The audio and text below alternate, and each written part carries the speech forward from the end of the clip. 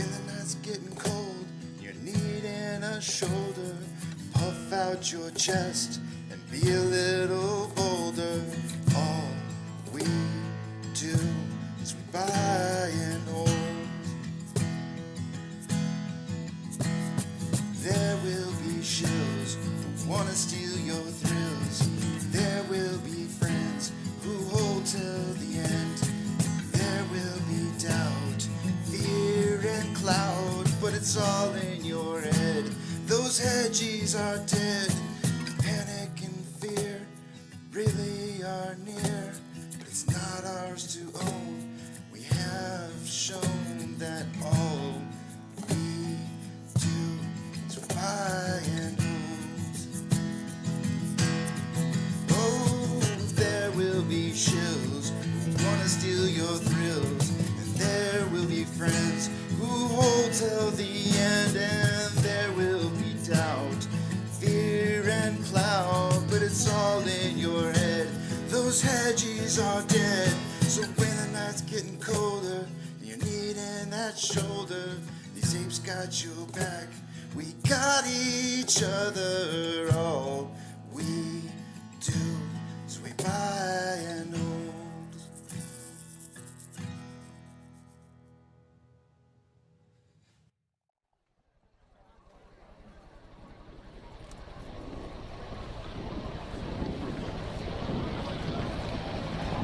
T-minus 90 seconds and counting. All systems are go. We're about 90 seconds from the launch of Space Shuttle Discovery. Go for launch, GC. Go. Guidance, go. Fido, go. Bravo, go. GC. Max, go. Eagle, go. Eco, go. DeFeo, go. Payloads, go. Scan for the customer, go. DPS, we're go. Eco, go. Booster, go. Surgeon, go. PRS, go. Okay. And let's see, we'll wait on GNC. T-minus 60 seconds and counting. Guidance, we cleared all of our pilot constraints. From weather We are transferring to orbiter internal power at this time. Discovery is now running off its 3 onboard fuel cells. Coming up on a go for auto sequence start. SCO, hear you loud and clear, 5 mics. Tell me. Have you loud and clear as well, thanks, sir. Okay, let's go for auto sequence start. And we have a go for auto sequence start. Discovery's onboard computers have primary control of all the vehicle's critical functions. T-minus 17 seconds and counting. 15, 12, 11, 10, 9, 8, 7, 6,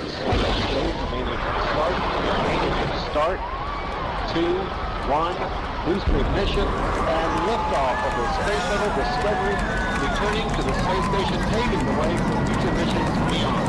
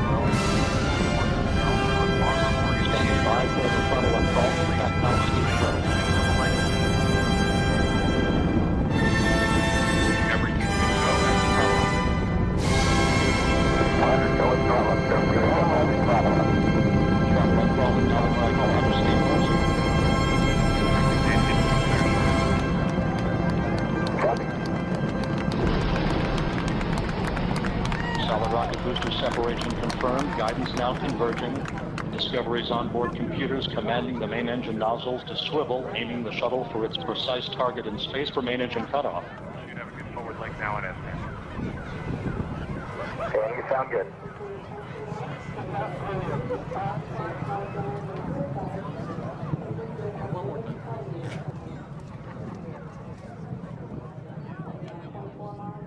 Discovery Houston, negative return.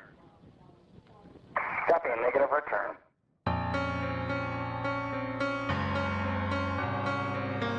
Hope stopped the heart, lost beat and line. Cold walk the earth, love faded white. Gave up the war, I'll realign. All will become, all will arise.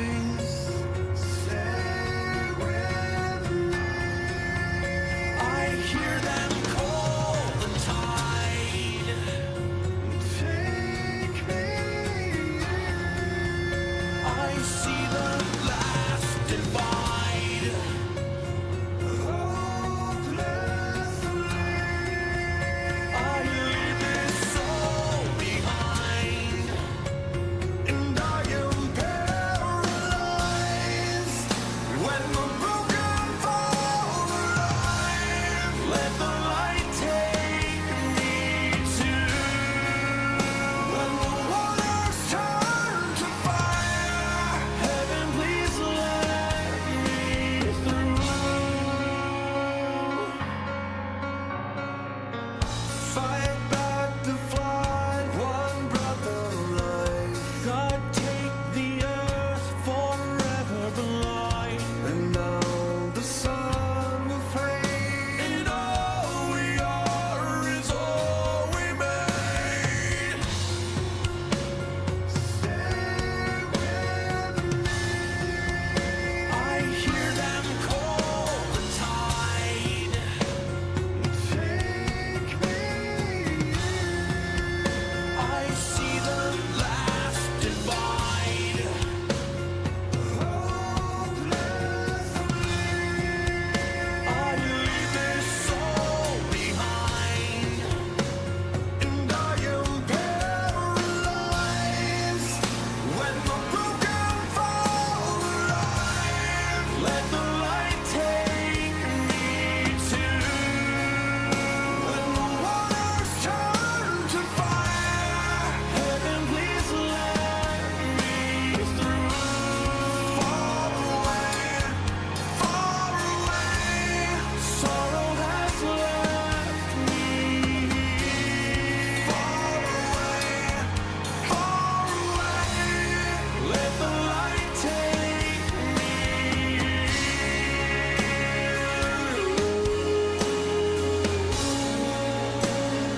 All will fall for once.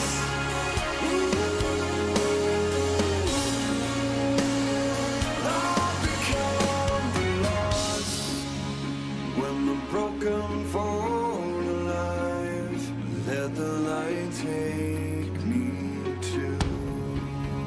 When the waters turn to fire, heaven please let me through. Far away, sorrow has left me. Far away, let the light take me. Far away, let the light take me. Far away, let the light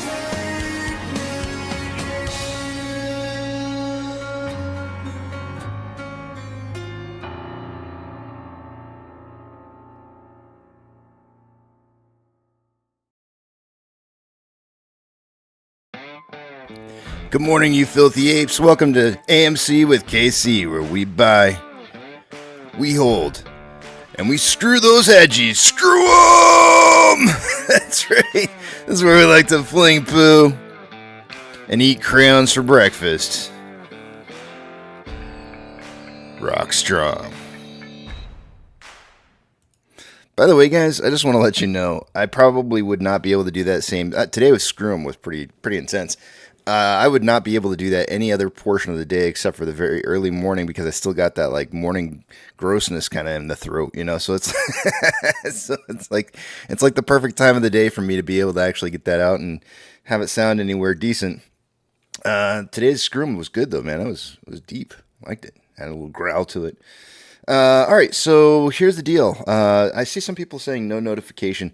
It was really interesting. I started up the live stream today. Brian was the first one in, as usual, and for a long time it was just Brian. It was showing just Brian in here. So I think a lot of people did not get notices that maybe that the stream popped up. I'm not sure. I don't know. It was weird. I saw it too, but and I'm not even sure if that's what you're talking about, but.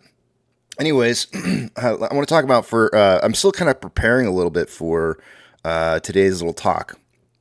But I guess let's talk about the title, 2 to 3 days of recovery stabilization.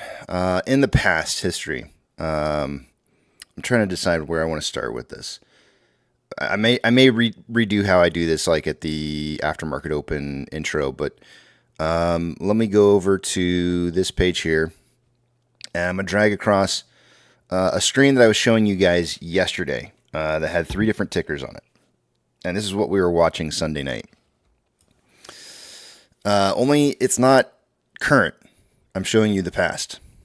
In candles, you have the Nikki is in here with the candles. In the baby blue color in here is the VIX. And in the purple color is Bitcoin. And I want to go back in time a little bit here to specifically this spot right here. There was a gap down. What was the gap down on this? Let's see. We'll go from height to low. We'll go from the height of this to the bottom of the low, and see what the gap down on this was. Let me get this snapped. All right, it's showing a drawdown of about 6.36% from the highest high of the previous day to the lowest low of the next day. 6.36%. So it's really not that big of a move. In fact, if I were to look a little bit further in advance, there's 2 other gaps in here that are a little bit bigger. There's this one right here, which happens to be, using the same conditions, it happens to be a 14.9% drop. And then this gap right here, which happens to be a 15.09% drop. So it steadily gets worse, obviously, in these gap downs. We go from 6.36 to 14.9 to 15.09 as you see these gap downs. Now, all this happened in a relatively short period of time because each one, I'm on a daily time interval here, so each one of these is days.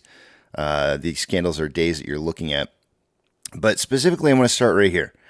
This is really where things kind of started to unfold the most. And the reason I say that is because VIX in the blue line over here, and if you look on the far right-hand side of the page over here, it shows you the VIX value. And if you look at the VIX was running around 17 on this day before the gap down occurred. When the gap down occurred, the VIX jumped up suddenly from 17 all the way up to about 24.95 for a close. Not that big of a jump. I mean, it's not even 10 points, right? Like it's a big jump. It's a big jump. I'm not trying to say it's not big, but it's not like what we saw yesterday. Big. And then we saw the VIX the next day, and I want you to notice that there's a stabilization period here, kind of quiet period for about 2 trading days. VIX moves up a little bit more the very first day from that new value of like 20. What is it, about 25 up to about 27, 28-ish. Drops down the day after that to about 27.5-ish. And then it has another big up day, right? It jumps up again, and this time it breaks that magic number of 35. It goes from 27.5 to about, it's hard to say exactly, but I'd say about like 40-ish. So the day that it breaks that 35 value, the value that really kind of tells people that like, hey, this is the market's breaking, happens right about here. I don't know why I can't draw straight lines, right? It just got worse. It didn't get better. It got worse.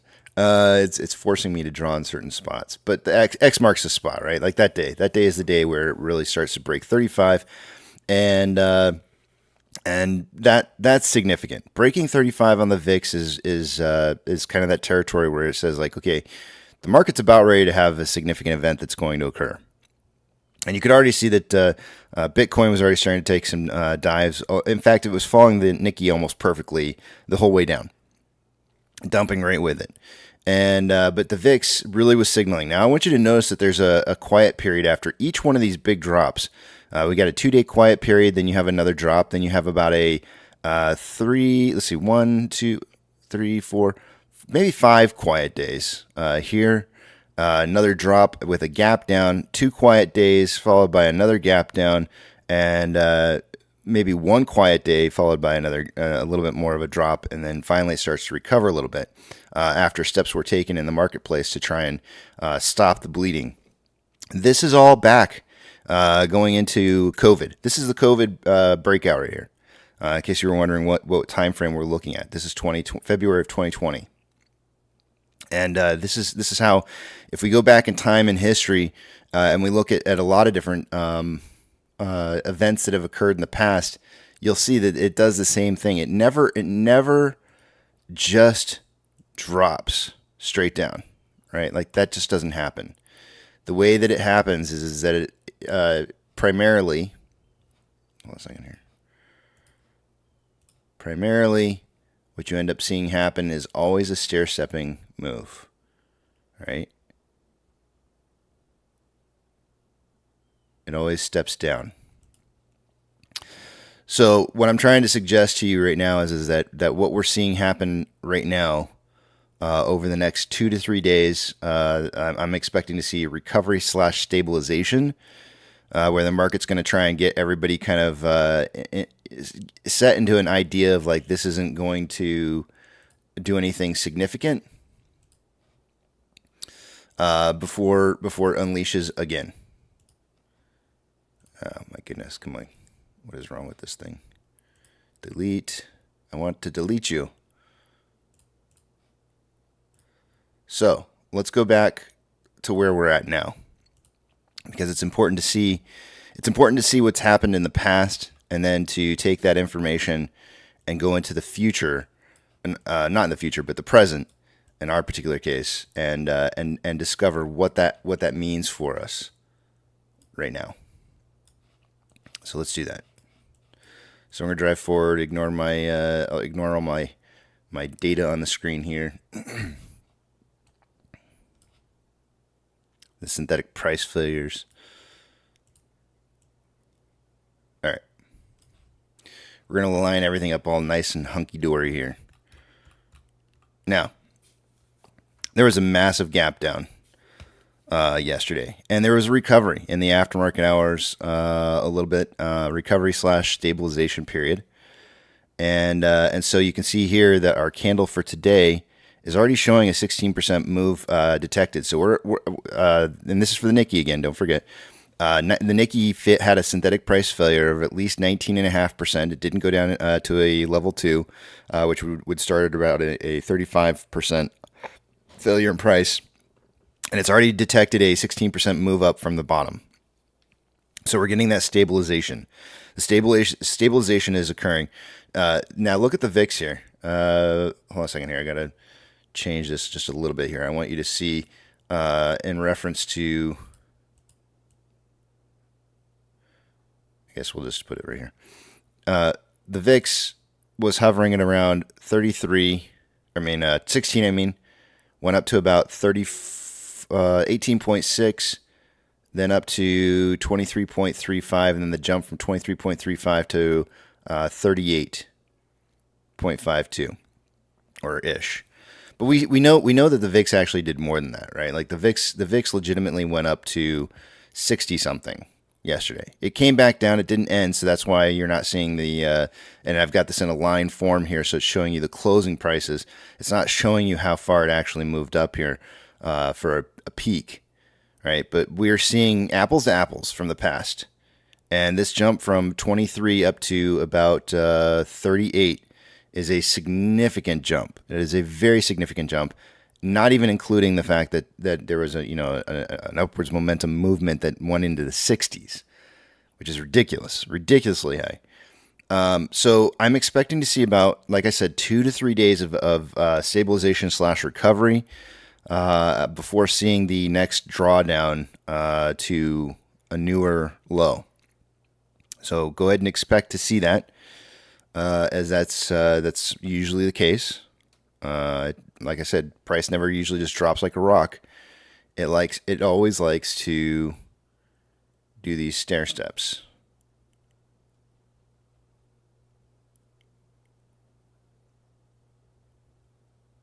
Right? That's the key main point here that I want to get across to you.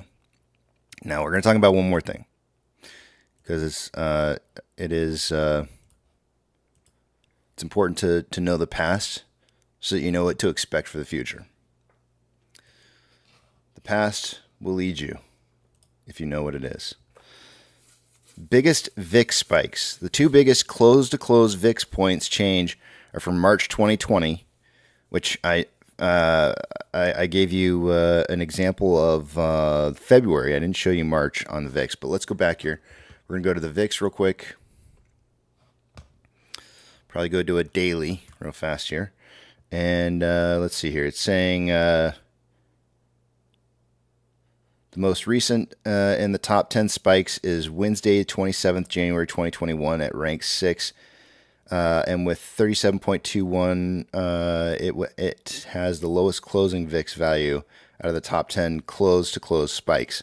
The number one, according to this, the number one close-to-close VIX spikes was Monday, 16th March 2020, where it changed 24.86 points from 57.83 to 82.69, which is a really big move. That's super big. Where did yesterday rank in that from close to close? So I'm gonna try and put this. I don't know how this is. Let's see if this works for me here. I want to get take that off. We're gonna put up close to close, so 23.39 should be right there at the top.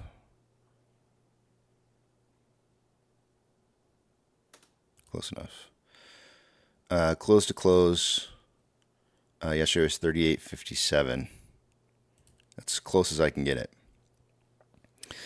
Yesterday's close to close was 15.2 or 65.05%. In regards to this page that I pulled up here, and again, I'm just taking the word of this page. This page is saying that the largest, let's see, biggest VIX spikes, all-time VIX highs. Where'd it go? Biggest VIX spikes. The largest in history was 24.86. Notice that it's already passed, in that particular spike, it was already past 35, so that's to be expected. Let's look for one that's under 35 and breaking 35. So the largest one that we've ever had that breaks 35 was on the 5th of February, which was that date that I was showing you just a minute ago. It's literally the frame that I just showed you. It was a 20-point break from 1731 to 3732. This one that we just had was 15.2.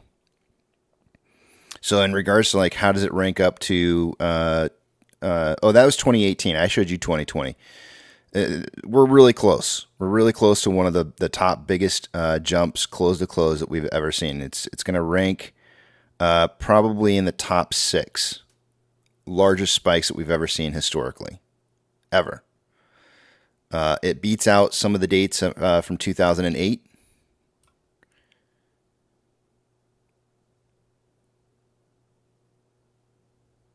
It's a pretty big jump. So I don't think that there's any room for anybody to state that that this was only a single day event and that it was that it will just recover just fine, and that that's probably going to be what people are going to try and sell everybody on is that this is it was just a single day event, and I didn't mean to close that. Hold on a second here. Single day event, and that the market's going to be fine. They'll probably try to convince people that by the bottom it's only going to go back up from here. You're going to hear those kind of things. That's going to be what people are going to say.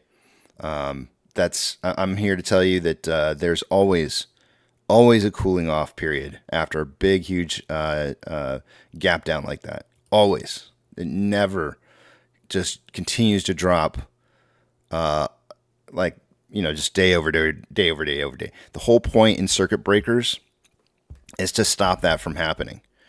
That's the whole point. It's to create some kind of stability or stabilization of big, huge, massive moves.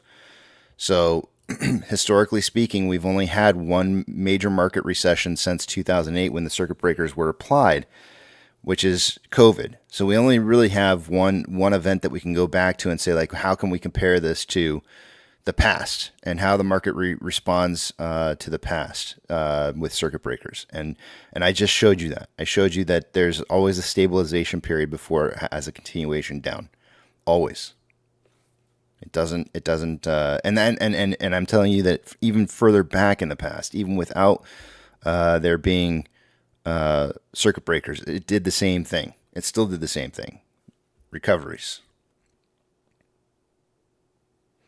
So I'm expecting, again, like I said, 2 to 3 days before we see more volatility again. We did close out yesterday at 38.57, which is higher than 35. Obviously, as you can see on the page. And I think we're opening up the day. Looks like futures are suggesting we're going to open somewhere around 27.58, which is lower. I am seeing a downwards momentum push on the VIX to open underneath 30. So we'll see where we actually open at. The current VIX reading that I'm getting on the page that I was just on there a minute ago is showing 31.26.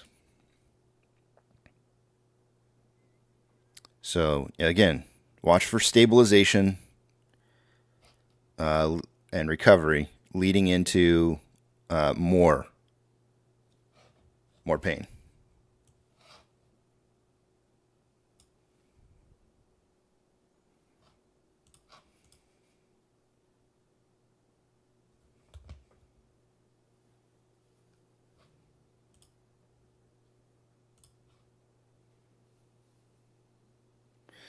Let me see here. Let me head back over to AMC. As it stands right now, and it's past time for me to take a look at numbers. In the pre-market this morning, AMC is up 1.41%. GME is up 2.76%.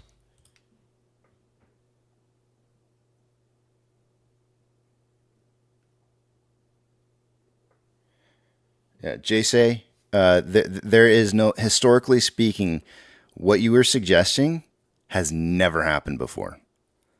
A fake crash on the VIX has never happened. Let me repeat that.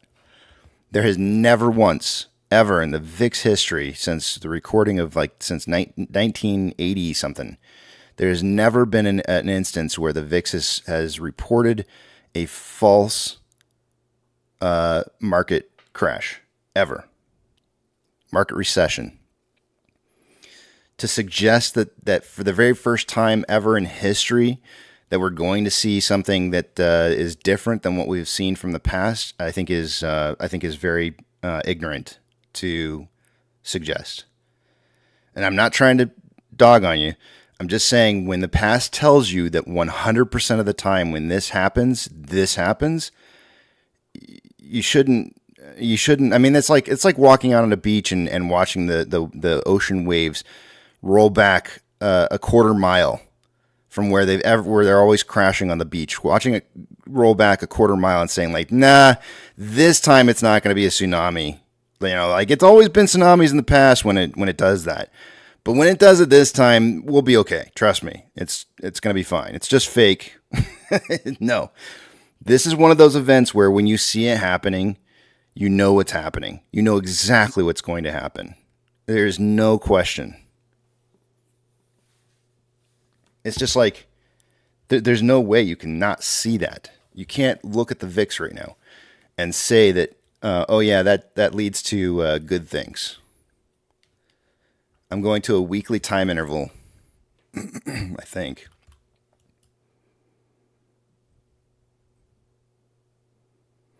Yeah, I'm on a weekly time interval here.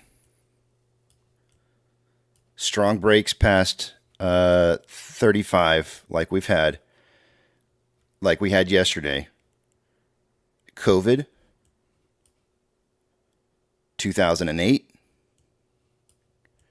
and 2000. The dot-com bubble didn't even register that high. It didn't even register as high as we had yesterday.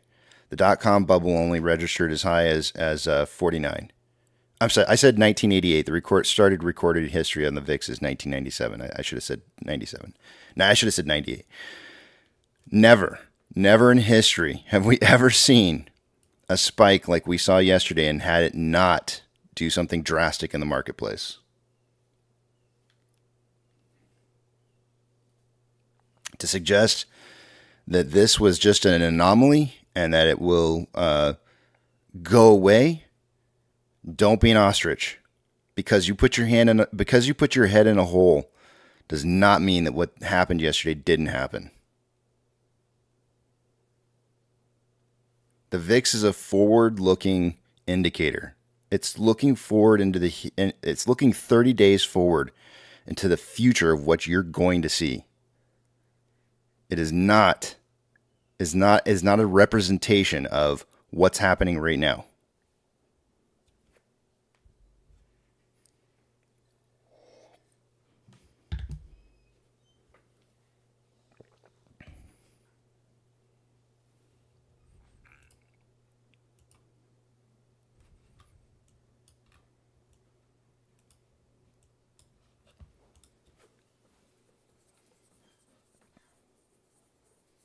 Take you guys over the other page. I gotta take a look at numbers.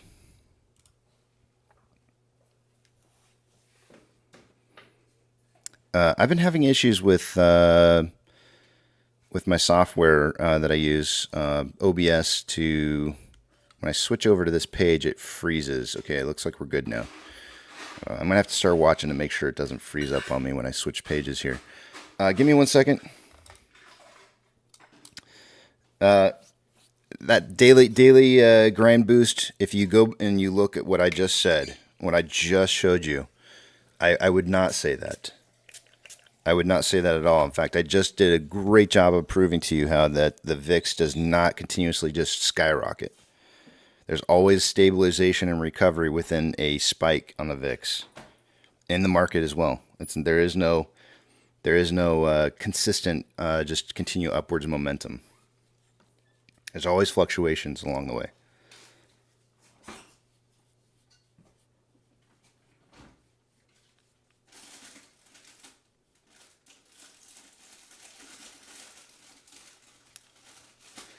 Let me clean my glasses off here, and we will get into the numbers.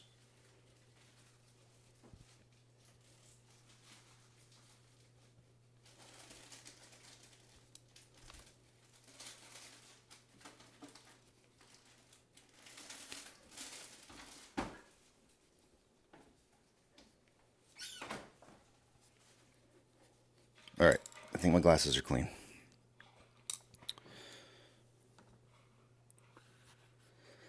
All right, here we go.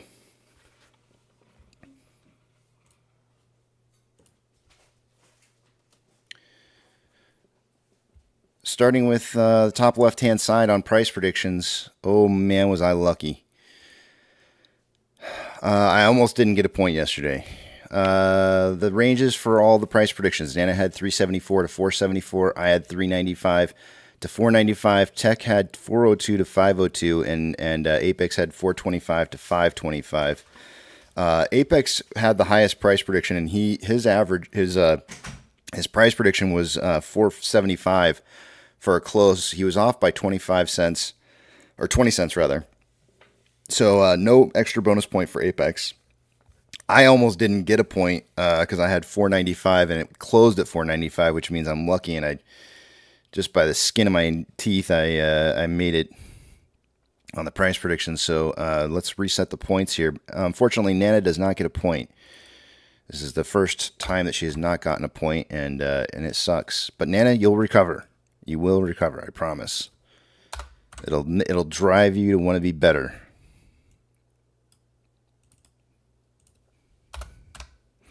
I knew yesterday was going to be a tough day to predict. Just didn't realize how tough. Oops, sorry, Nana, I put you in there for a point and screwed up. Short exempt volume yesterday. Now, our volume was a little bit higher than normal.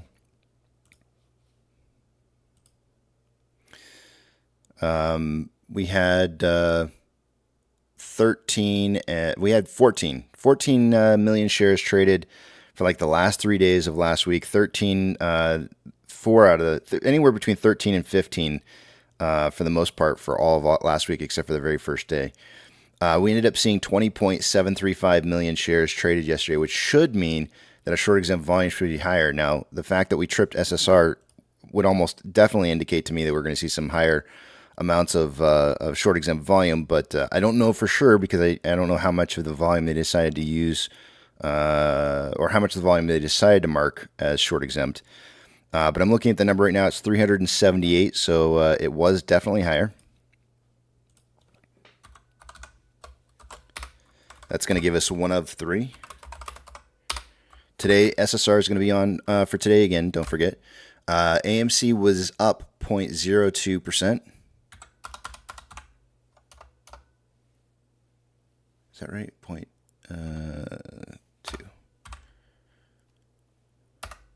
Yeah.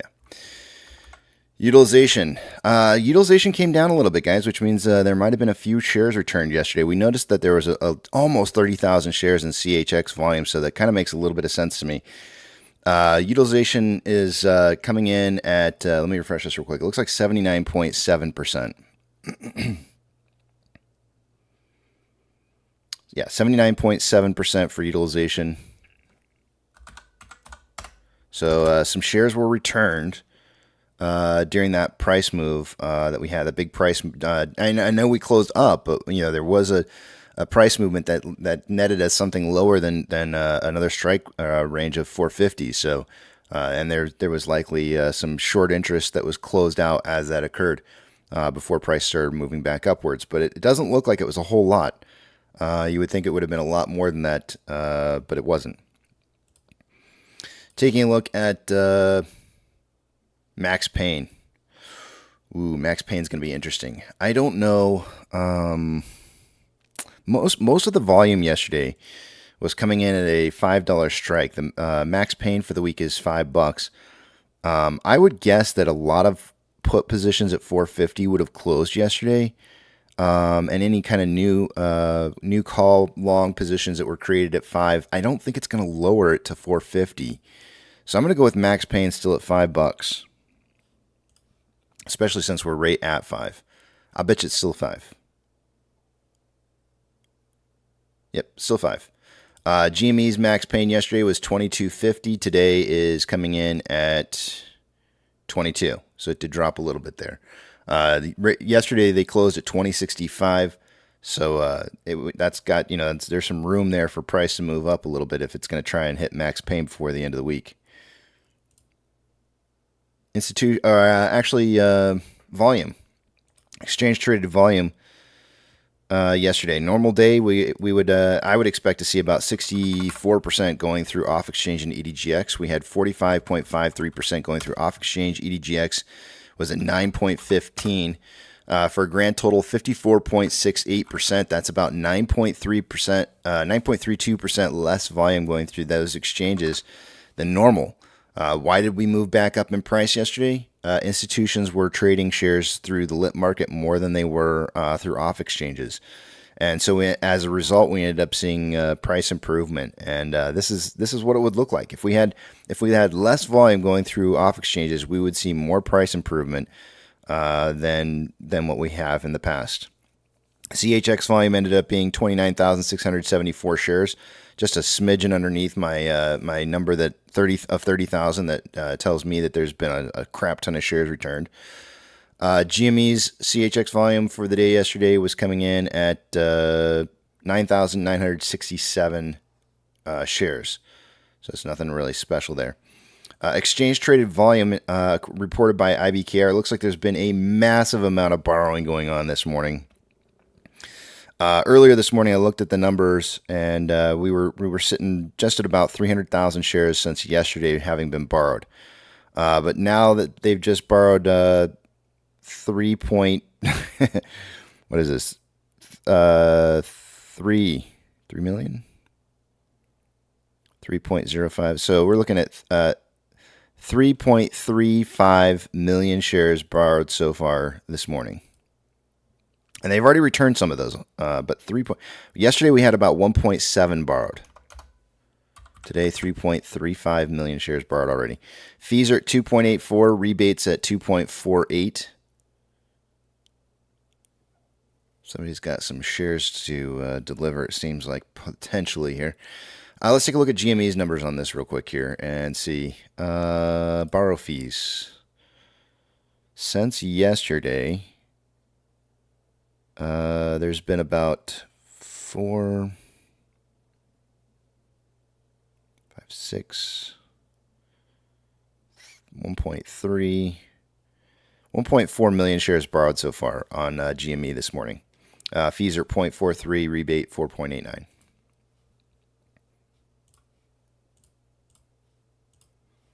So some significant volume being borrowed today on AMC and GME, pretty significant as well.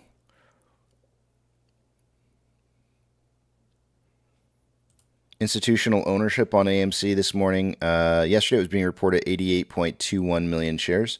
This morning it's at 88.244, so a slight increase in institutional ownership. 244.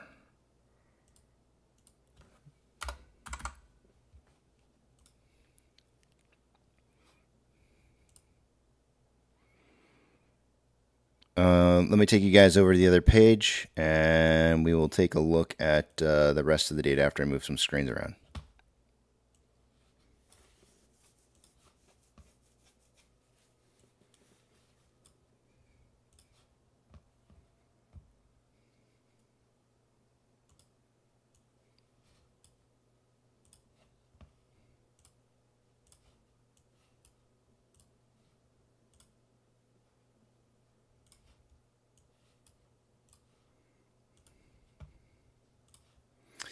All right, starting with options.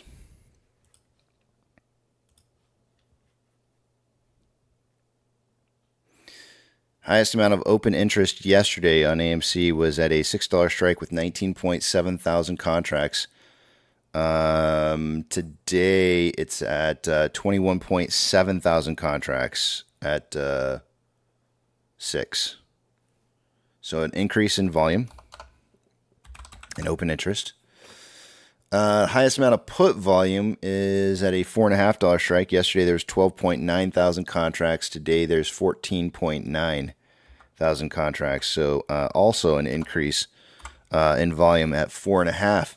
But we're not at 4.5 anymore. So it'll be interesting to see if those puts close out. If puts close out at 4.5, because they don't suspect the price is going to continue to move down, then guess what they'll end up doing? They'll end up closing out those put positions.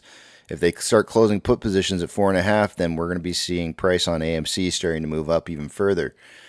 Or even if they close out the puts at 5, either one of those will cause price to move upwards. These are the kind of volatility events that occur that can really cause or wreak havoc in the derivatives across the board, the whole market. Moving down the page here. Let's take a look at our open interest going into next week and the week after.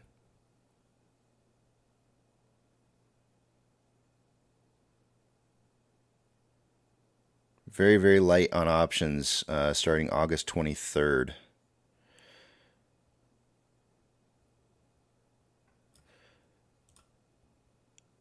options chain for GME. Let's take a look and see what's going on there.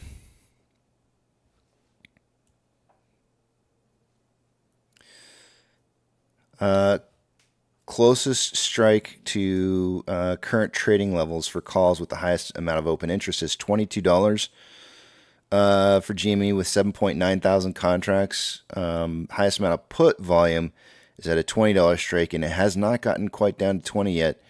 And with the pre-market movement upwards, might start seeing some puts closing out there at 20. The next largest amount is going to be at 21 with 2.7 thousand contracts. So seeing those close, if price starts moving upwards and seeing puts closing, could help to drive the price further. And you can see there's a very nice ramp every dollar amount upwards on GME to get there. Let's take a look at historically at the open interest for this week, next week, and the week after.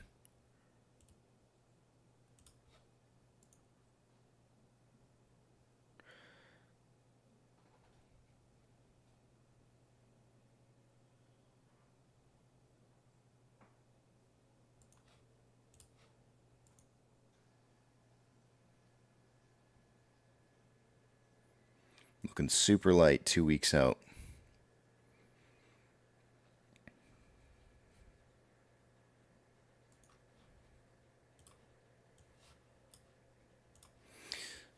Vortex.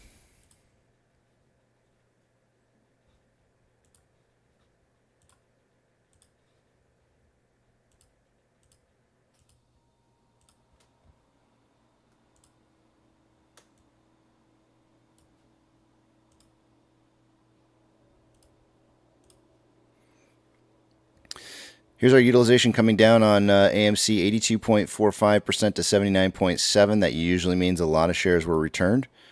And as it stands, it really wasn't as much as you would think. It was actually 100. We went from 100.39 shares on loan to 100.11. So we're looking at, let's see, 280,000 shares returned yesterday. It's really not that much.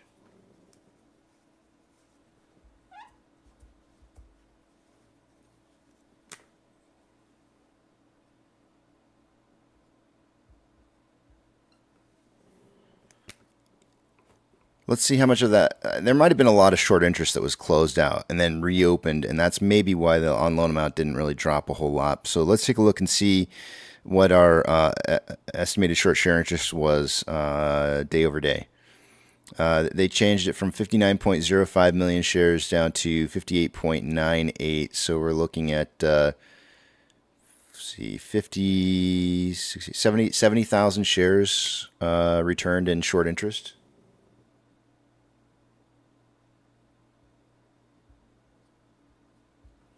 Super low number. It's hard to imagine that you would see price open at well, it's hard to imagine that the previous close day was 494. You would see an open at 441, a low of 441, and not see any closing of short interest as price is moving down like that. Like hardly any short interest closing as price moves down. So that's somebody's going to probably kick the cat later about that decision. On loan average age per day. Let's see. We didn't have a whole lot of new shares being borrowed, so I'd imagine this is going to be moving upwards. And sure enough, 28.57 days to 31.58. Big jump on that number. Security lending volume day over day dropped from 4.55 to 3.66 million.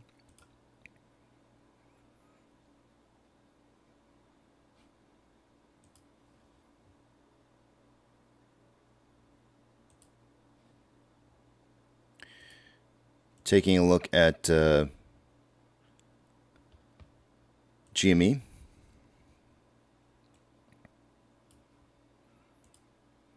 Utilization driving up on GME from 27.09 to 29.45. So It seems like there may have been a lot of shares being borrowed yesterday.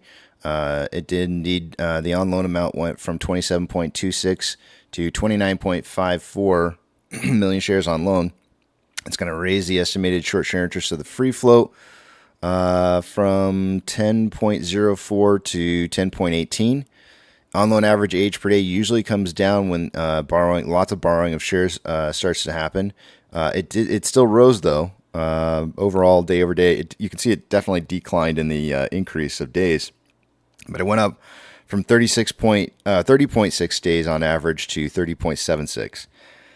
Security lending volume yesterday took a little bit of a spike compared to the previous day, from 2.45 million to 3.91.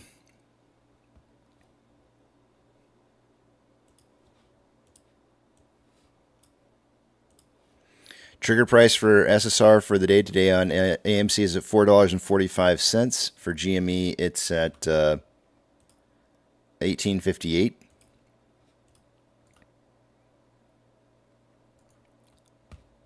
Option contracts that are out of the money on calls on AMC, 92.4 thousand contracts. 2.7 thousand contracts are in the money. 26.2 out of the money puts. 16.2 in the money puts, and then again 2 weeks out from now, we see that the volume's still pretty low for 3 weeks. The following 3 weeks, or 2 weeks after that week. So 2 weeks from now, low volume in the derivatives. 823, and I think it's the same for GME, which is not reporting the data right now. So let's try it. Yeah, it's not reporting, so I can't show it to you. Should be the same thing on GME. Orders by Fidelity customers. GME was on this list in the beginning portion of the day yesterday, and then as we saw the day try to kind of slow down a little bit in volatility, it fell off the list, but had a wonderful above 70% buying ratio, which was really, really good. AMC and GME did not finish the day on the list, though. Would have needed more volume. MMRI yesterday. When we closed out the day, the last number that I read out to you guys, or you probably didn't hear it because I think my software locked up, but it was 239.9 for MMRI.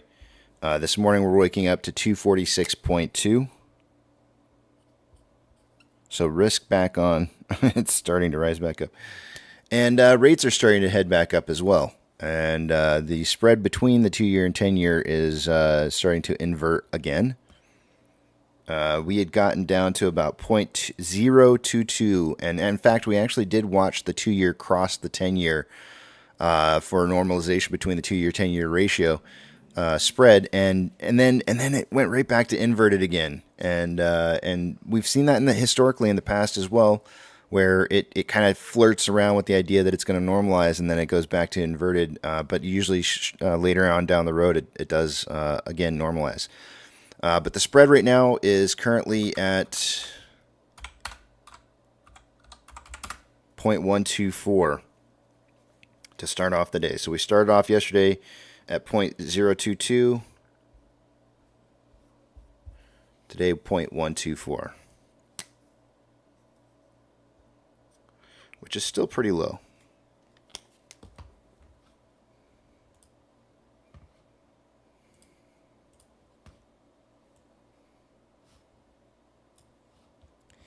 Futures.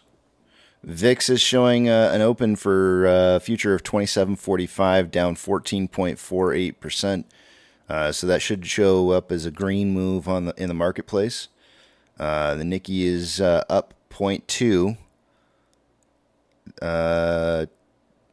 Topics is trading again at down 13.49%. Hang Seng is down 1.3. And the Nifty 50 is down 0.05. We've got mixed markets this morning, it looks like. Maybe? No, I'm sorry. They're all up. I was seeing red and I was looking. It looks like everything's up right now, anywhere from 0.55 to 0.94 for the day.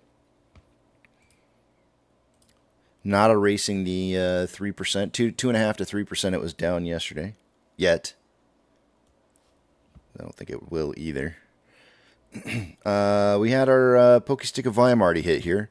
Let's check our volume levels real quick. We got even after the pokey stick, which yielded about 102,000 shares, we're only at 118. So I'm gonna have to go back down to my 5 to 25 million shares traded for the day today. Yesterday I said 30 to 50 million shares, and obviously I got that wrong. We ended up coming in shy at 20.73 million shares. So definitely got yesterday wrong on that volume prediction. I'll try to be better about it. 5 to 25 though for today. It's gonna be with the barcoding we're seeing this morning. I can imagine that today's gonna be a boring day, more than likely. On a 4-hour time interval, we currently see more buying pressure than selling pressure on the Vortex indicator, with RSI at 49.05, which is average. On a 1-hour time interval, we have more selling pressure than buying pressure than RSI at 56.18, which is slightly above average. On a 30-minute time interval, more selling pressure than buying pressure than RSI of 56.82, which is slightly above average. And on a 5-minute time interval, more selling pressure than buying pressure than RSI at 52.68, which is average. On a 1-hour time interval on Ichimoto,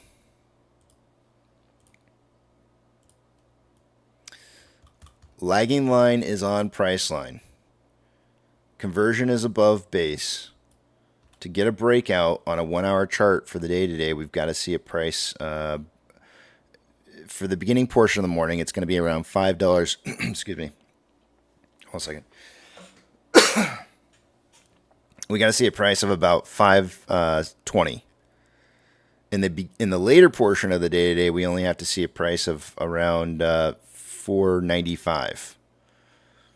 So what this is suggesting to me is that sometime midday today, there's a potential chance here that we could see a little bit of a buying signal being suggested to the marketplace on AMC, which is great. I would love to see that. So I think I'm going to put down the number that we need to see for the day today at right around 5.10. A close above 5.15 would be ideal. I'm going to write that down. I think I'm going to put 5.15, not 5.10. Yeah, wait, what am I going to put? 4.95 versus, yeah, I'll put in 5.10. 5.10. Yesterday it was 5.20. The 1-hour chart showing about 5.10 now for that buy signal, which is only just a little over 10 cents higher than where we're at right now. On a 4-hour time interval, lagging line is below price line, conversion is below base. In order to get these to improve to show a buy signal, we're going to need to see the lagging line get above price line at the very least, which we're talking about 5.35 or better. A drive to 5.35 should cause the conversion to cross the base, and price would be above a red cloud at that point. So 4-hour chart and the 1-hour chart are not quite in agreement. I mentioned to you guys yesterday that these little bitty green clouds followed by red clouds that are in here are suggesting that there's going to be some wild volatility going into this week all the way up until Friday. I think Tuesday, Wednesday, Thursday, maybe Monday of next week. So this week is looking super volatile. There's going to be probably a lot of people who, make positions, see moves like this, get out of their positions, see moves that start spiking up, re-enter into new positions, watching price fall right back down to where it was, and we're going to probably swing on left and right of up and down of $5. We're going to be seeing a lot of swinging on this one. If you're a swinger, you like this. I don't like this. This is not what I like to see. I like more stability. There's going to be a lot of instability here in the marketplace. But again, if I'm right about that 2 to 3 days of recovery and stabilization, and we see volatility on AMC, it's going to create a lot of derivative action, and the market's going to want to try and make a lot of money. But we could see some volatility.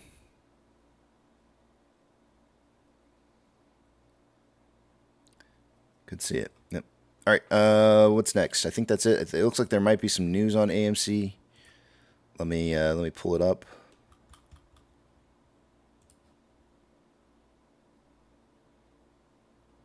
Another hit piece, probably.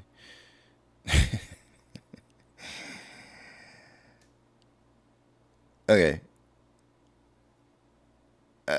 This is this is Wall Street pandering to retail that you need to buy. Stop buying everything that's movie theater not related to CNK because that's where our money is. Yeah, that's funny. All right, way to go, Hedgies. All right, let's see what you guys are saying. Let me head over to the back of the Big Tramp as well. I think last night we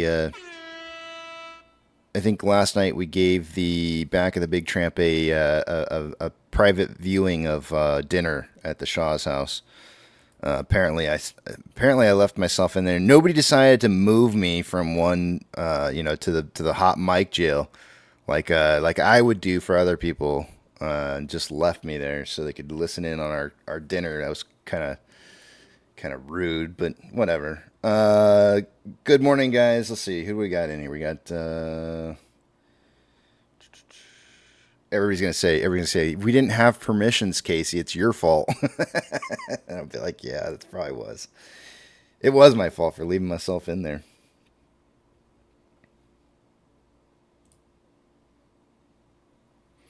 Donna, good morning. Good morning, Brazil. Nana, good morning. Danny, good morning. Moonlit Riffs, good morning. Jason Brom, good morning. Nana, I see your message saying I suck doing the walk of shame. Don't you dare. Nah, it's just going to help improve you and make you better.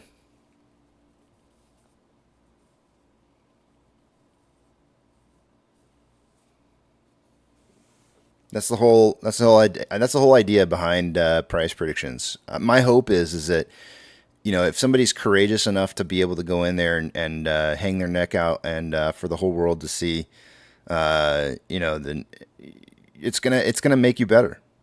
It's because that kind of pressure is the kind of pressure that some people fold.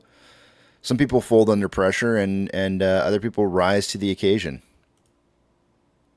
But I find that if you ever have a company that hires a coworker and you have to train them, sometimes training gets to a certain point to where it's like you just got to throw them in the fire, and they either burn or they rise to the occasion, and that's how when you've got somebody good on your team that you're working with, is when they rise to the occasion. Jason says I'm a riser. And I believe, Nana, I don't for a second believe that you're not a riser. So I know you'll rise to the occasion. And guess what? I still get them wrong too. I miss. It happens. Some days are just off days. You're looking at price movement, and you're looking at all the different indicators that are telling you where you think price is going to move to, and you can. If everybody always got price predictions right all the time in the marketplace, everybody would be millionaires. We don't see a bunch of people just making millions and millions and millions of dollars in the market all the time, right? So it's understandable. It's relatable.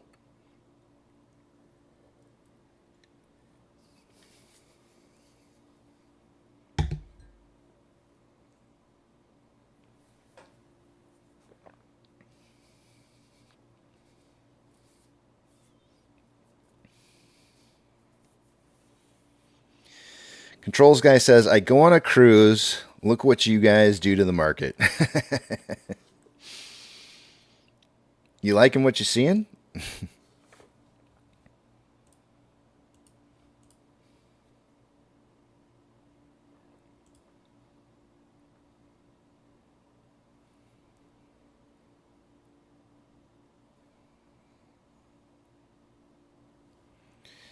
Let's see here.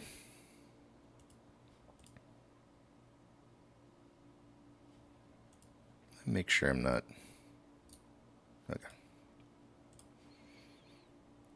Okay. I wanted to show you guys one other thing. I was looking up I was trying to get this data prepared before it came on, but it was just taking me too long to get there. But I looked up a couple different things to see like what were some of the highest jumps in VIX, and largest VIX moves in history. February 27th of 2007. I'm getting one search that I had gave me this. February 27th of 2007, when the VIX rallied from a prior close of 1115 to 1831, which was a 64.2% gain.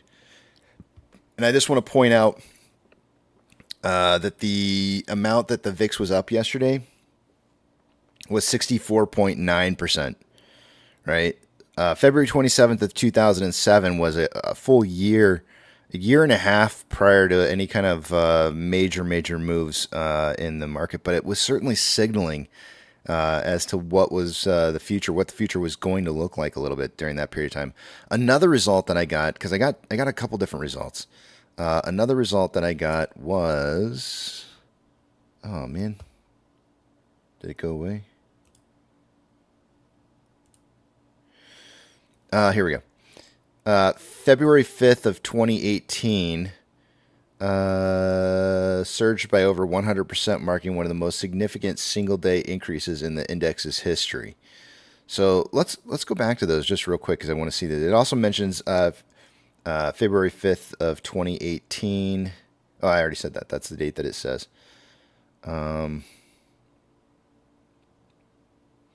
This says that February 5th of 2018, the VIX closed a high of 37.32.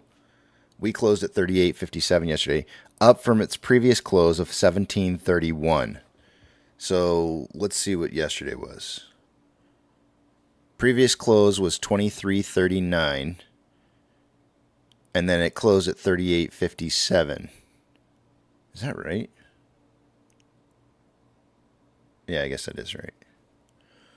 So we were looking at a 15.18 point increase, whereas that point increase on the other one was a little bit more drastic on February 5th, 2018. It says here, it goes on to say here, the event from February 5th of 2018, this event had a profound impact on the market, leading to significant losses for many investors and triggering a wave of volatility that persisted for several weeks. The Volmageddon event serves as a reminder of the importance of risk management and the potential for sudden and dramatic shifts in market sentiment.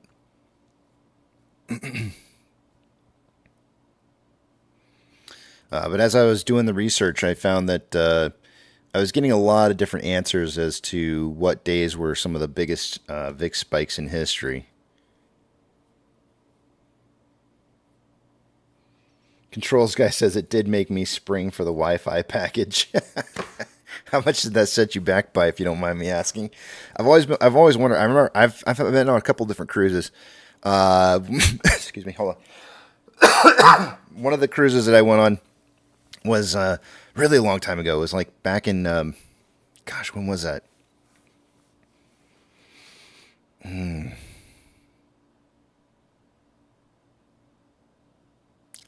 2008 maybe?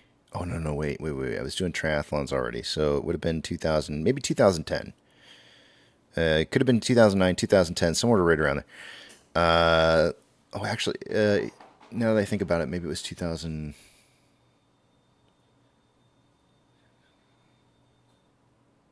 I don't know. Anyways, it was real close to 2010, somewhere around that time frame.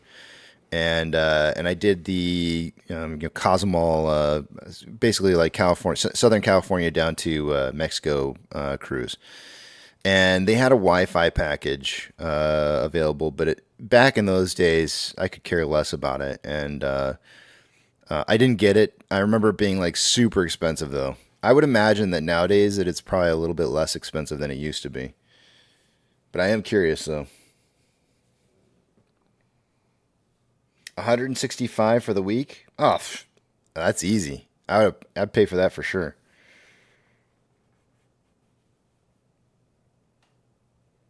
Oh, you had to. It's per person. Yeah, then it gets pricey. I would probably, I would just hand my phone to my wife and say like, here you go. What do you want to look at? Here, use my phone. She's probably sitting there right now driving in the truck thinking like, you'd give me your phone. I mean, I'd give you my phone. Manjit, good morning.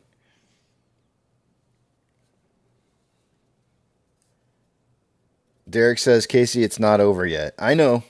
That's what I'm saying this morning.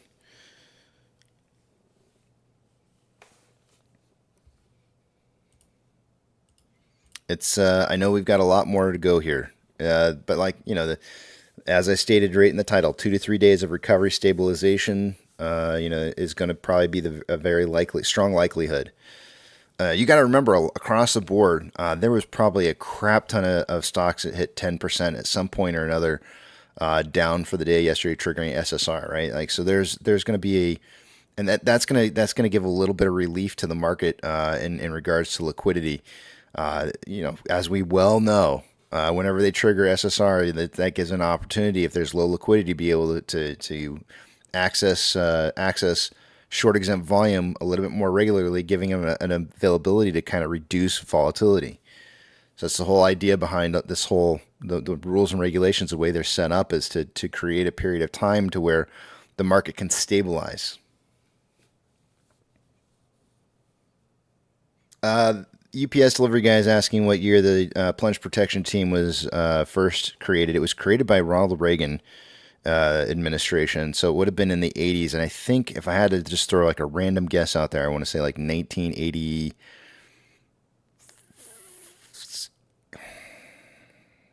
His term was 80. Was it 81 to 88? Is that right? I think it was 81 to 88. I'm gonna say it was 87. I see Germ Corp putting in 1988. I think it was 87. Yes, because after the 1987 crash, that's what I'm thinking too. That's why I'm going with 87. But 88 seems like kind of. Let's look it up here.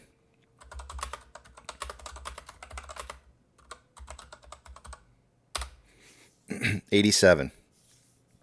According to what I just looked up here. Maybe I'm not looking up the right thing. No. I'm not looking up the right thing. Hold on a second here. Hold on. I looked up the wrong thing.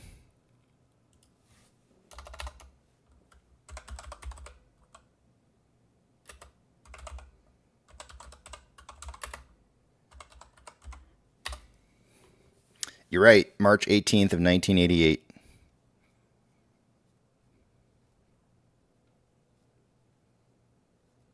Executive Order 12631, signed on March 18th, 1988 by President of the United States, Ronald Reagan, who at the time didn't even realize what it was that he was signing. I'm just teasing.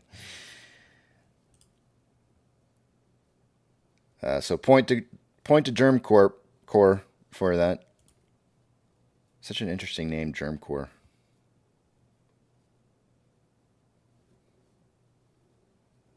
Active, good morning. JJ says 165 for Wi-Fi, but not 40 for parking. Are you kidding me? Are you kidding me? Like, you literally park for less than a day. You're parking for a couple hours for $40. He's getting Wi-Fi for a whole week. His entire cruise for 165. That is such a better deal. Like knowing what's going on in the world and having outside communications with, and when you're supposed to be on vacation, and you're probably not using your phone a whole lot, but you might. I mean, maybe out when you're out by the pool or whatever. But yeah, I think the 165 with Wi-Fi for a week's a great deal because even if he's just doing a 5-day cruise, he's getting it. He's getting a pretty good deal out of that. What do we got? That's $33 a day. That's easy. It's expensive, but I pay it. But I'm not paying no 40. And you didn't even pay 40. You paid 60. So don't even start. JJ, actually, that's not true. I put my phone down all the time. In fact, when we went to the water park on Friday, left it in the car. I didn't even take it into the park. So I put it down all the time. In fact, I could go on a cruise and leave my phone there. I'm just saying that if I wanted to have access to the internet, I would pay that easily. Oh, he says 8 days. That's even better. He's getting it for $165. He's getting it at $20.62 a day. That's great. That's a good deal. I wouldn't pay for two. But that is a good deal. I wouldn't pay for. You know why I wouldn't pay for two? Because, dude, controls guy, can't you just do a hotspot? Set up one of your phones to do a hot. Oh, you probably already paid for your wife too. You could just set one of your phones up to do a hotspot, and then and then give your data to your wife so that you don't have to. That should work. I don't know. Could they stop you from doing that? I don't see how they could.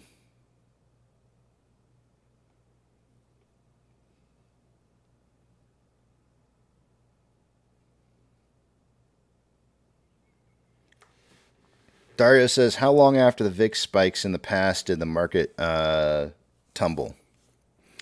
Go back to the numbers that I was showing this morning. I was just showing you the Nikkei, but you pull up the same thing on SPY if you wanted to.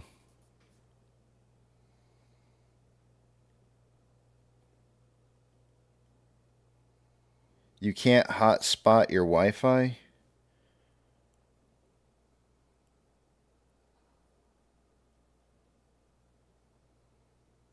I didn't know you couldn't create. Wait, why do I feel like that's not? Is that true? Okay, well, I guess I'll believe you.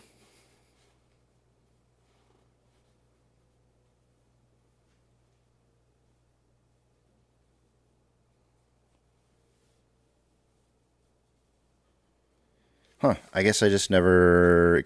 I never really played around with that too much. I didn't even know this. Personal hotspot. Allow others to join. My Wi-Fi is not. No, that's not true for me. My Wi-Fi, my hotspot is always turned on, and I don't turn off Wi-Fi. And I know for a fact that I've been out and about, but I don't know if it's using cellular or not. I've never tried turning off cellular data. That I haven't tried. I haven't tried turning off cellular data to and seeing if I could still do a hotspot or not. But I know for a fact that I don't turn off Wi-Fi for hotspots because mine's always on.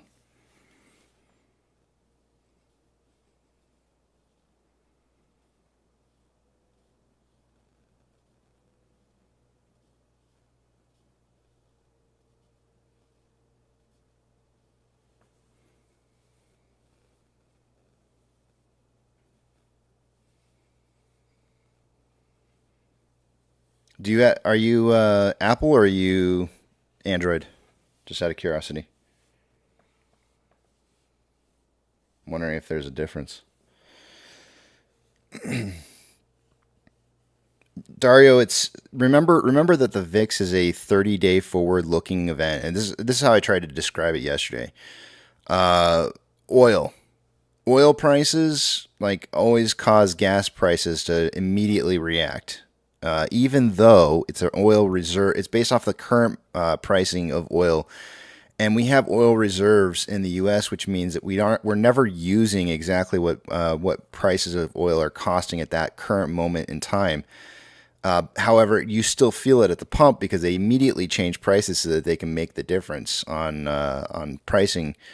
So it's very much the same on the VIX. It's a forward-looking indicator for 30 days out for the VIX.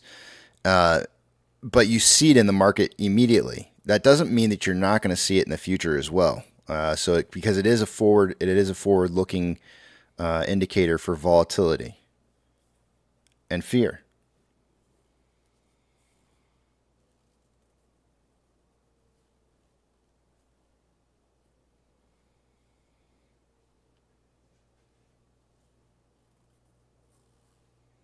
See, Apex, that's your problem.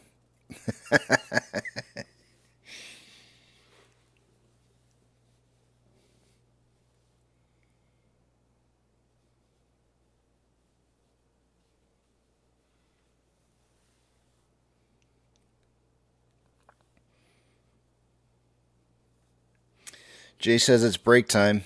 Indeed, I think it is.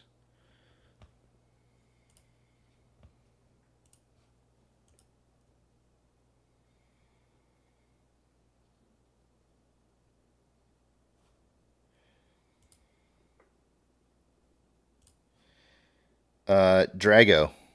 There are some rules on this channel in regards to other stocks, and one of them is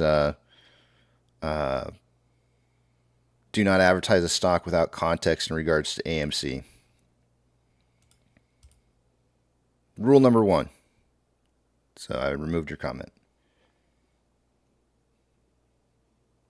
Apex, sounds good. I'm going to head out as well. Let me put the message on the screen. Carlton Jones, good morning. Did I miss anything? Yesterday was a real doozy. If you missed out, don't worry, we'll have another repeat of that here coming up soon in a couple of days.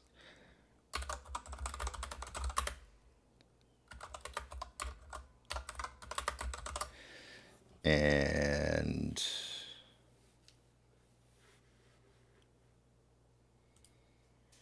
but Donkey Kong says, in 3 weeks, 6.4 trillion has been wiped out from the markets.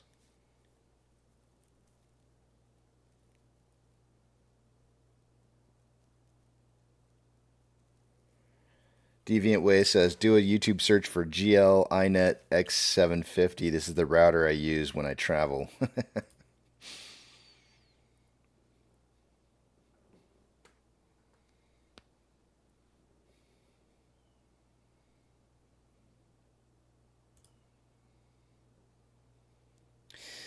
Yeah, Ricaro says, and where the money goes. I mean, if it's in relationship to, like, you know, an entire stock market move, perhaps like when I track the Mag 7, because the money flow is primarily has been going to the Mag 7 in the recent past to pump those up for collaterally held positions by short institutions, but also long institutions as well.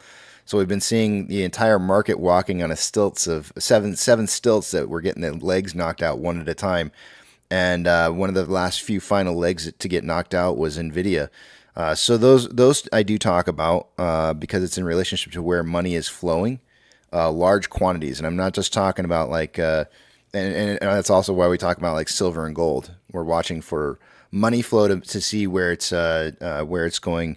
In mass quantities. Now, if you're just wanting to show, you know, like, oh, hey, there's a pump over here on this stock over here because, you know, money's moving there. Yeah, it's not going to be there for long. It's going to be in and out, and I don't care about it.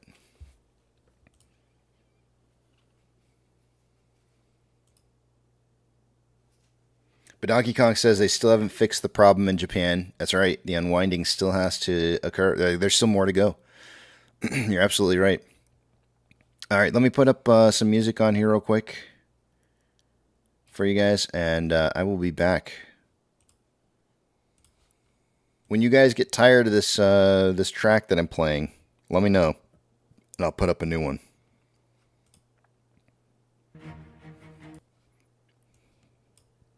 I'll see you guys in a bit.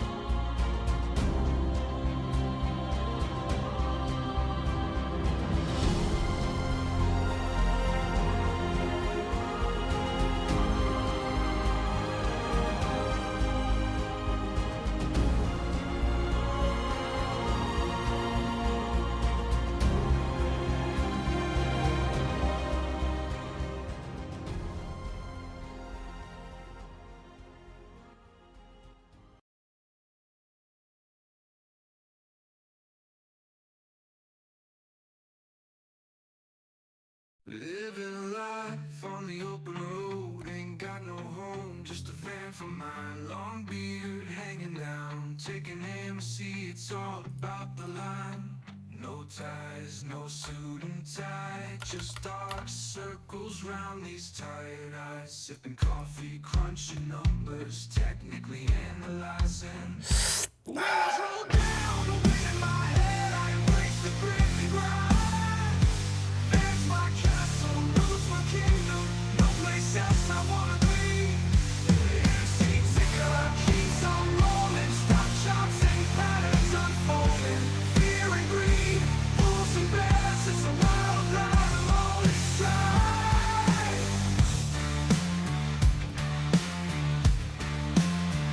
Our ticker in my sights, AMC's my fight. Bedded fair, living, crunching numbers all night, yeah. Fan of the beer, tinker analyst, chasing dreams in the moonlight. No fancy office, just the open road.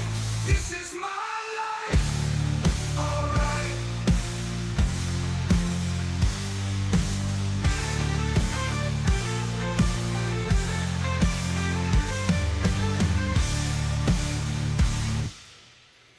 All right, guys, it's time for us to start the day here. I'm trying to figure out where I think price is going to end up falling for the day today. I say falling, but I don't necessarily mean falling, literally. It does. I'm looking at this SPY, and I see potential move, potential move above 520 possible in the later portion of today, and perhaps maybe the SPY even closing as much as 537 higher. So we could see a little bit of a run on the SPY here, and that's going to be part of that stability and recovery that I'm expecting perhaps going forward. 522 is a significant point of resistance, so we got to see it break 522 in order to get there. I am seeing a little bit of a downtrend in things like crypto, silver, the dollar. The dollar is strengthening a little bit, and that could mean a downwards momentum in the market.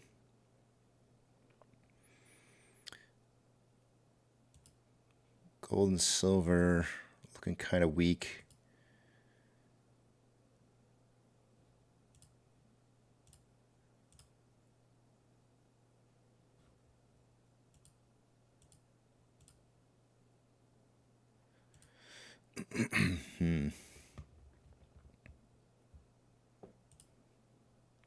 GME is up 3.15% in the pre-market. AMC is up 1.02%. So I got to come up with a price prediction here. I'm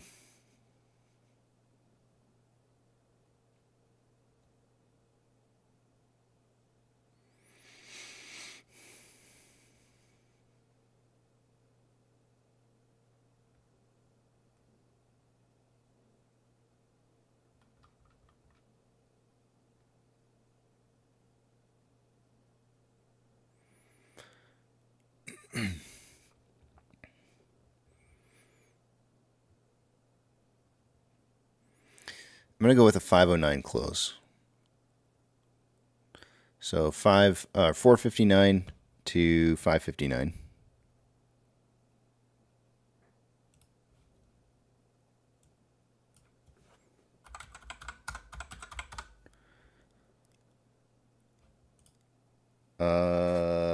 Apex says, I'm feeling a sideways day with pops in both directions, but I think we'll settle positive, closing at 503, so 453 to 553. I'm putting you down. Nana is going for 461 to 561.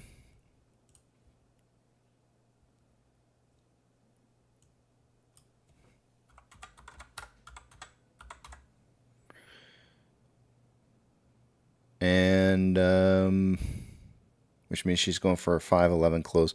I do not have a message from Tech yet. Let me send him a quick message just to make sure.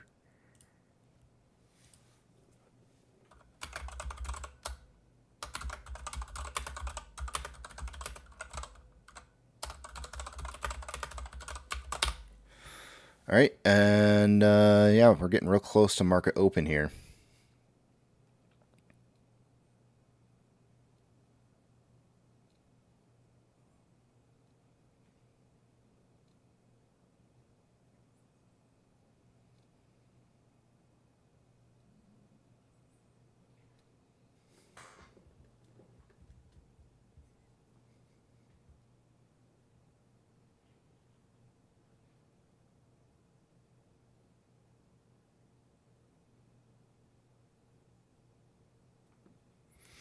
Throat Yogurt says TikTok was trying to convince people that retail was the ones who sold the crypto dip.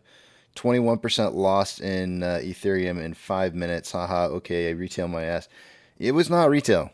Anybody who would suggest. I mean, look. Here's the thing. If anything, so here has been the claim that's been made about crypto for a long, long time is that it's a store of value, and that it's not impacted by inflation at all. So it should be seen as a risk safe haven to market pressures. But that's exactly the opposite of what we're seeing. So if people were withdrawing their money out of the market and putting it into crypto, but crypto is falling in price, that doesn't anybody who's trying to make the statements that they've made from the past is completely have now been undoubtedly rejected as possibilities as it being not impacted by market pricing. So the idea that it's a safe haven for your money, nope, not even close. And it's actually been that way for a long time, but I think we're seeing more so now than we ever have in the past that the market manipulators are not just in the market, but they're also in crypto as well. I mean, how could you not know that, considering the fact that there's ETFs now that are tradable through big companies like BlackRock or even JP Morgan's going to do an ETF. So it's just it's actually just really kind of I think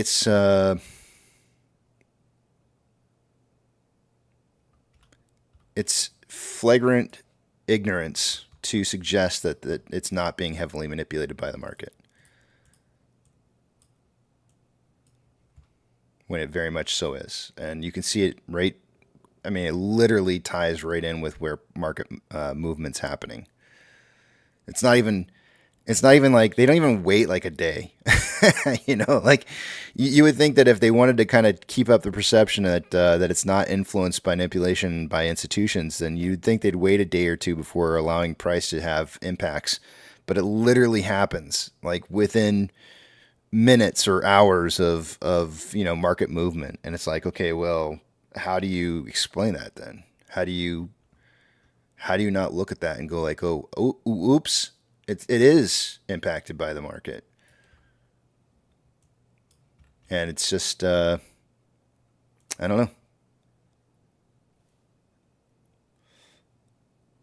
Apex saying that there's a 8-cent spread pending Tech's price prediction. He may be going with the same price prediction. I texted him. He had 452 yesterday, which means that he's going to be going. Wait, did he have 452? 452. Yeah, that's right. If he goes 452, there's no way he's going 452 today. He's gonna have to come in and change his price rate. Can I get somebody else to quit throwing a quick price prediction form? And I'll take whoever the first person is, because that's all. I feel like it's just a little unfair for him to have to keep the same price predictions. But I got to start the intro, so I'll take whoever the first person is that throws in a price prediction for the day today. That's what he'll go with. All right, I will see you guys on the other side of market open.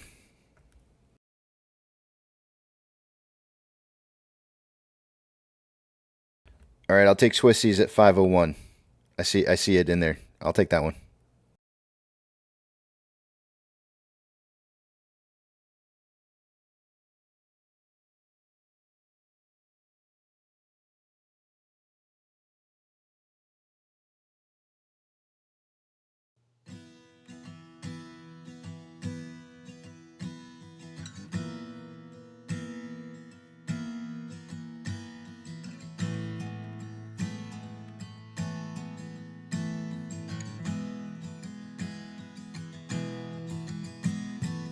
when the night's getting cold, you're needing a shoulder. Puff out your chest and be a little bolder. All we do is we buy and hold. There will be shills who wanna steal your thrills. There will be friends who hold till the end. There will be doubt, fear and cloud, but it's all in your head. Those hedges are dead. Panic and fear really are near, but it's not ours to own. We have shown that all we do is buy and hold. Oh, there will be shills who wanna steal your thrills, and there will be friends who hold till the end, and there will be doubt, fear and cloud, but it's all in your head. Those hedges are dead. So when the night's getting colder, you're needing that shoulder. These apes got your back, we got each other. All we do is we buy and hold.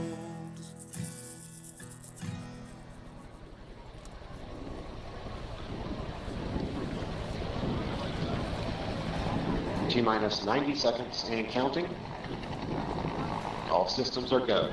We're about 90 seconds from the launch of Space Shuttle Discovery. Go for launch, GT. Go. Guidance, go. Fido, go. From scoop, GT. Go. Max, go. Eagle, go. Eco, go. DeFeo, go. Payloads, go. Scan for the customer, go. DPS, we're go. Eco, go. Booster, go. Surgeon, go. PRS, go. Okay. And let's see, we'll wait on GNC. T-minus 60 seconds and counting. Guidance, we cleared all of our pilot constraints. Weather We are transferring to orbiter internal power at this time. Discovery is now running off its 3 onboard fuel cells. Coming up on a go for auto sequence start. STO, hear you loud and clear, 5 bytes. Tell me. Have you loud and clear as well, thanks, sir. Go for auto sequence start. And we have a go for auto sequence start. Discovery's onboard computers have primary control of all the vehicle's critical functions. T-minus 17 seconds and counting. 15, 12, 11, 10, 9, 8, 7, 6, start, 2, 1, boost ignition, and liftoff of the Space Shuttle Discovery, returning to the space station, paving the way for future missions beyond.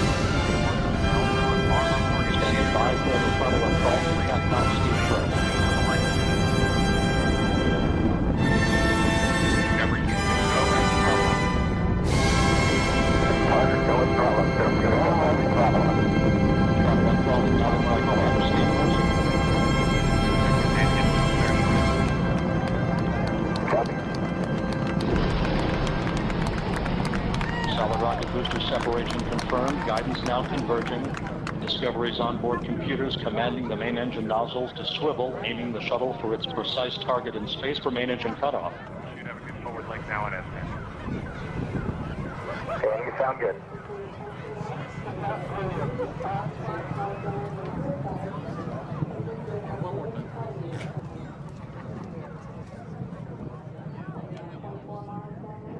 Houston, negative return. Copy, a negative return.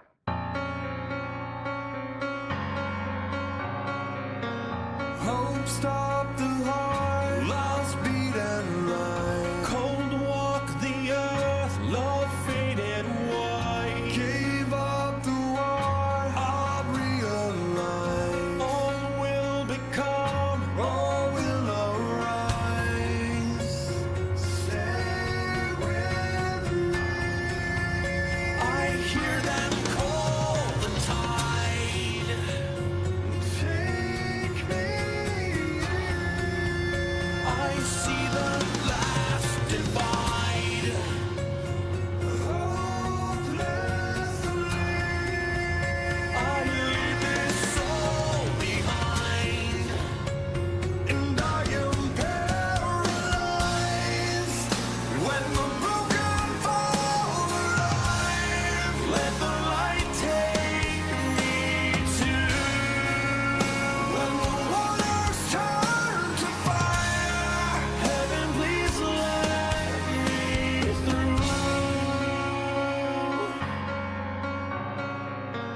Fight back the flood, one breath of life. God take the earth forever blind. And now the sun will fade, and all we are is all we made. Stay with me. I hear them call the tide. Take me. I see the last divide. Hopelessly, I leave this soul behind, and I am paralyzed. When the broken fall alive, let the light take me to. When the waters turn to fire, heaven please let me through. Far away, sorrow has left me. Far away, let the light take me.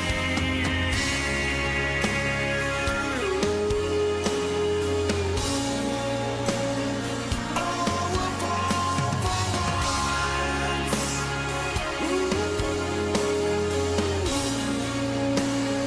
I'll become the lost. When the broken fall alive, let the light take me to. When the waters turn to fire, heaven please let me through. Far away, sorrow has left me. Far away, let the light take me. Far away, let the light take me.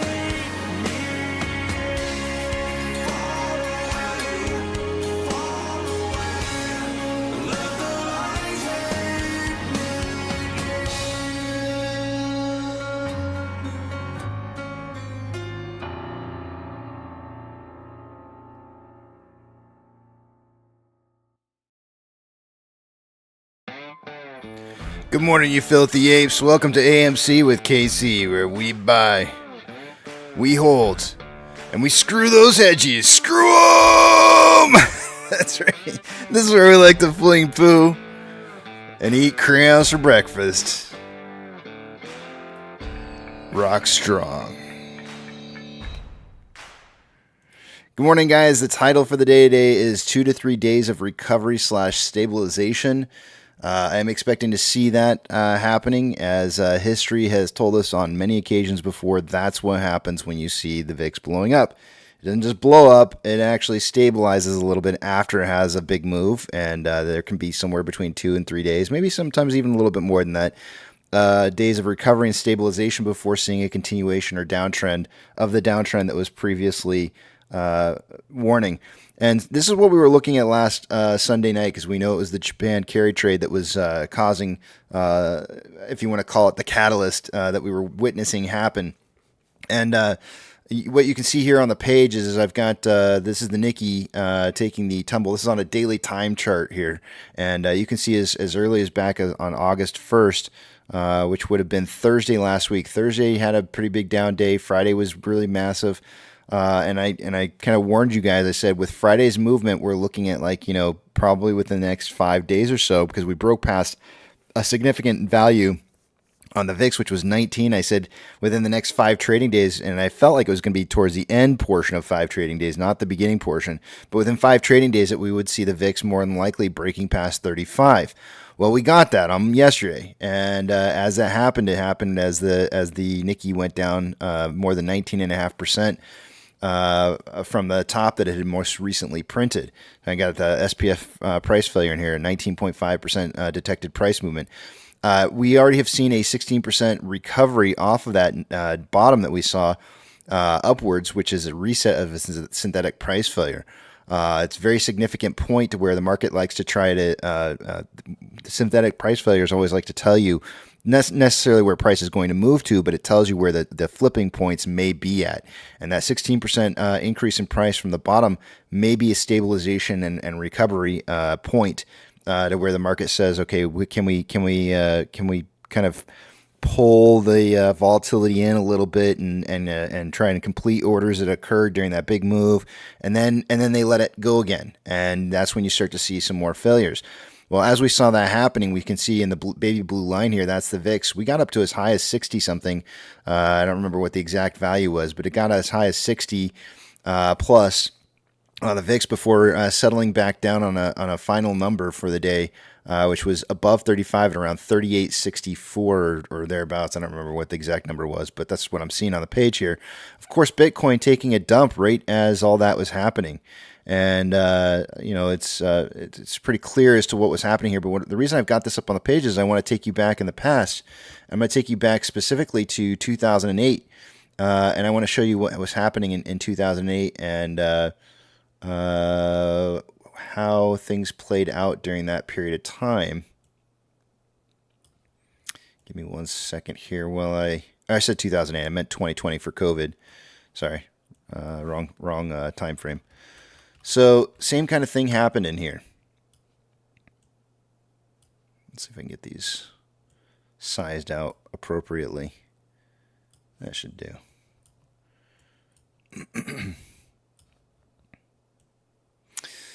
So the first thing that I want to point out to you is specifically is this drop right here. This is kind of where everything went down, going into a big VIX move. So you'll see here that the day before that big gap down, VIX was trading around 1698. This is going into COVID, and we're still looking at the same things we were looking at from the past, from where we're at presently. We were looking at the Nikkei, the Bitcoin, and VIX numbers here. So on a daily time interval, you can see that the VIX closed somewhere around 1707. The gap down provided a jump up in the VIX to 25 for a close. There was a couple days of stability, 2 days of stability in here, where the VIX kind of still went up a little bit more, but it cooled off, allowed it to cool off a little bit before seeing the next spike. The next spike occurred, and VIX drove up some more stability and recovery going on before seeing the next gap down. And so what I'm really trying to, express to you guys more than anything is that when the market has these failures, it's never something that just goes straight down constantly. You have stair steps where there's recoveries off of each failure, right? This is the profile. If I were to take all this away, can I do that?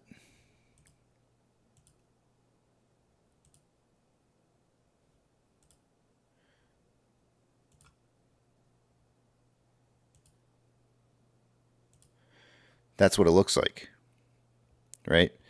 you have this stepping down action that is occurring on price movement as it's moving forward, right? So there has to be some stability and recovery in between each drop. The market can't handle a continuous failure, and in fact, there's limitations on how much the market can move before it starts to have halts. And those halts are meant to give the market a chance to be able to recover off of some of that failure, so it doesn't continue to fall as sharply as it was. But usually after that, once that stability and recovery phase ends, you get the continuation of price movement downwards. So what does all of this have to do specifically with why didn't that? There we go. What does it specifically have to do with what happened yesterday? Well, I mean, it all comes down to VIX, which is a forward-leading indicator as to what's going to happen in the futures in the market. It's a 30-day looking forward event that occurs. So when you go to the VIX and you take a look at what specifically occurred there, when we come out to a weekly time interval, and remember each one of these candles is a weekly, you can see that the VIX spiked up to 653. Historically, when can we look to the past and say, like, when has that ever happened before? When have we seen a weekly candle that spikes up above 35 into that range of anything above 50? You could even just use like 50 as a target number, or let's use 60. Let's use 60 as a target number. Well, we got back here, we have the 2020 COVID. If we go back further than that, we can see the 2008 market crash, right? And then if you go back further than that to recorded history, there is nothing like that. That actually just auto-sized.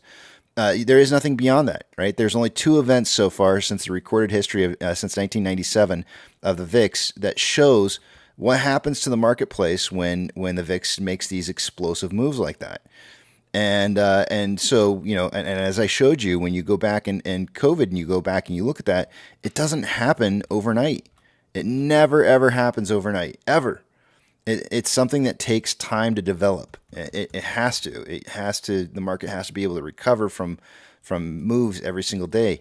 And these are daily candles right here. The specific break past 19 happened. And then there's a 2-day recovery right here. And it was still pretty hot and active during that period of time. But after that 2-day recovery, again, it spikes up for another 2 days and then has a little bit of a recovery period before finally breaking past 35. And once it breaks past that 35 significantly, it just keeps on running, right? And so you look at that and you go, okay, well, what's happening right now? What is happening right now? Come on. Consolidation, right? Spiking in numbers, consolidation right in here. Breaking past 16 significantly, getting that consolidation recovery. VIX taking, and remember the VIX is inverse to the market, so the market's seeing the inverse of what's happening here. And this is gonna, VIX starts taking off and it breaks above 19. Now is where we're gonna get our consolidation just underneath 35. So what's next? Well, we already know it broke past 35. That's already done. That's over. We're past that point. We have to have that 2 or 3 days of recovery. I told you guys on Friday that this was coming. I told you on Friday this was coming. And within the next 5 trading days, it would be breaking past 35. And it was the very next trading day. I'm thinking this is going to be 2 to 3 days of recovery. I'm thinking. Judging by how fast it moved this last time, I don't know. I can't promise you that it's going to be 2 to 3 days of recovery, but I think historically speaking, that's kind of appropriate. If it's less than that, if it's 1 day of recovery and stabilization, I mean, it just shows you how much faster and how uncontrollable price movement is. So yeah, just be ready, be on the lookout. This is not a single event right here. The carry trade in Japan is not over. Got to cool off a little. That's all I got for you guys for this morning. AMC is currently up 1.01%, right at 501 right now. And yeah, good morning. Happy days.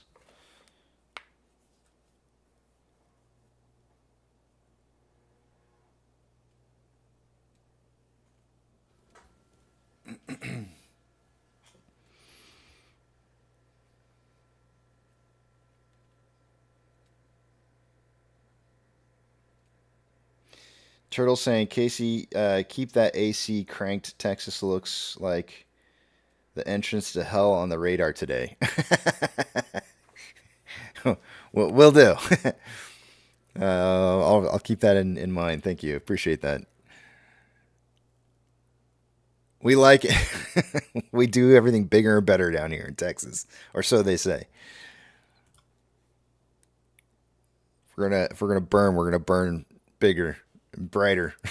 Let me head over to the back of the big tramp.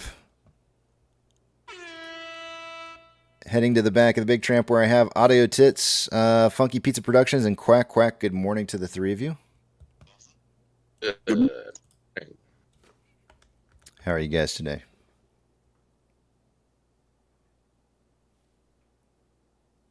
It's a beautiful. It's a beautiful day in the neighborhood. You're roboting a little bit there. Oh yeah. Danny says, or Nana says, Casey, if you hit closing price right on, do you get an extra point? Yes. You get an extra point for being having a unique price prediction greater than 10 cents away from anybody else that's predicting, and having your price or having the price closed directly on your target average price, and then you get a point if you nail it directly on. So today, nobody is eligible for an extra bonus point for having a unique price prediction. But obviously, if price falls right on your average price prediction, then you will get a bonus point.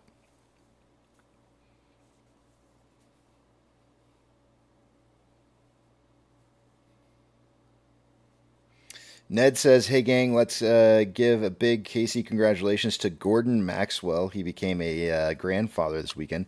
Gordon Maxwell, congratulations. That's awesome. You get to spoil him like crazy. And that's the way it should be. You're going to piss off somebody doing it, but, that's okay. That's what grandparents are for. Congratulations.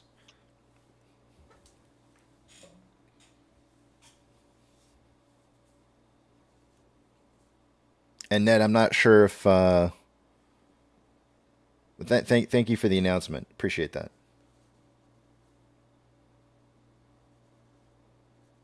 Oh, Nana, there's tons of ways for you to be able to have a chance. Absolutely. You're good.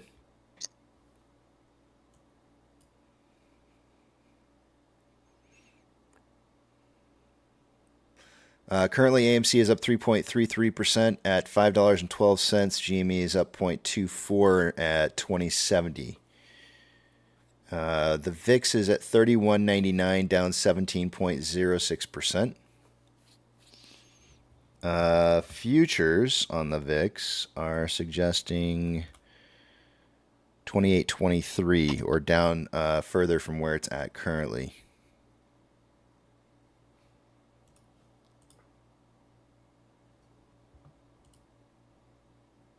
Nana, you're welcome.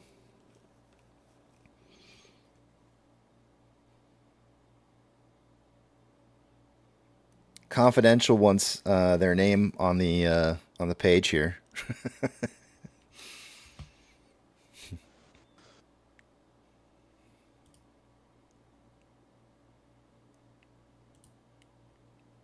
We got about 10 more minutes before we take a look at the numbers. I talked about this earlier this morning, and I left it out this time. But I think I'll read off two different things that I found on the internet, and because as I was looking up like historicals on VIX, I kind of wanted to see what I could find on information as historically what some of the highest increases there were in the VIX. My search history was based off of the question of largest VIX moves in history to date. And I got largest VIX move in history to date from two different sources, and one of them said, according to the search results, the largest one-day VIX spike in its nearly 3-decade history occurred on February 27th, 2007, when the VIX rallied from a prior close of 1115 to 1831 as 64.2 gain. This move was driven on overnight concerns related to Chinese government raising interest rates to discourage speculation. The movement, we'll go back to the VIX here for just a second. I'm not sure how we want to look at this. If I go to this is on a daily time interval right here, but if I go to a daily time interval and I just measure just the point from close to close, it was only a 64.3, about 6. Hold on, let me get my snapper on. Actually, this is not. I don't know. There it is, snapped. It looks like it was about a 64.9% increase. The 64.2% gain is what they said. The close to close on this candle to candle right here was 64.9% increase, or a 15.18% change day over day. So this, according to what was, what Google gave me, this beats that. And I'm just counting close to close. I'm not counting the top that it reached, obviously. But that should kind of give you an idea. There's one more. I actually used. I have Grok, so I said, well, I should try Grok, see what Grok says. So I tried Grok's, and Grok said February 5th, 2018, on that day, the VIX surged by over 100%, marking one of the most significant single-day increases in the index's history. This sudden spike in volatility was primarily driven by a massive sell-off in the stock market as investors became increasingly concerned about rising inflation and the potential for higher interest rates. The VIX, often referred to as the fear gauge, is a measure of market exceptions for near-term volatility conveyed by the S&P 500 stock index option prices. On February 5th, 2018, the VIX closed at a high of 37.32, up from its previous close of 1731, representing a staggering 116% increase in a single day. We can go back. Let's look at that date, February 5th, 2008. Oh, no, sorry, 2018. 2018 is not that far back.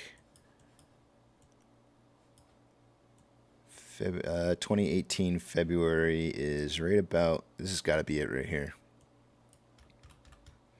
So we're probably looking at this one right here if I had to guess. So we're going to measure this close to close. What is that? That is the 5th. They're saying February the 5th. Okay, so this is it. That historically is one of the biggest moves ever, according to Grok's. It was a 115.6%. They said, did they give a percentage? They said 116. Close enough. Yep. 20.01 points moved on that single day right there. And then I found some more information on the web on VIX all-time highs and biggest spikes, which pulled up this information. Dang it, did that to me again. Pulled up this information here. Biggest spikes, one-day spikes, and we're just looking at points that it moved up by. And I think we are counting close to close. Let me just make sure it says that. Yeah, close to close spikes.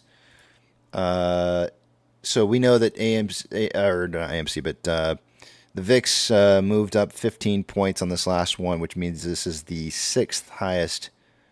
The move that we had yesterday, close to close, was the sixth highest move ever recorded since 1997, which that's pretty significant. You can see some of the dates in here. March 16th, 2020, Thursday, March 12th, 2020, Monday, February 5th, 2018, Wednesday, 22nd, October 2008, Monday, 8th, October 2011, and then obviously the move that we had yesterday would be the sixth largest VIX spike ever in a single day.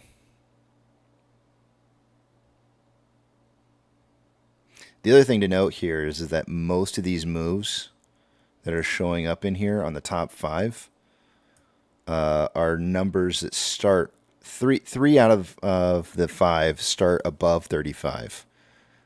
This fifth one right here is 32 to 48, which is close. The only one that really stands out to me that is significant here is the 1731 to 3732, which was a 20.01. That's that February.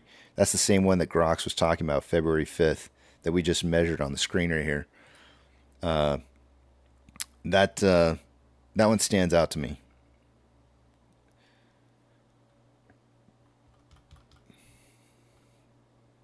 It's a significant jump. It's breaking past two significant points of 19 and 35.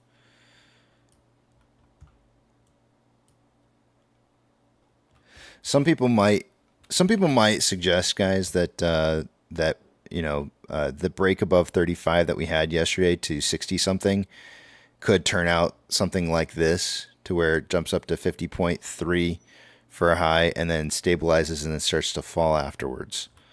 I don't think that's what this is. And the reason I don't think that's what this is because, there's a retest of this. You can see this line, this red line that I've got going through the page here. I don't know if you guys can see this or not. This red line that I've got going through the page here is a significant point of resistance using points from the past.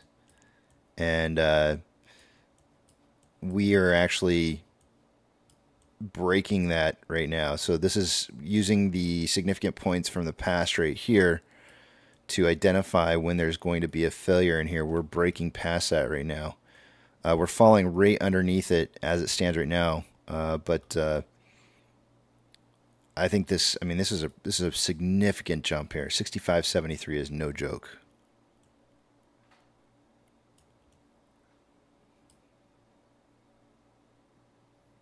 And there it is, back above it. I think, again, I still think this is going to be consolidation, recovery, 2 to 3 days, and then higher.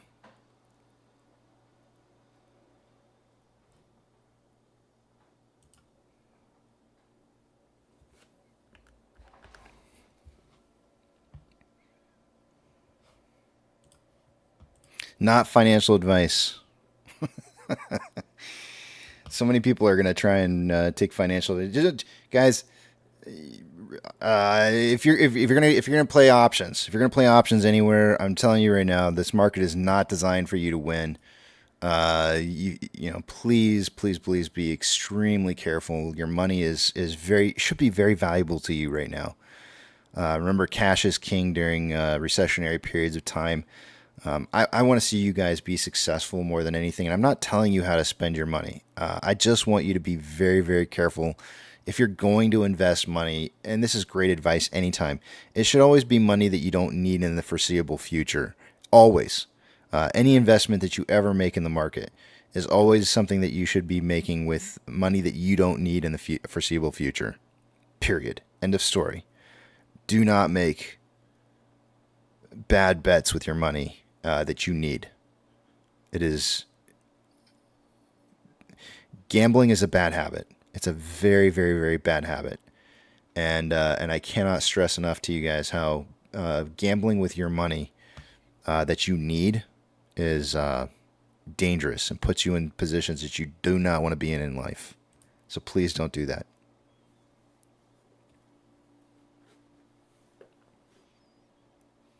And just think about like how much your bills are right now and probably skyrocketing. I don't know about you guys, but I used to get pissed off when we'd spend $200 on a grocery shopping trip, and because a basket full of stuff would be $200.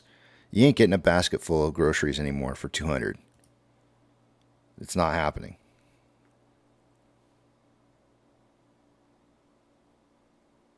Take that into account when you're financing, when you're checking your finances.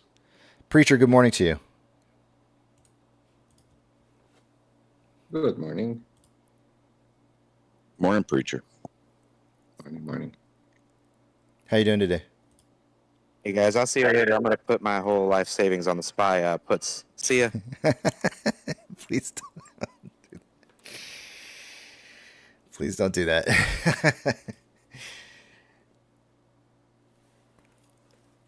Tendies plus plus says a friend just lost his business and family from gambling. He was on top. Wait, I feel like that's a joke. What's the joke there? I'm missing it.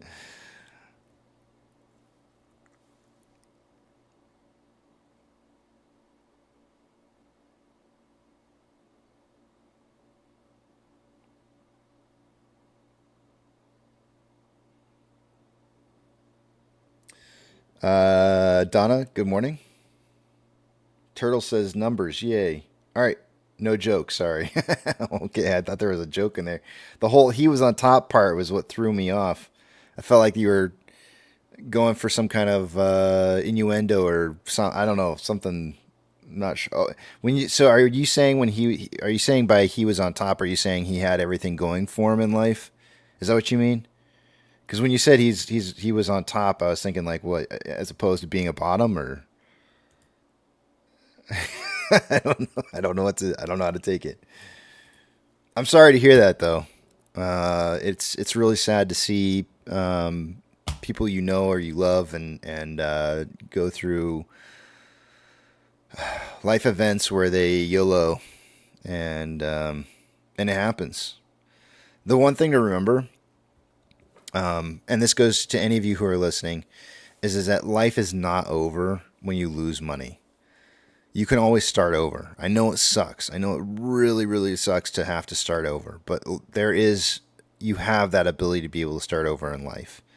We don't live in a third world country where you're struggling to find food on a daily basis.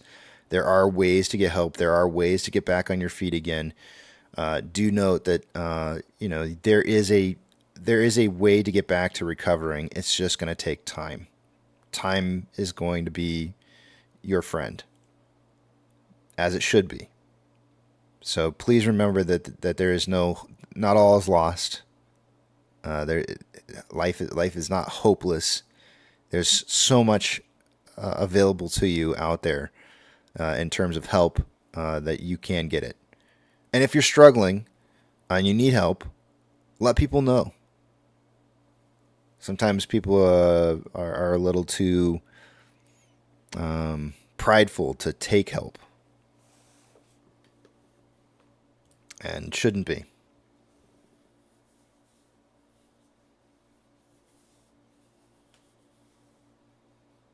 Yes, he had it all. Big house, great business, beautiful wife and daughters.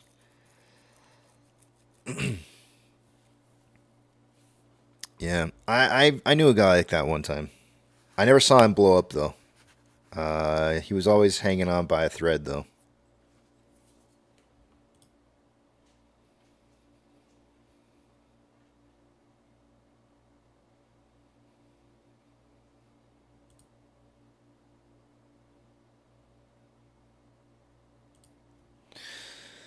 Tom says, time and the internal drive in us to keep moving forward. Casey, you're so right.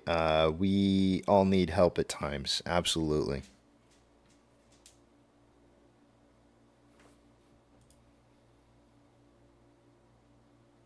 Turtle says, this is my 4th time starting over in life. It's tough out there, guys. It can be done.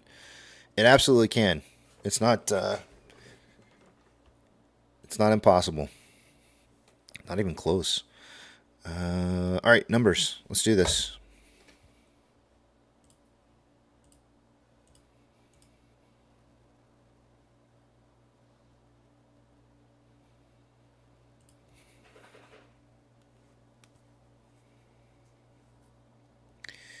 I'm going to take you guys over to the other screen here, and when I do, hopefully it's not going to freeze up the computer. Okay, we're good.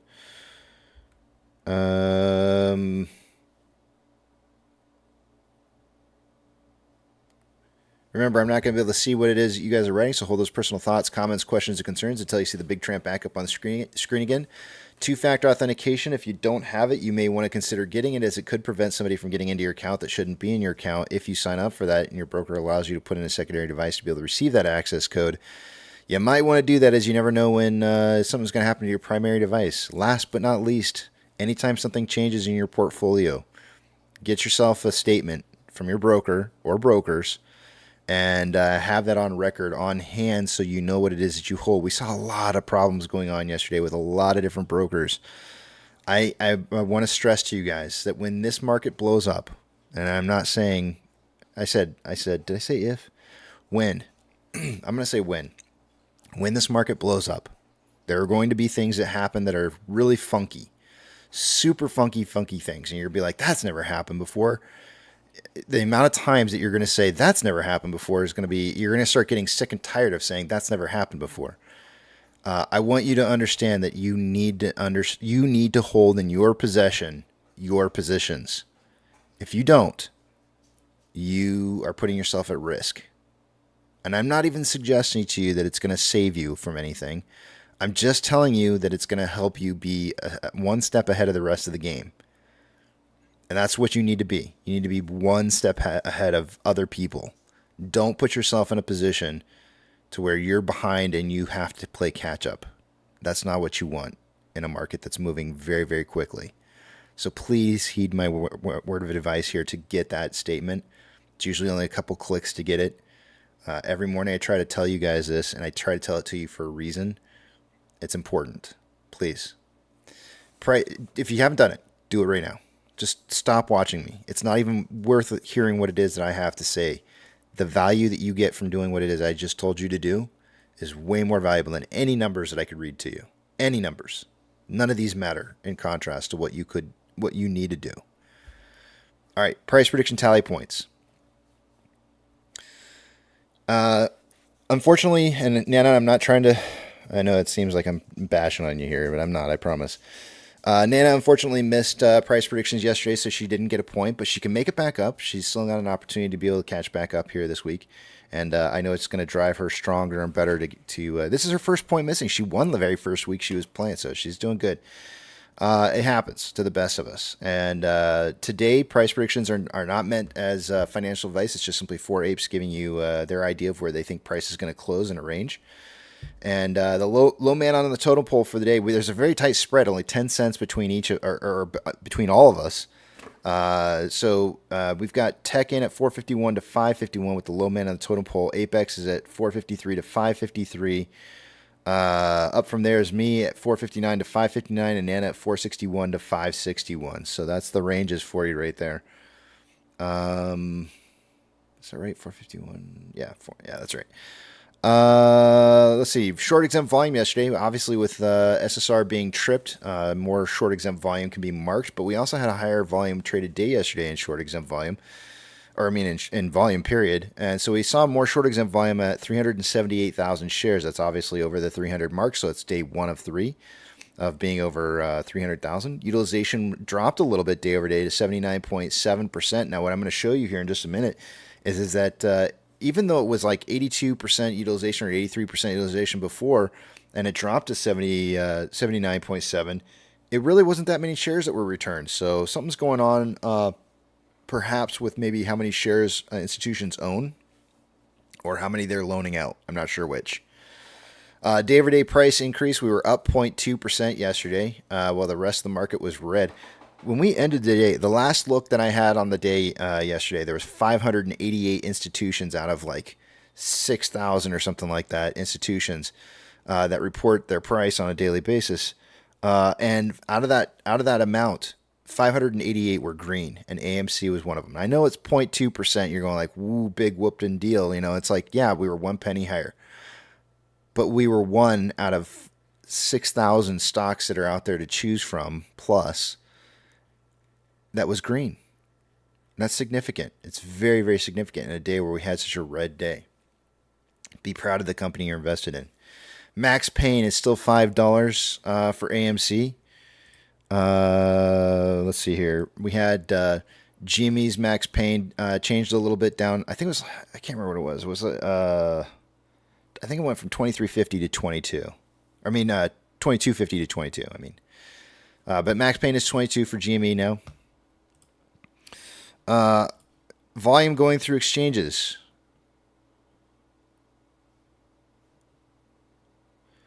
Normally by this time of the day, I would expect to see about 54% going through off-exchange and EDGX combined. We have 53.16% going through off-exchange. EDGX is at 9.16. The combined total, and that's 62.32% of our volume going through those exchanges. That's approximately 8.32% higher than what I would expect it to be, meaning we should be higher in price right now if that volume wasn't going through there. CHX volume for the day-to-day is coming in at 4,185 shares. We almost had 30,000 yesterday, which is a big number. GME CHX volume for the day-to-day is coming in at 1,725. Nothing unusually large going on there. Borrow fees and shares available to borrow. Earlier this morning, There was a massive amount of shares borrowed, 3.35 million when we looked at it last. There's been, since then, another 100,000 shares borrowed. So we're now looking at 3.45 million shares borrowed for the day-to-day, according to IBKR, with fees at 2.46 and rebate at 2.86. Institutional ownership this morning, when we checked it, was at... hold on 1 second here. Hold on. I'm sorry. I need to do something real quick here. Move that. Okay.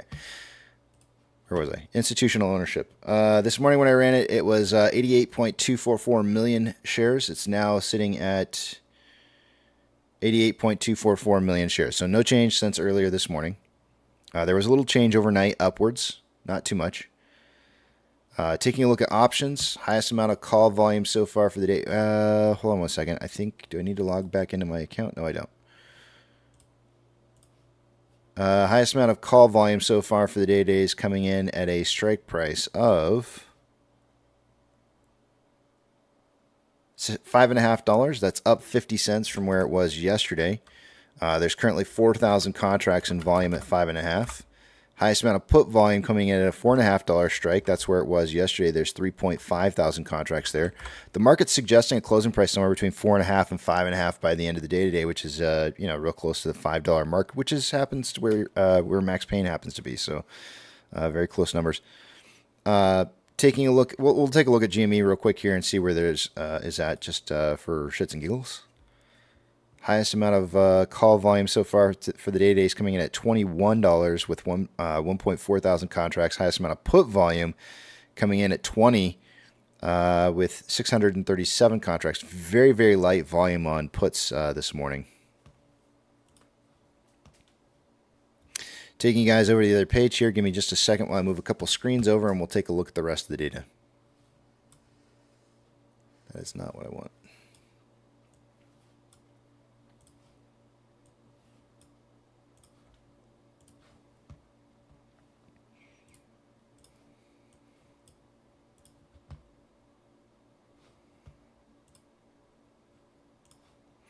Starting with Ortex.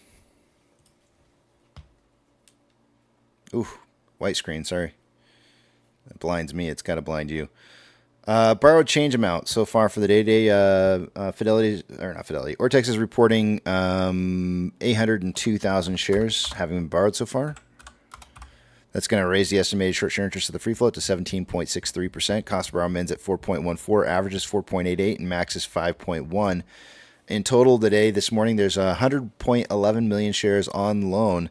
That's a decrease by 0.28 or 280,000 shares returned. Now, this is where I'm going to show you utilization jumped quite a bit here. I could probably get down to what may have caused this if I really wanted to. I don't really care too much, honestly, but utilization went from 82.45 down to 79.7. If we look at the on loan amount, this is how much it decreased by. It decreased from 100.39 to 100.11, which is that 280,000 shares returned. So really not a whole lot of shares returned to see that utilization drop as much as it did. And what that tells you is that there's a difference in reporting either how many shares are available to be borrowed or how many shares are owned by institutions, one of the two. As a result, this should knock down the estimated short share interest of the free float a little bit, typically speaking. But remember, we had the new exchange reported short interest amount come out, and they had to make an adjustment for that. And so now we're seeing this big, huge jump today in that short interest, estimated short share interest of the free float from 16.39 to 17.57. On loan average age per day. Typically speaking, when they return shares, if they're older positions, it might cause the on-loan average age per day to kind of maybe be in a slight trend upwards. But if they're newer positions that were closed out, you should see a big, huge increase in this number. Day over day, there was a pretty big increase on this number. So it's probably newer positions that were closed out yesterday. We saw the on-loan average age per day drive up from 28.57 days to 31.58, and the security lending volume yesterday dropped day over day from 4.55 million to 3.66. On GME,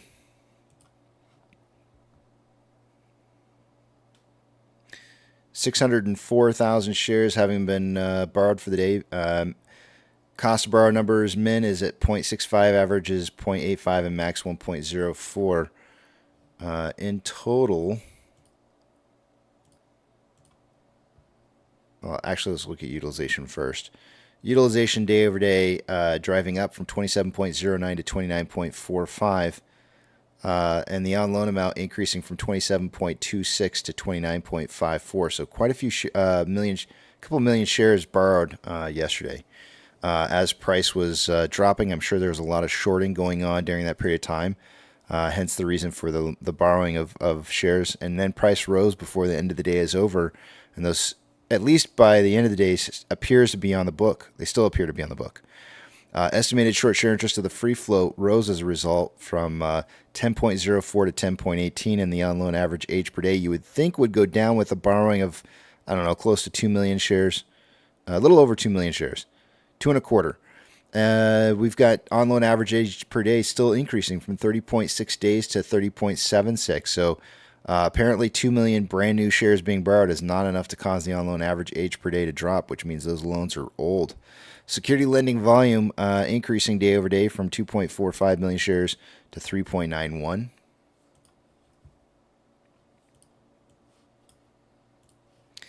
Trigger price for SSR for the day today is at $4.46 for AMC. It triggered yesterday, which is why it's on today.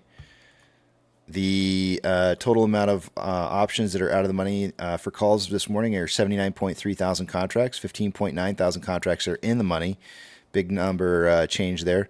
36.9 thousand contracts out of the money that puts versus 5.6 thousand contracts that are in the money. Not next week, but the following weeks, starting August 23rd going forward, the next 3 weeks, we have some pretty low option contract volume levels. And I tend to find that we see the most price movement during those periods of time simply because the derivatives, the market's trying to cause people to want to try to make positions in options. That's what it basically comes down to.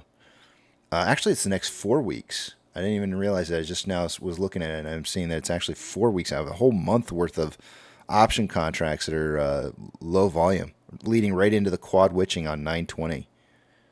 Very, very low. GME, trigger price for SSR is $18.59 for the day today, and it is on from triggering yesterday. Earlier this morning, the option contracts were not showing, but they are now. 87.4 thousand contracts are out of the money in the calls versus 4.1 thousand contracts that are in the money. 20.9 thousand contracts out of the money in the puts versus 17.4 thousand contracts that are in the money. After next week, not including next week, but the weeks after on GME, there is some super light volume for the next 4 weeks as well. It's not quite as light as I would say AMC's is, but it is still light, and leading into the quad witching week, which actually even the quad witching week on 920 doesn't even look that strong either. In contrast, kind of interesting.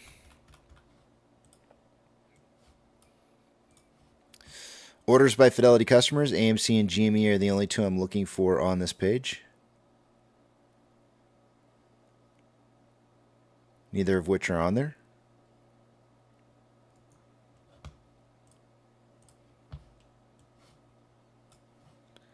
MMRI this morning when we looked at it was 246.2. It is now currently at 245.09.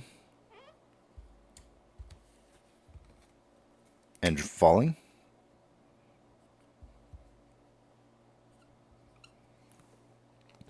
The spread between the 2-year and 10-year bond rates this morning when we first looked at them were at 0.124.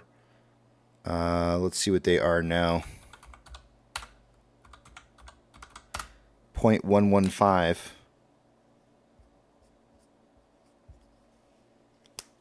Yesterday we saw the 2-year and the 10-year normalized for a very brief moment in time at around 8, right at market open, actually. Right at market open, the 2-year and 10-year normalized. It gave the signal. And then as soon as market opened, you started seeing it, the 2-year starting to rise significantly faster than the 10-year. But yeah, for a moment in time, we got the normalization of the 2-year, 10-year yields.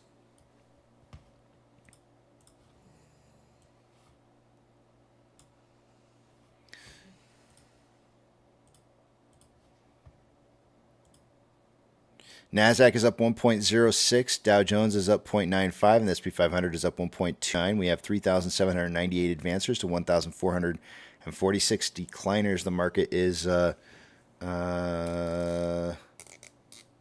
cooking with bacon grease. 3,798. Looking hot and tasty right now. By design. They got to get people to hold this position so they can drop it the next time down.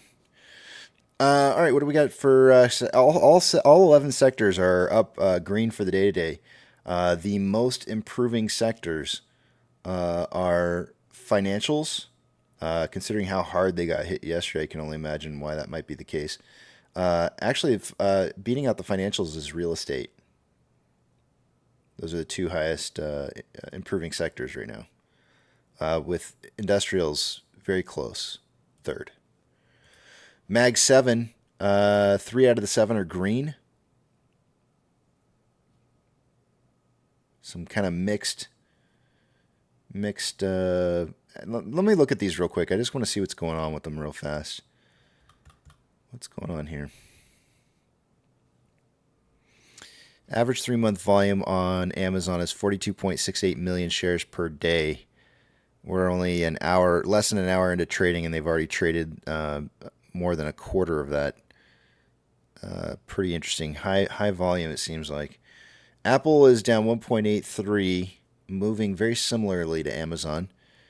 66.37 volume per day, or on average day, last 3 months, and it's got 22.7. So we are seeing some elevated amounts of volume in this. Google is down 1%. 24.56 million is the average 3-month volume. It's at 9 million right now. So all of these are getting large quantities of volume. Meta is up 2.93%. Does not quite look like the others. 13.79 million is what they normally get, and it's at 4.62. So a lot of people are buying, quote unquote, the dip.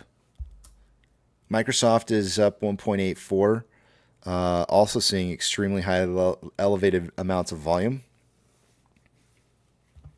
NVIDIA up 3.69. Looks kind of similar to more like Amazon, Apple, and Google in terms of price profile.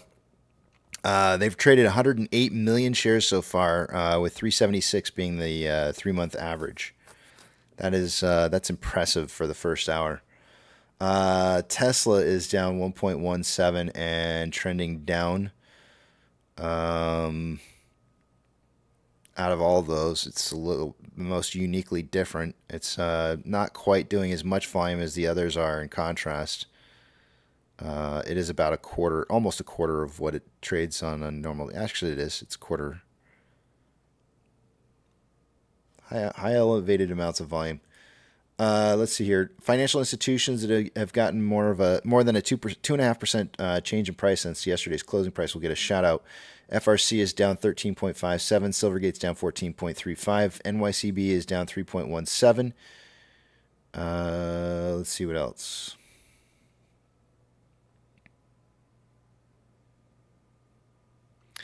American Express is up 2.54, and S&P Global up 2.45. Gold is currently down 0.68. Let's see. Long term, this is definitely trending down right now. Silver is down 0.65. Not trending down. It is trending up. It was in a downtrend earlier this morning for about the first half hour of trading, and then started rebounding and starting to fall back in line with the trend up that it was doing before. Ethereum Classic is up 2.63 and taking a good run up. The US dollar is up 0.29. I've got a box drawn out here. Looks like I missed. This is a daily box that I had drawn. Okay, so we're well past this point in time. Looking to see if I want to change anything here. Let me go back to 30.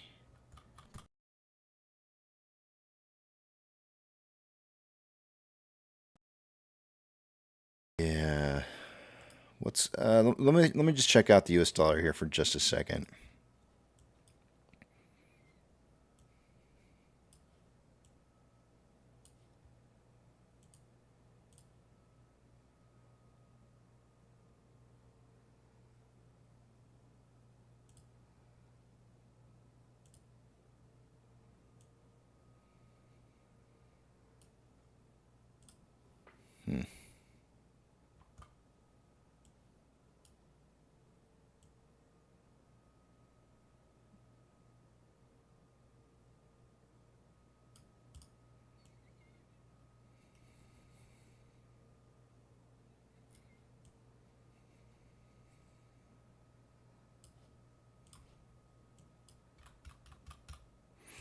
Yeah, this drop down on the U.S. dollar was not what I expected to see.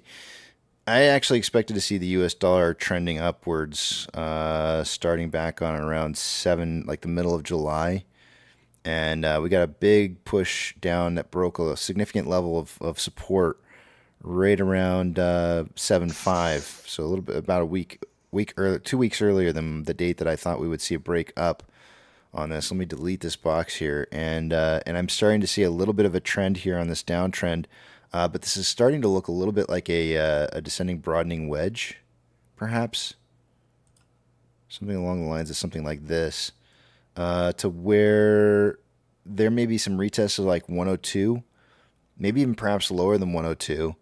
But when this breaks out going back up north, I would expect it to at least get back up to about 104, high 104s. Followed by, a 62% chance of seeing this drive even higher. I don't know when that'll be. Just watch for it to break this level of resistance in the future. Currently, the U.S. dollar is trending down, though. That's usually good for the market. That means it's heading up. Oil is up 0.23. And consolidating? Boy, is it consolidating. Look at that consolidation. Holy crap, that is consolidation. Mortgage-backed securities are down anywhere from 0.39 to 0.44 and trending down. I'm with, I know Pirate talked about it yesterday, and I've been thinking the same thing for a long time too. Like, oil has been not doing what I would expect it to do in terms of pricing. And I'm not sure why. The strategic reserves have been tapped for the most part. I don't know what else would be causing prices on oil to not be skyrocketing, other than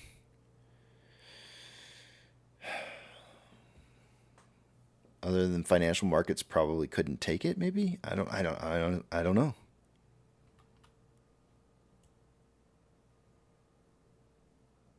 I feel like if the Japan carry trade is the catalyst for the market, I feel like oil is the catalyst for the economy. Because if oil prices were to suddenly start jumping up right now, I do not think people could continue to afford living the way that they do. Everything would. I mean, I feel like a lot of people are kind of just barely hanging on. And I'm not saying from my perspective. I'm saying from what I'm seeing around the world. I'm seeing a lot of looting going on. I'm seeing a lot of unemployment starting to rise. I see signs of a weakening economy, and if oil prices were to suddenly start shooting up, what it would cost, the cost of living would suddenly start spiking, and that's not good when there's already a recession in play. So I don't know what's holding oil prices down, other than maybe we're just getting cut a break or something. I don't know. Maybe OPEC is like sitting there going like, yeah, people can't afford higher oil prices, so we're going to have to keep them low. Maybe it's war. War should drive it up. That doesn't make sense to me. I don't know. This one's a real mystery to me right here.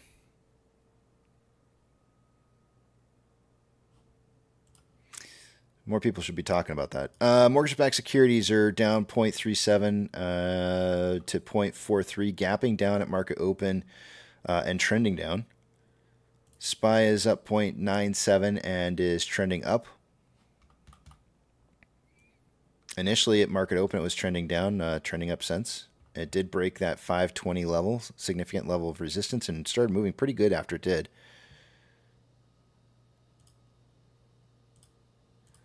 VIX is down 28.21%, down to 27.69 right now. Futures on the VIX are suggesting 25.98, so the VIX is following the futures at this point in time and continuing to fall. IWM is currently up 0.99 and trending up. VB is up 1.17, trending up. Tesla's down 1.88 and is trending down. Amazon is down 0.6 and is trending down.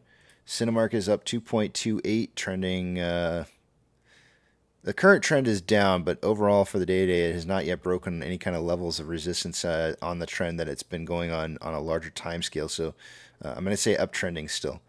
Doge is down 0.19 and trending up. Bitcoin is up 0.71, trending up. GME it's at 56K coin, by the way. GME is down 0.63, trending down. HYMC is down 2.07 and consolidating. NCMI is up 15.5.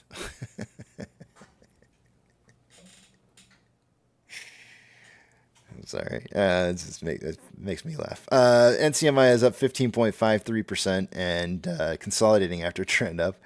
Hood is up 2.95%. Initially, it was trending down at pre-market open and found some double bottom down here and started trending back up after that. Maybe a little consolidation going on right now.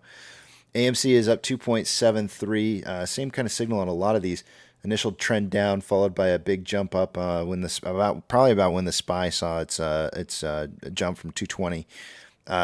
Still trending up for the most part here. I know there's been a more current downtrend, but it's overall trend for the day-to-day. If you were to chart it, it's definitely up.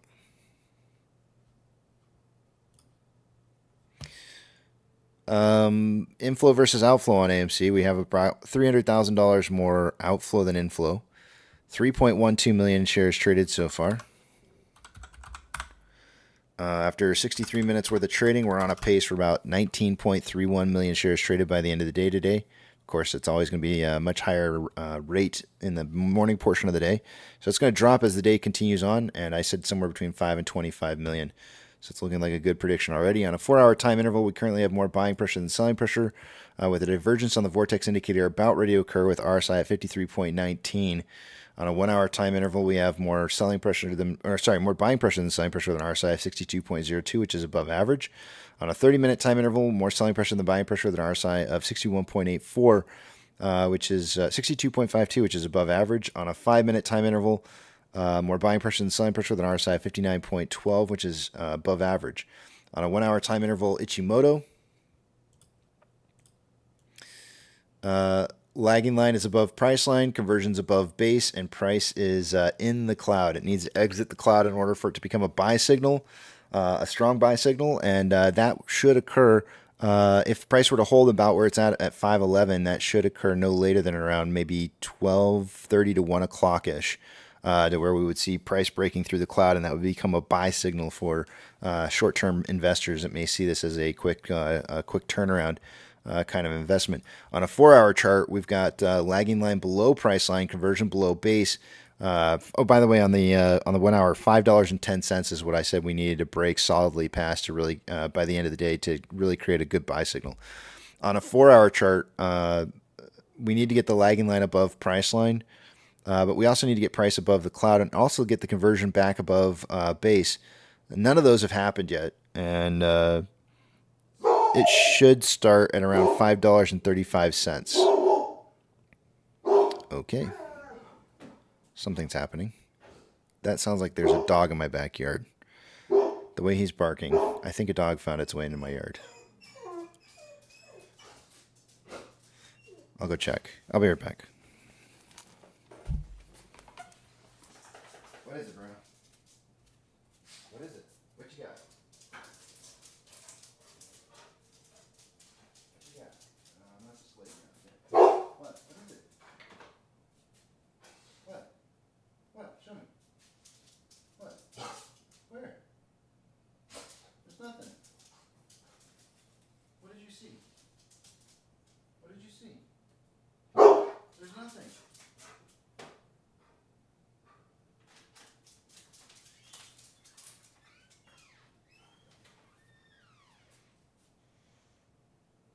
I think your vision's going bad.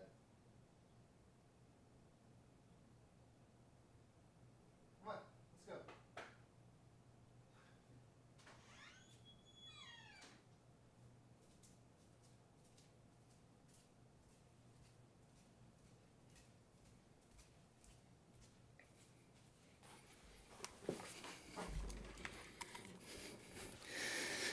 I think he's seeing things. There was nothing out there. He's barking like there was something out there. Where was I? The 4-hour chart suggests that we would see a buy signal around 535.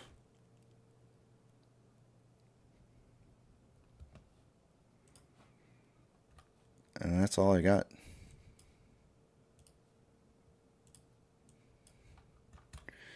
$5.16. We set yesterday on the price move back up. We reset a synthetic price failure, and our new high now is going to be $5.16. That's going to change a synthetic price failure point. Let me move this real quick here.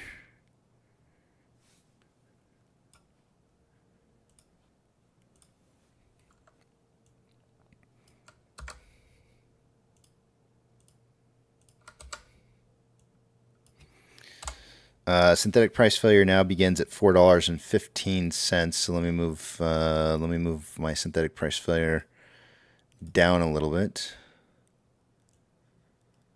415.4.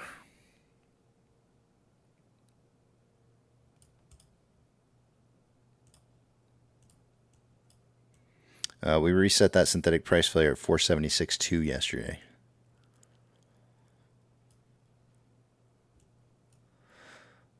Alrighty. I think that's all I got for you guys.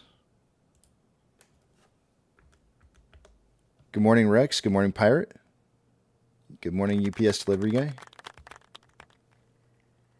Thank you. Thank you. Good morning.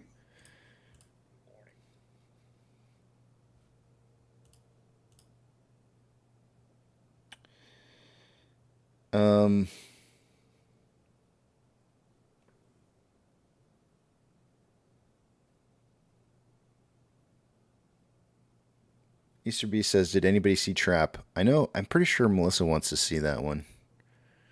I'm trying to remember what that one is. Hold on a second here. Let me look at it again.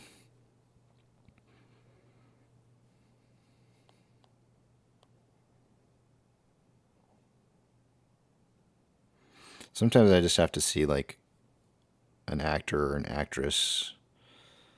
Oh yeah, okay, that's the guy in the stadium. That's the killer, serial killer. Yeah. She wanted to see that one, but we've got Romulus set up, Alien Romulus set up to be our next movie on the 15th. So we got to, I don't know, maybe this weekend. If I can convince her to go to a movie, maybe we go this weekend and see something. I don't know if it'll be Trap or not. I think she's going to see Romulus with me because it's something I want to see. I don't think she's really into the whole space stuff. So I will probably yield to her choice. And I don't know what she's going to pick. I don't think she'll pick Twisters. I'm looking at what's out right now. Yeah, she'll probably pick Trap. Although I don't think that's going to be what she... I don't know. We'll see. Maybe we go back and rewatch Deadpool and Wolverine. That's a possibility too.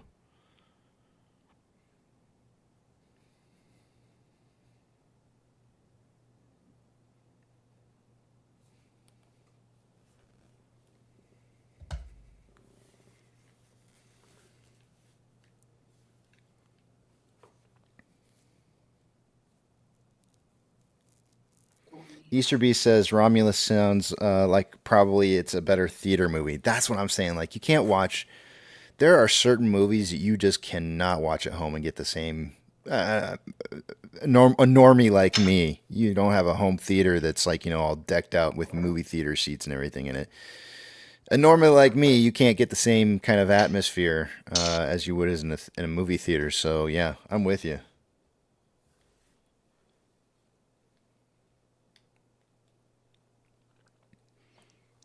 Debbie says, stay 1 minute into the credits. Debbie, I don't know if you know this or not. Dallas. I'm just kidding. I have, no, don't leave, Debbie. Don't leave. I've got real news for you. There's this really cool thing that they have. I'm going to try and show you on my phone. I don't think I'm going to give away anything here. I'm going to show you on my phone. let me see. How do I do this? Let's go over here. All right. Oh, that was weird. All right. So if you go into your app on AMC, if you're an Invest Connect member, you can do this, right? Like click on the movie. Click on the movie. I just clicked on Deadpool versus Wolverine, and you'll see right off the bat. I know that's kind of blurry there. Let's see. There we go. You see that where it says show times, and then you see right next to that says details. Click on details and scroll down until you get to something called Run P. I know that sounds so stupid, but and it does. Let me see. I'm trying to get it to focus. Focus.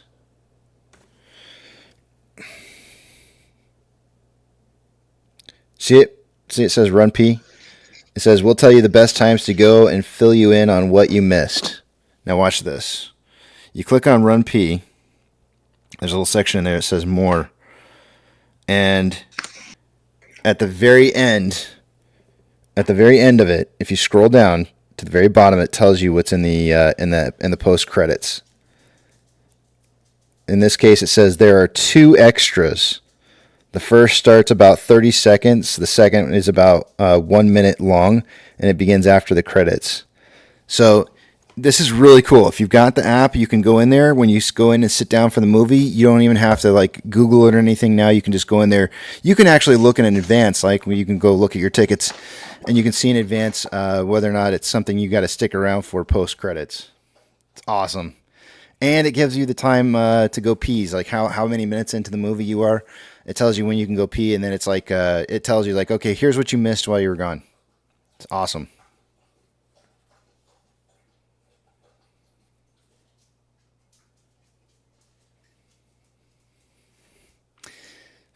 Throw Yoger says, was that your credit card that just showed up? It better not have been. They wouldn't do that to you.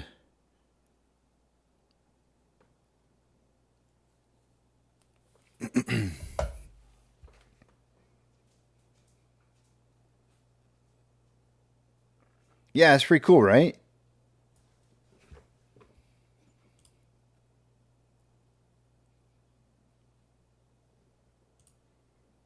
And sorry for the lowbrow humor earlier. I was struggling to pull up what it was I wanted to pull up, and so the first thing that came to my mind was the lowbrow humor. Low-hanging fruit humor. Debbie's like, yeah, I've never heard that my whole life. Thanks. You jerk. Oh, man.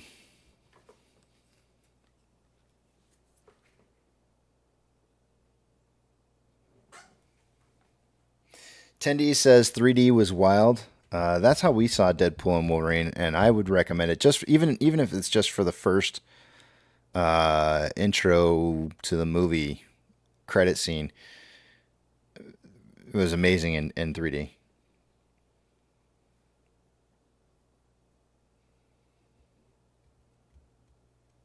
Turtle says, first time I watched Deadpool, I had to pee real bad 20 minutes before the end, but hell, that struggle was real.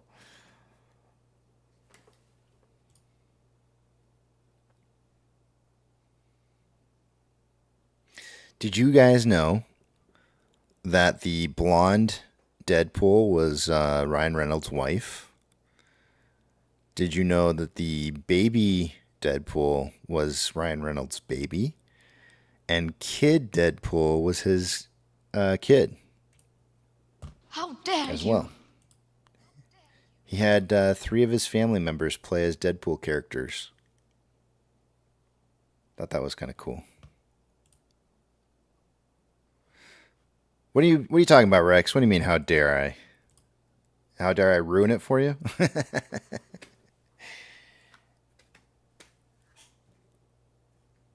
I just heard.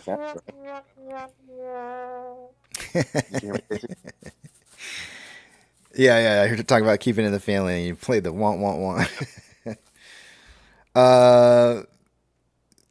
was I going to say? Oh, yeah, I just saw a post just recently, and I don't know how true this is or not. I need to look this up here real quick. Hold on a second. I got to do some research and see if this is true. Because I'm having a hard time believing this. Yeah, I didn't think so. All right. Well, somebody made the a point on Twitter, and I didn't think it was true, and I'm looking at it right now, and it's not. But somebody was saying that GME had enough funds or cash available to be able to buy back their entire all of their shares, and that's not true because the actual market cap right now is at 8.94 or 8.95 billion. Not that they even could, because even if they did start trying to buy the shares back, the price would suddenly start skyrocketing. But it's the I'm not sure if they were trying to make what kind of point they were trying to make exactly out of this. But even at $20, I'm sure that was still not the case. But it is interesting to note though that they have $4 billion in cash on hand, and the market cap on the company is only 8.95 billion. So while the point may not have been entirely accurate, it's still note. I still took note of it.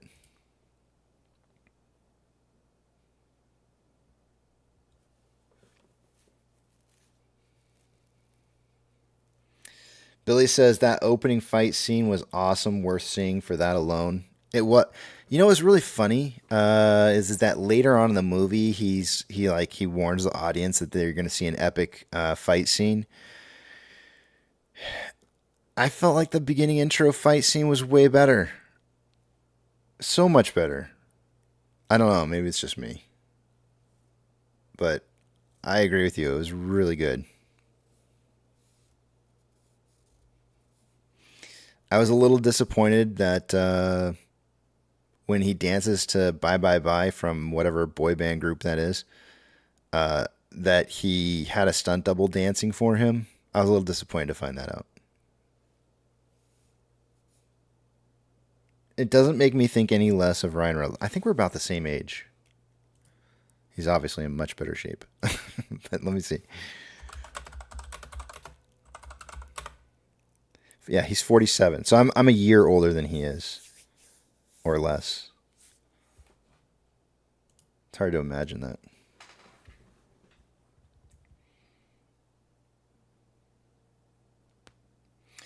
Attendees plus plus says, is the Thor thing foreshadowing? Man, how are you going to be walking in here? Not everybody's been seeing the movie yet. What the heck? I don't know what you're talking about.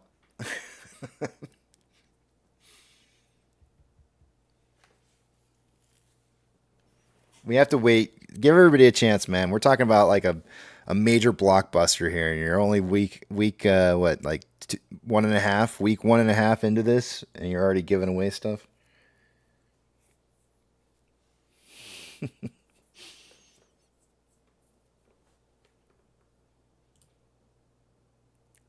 If you want my honest opinion, attendees, there's so much foreshadowing in that entire movie that I think that I don't know. You probably look back on. You probably want to go back. It's like watching DFV's videos that he put out, meme videos that are an hour. When you put the whole compilation of them together, you get an hour's worth of videos.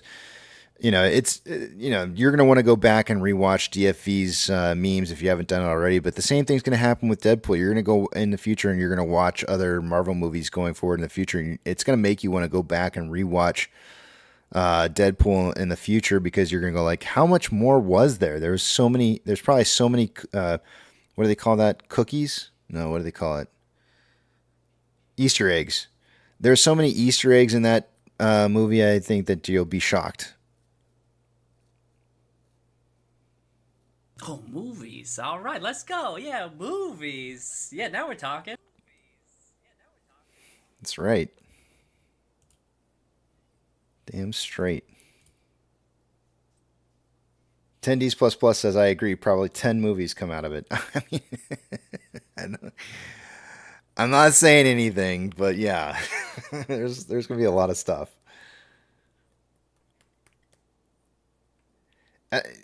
It almost felt like for a moment there that Ryan Reynolds signed up to become, I just lost the name. Damn it. This is why I can't stand not having a great memory. Hold on a second.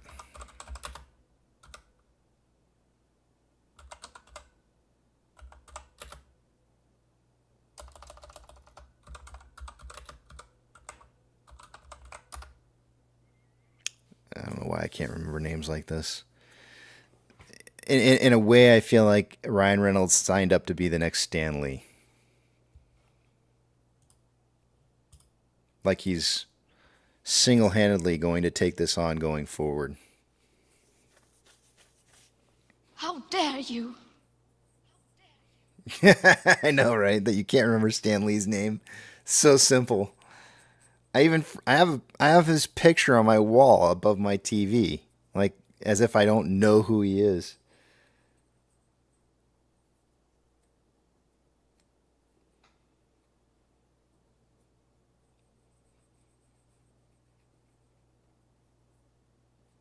Dirty says, if Deadpool is a sign of the next MCU phase, then my tits are jacked. Well, you better start jacking. Because it's even bigger. I think it's more than that. I think it's even bigger than the next phase. It's way bigger than that. And I think more people will start to realize how much bigger it is the further on down the road we go.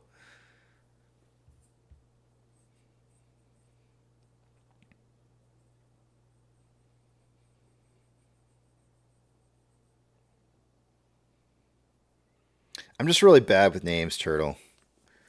I know who Stan Lee is. I'm really bad with names, and sometimes I just can't pull them out of the rabbit's hat. That is my brain.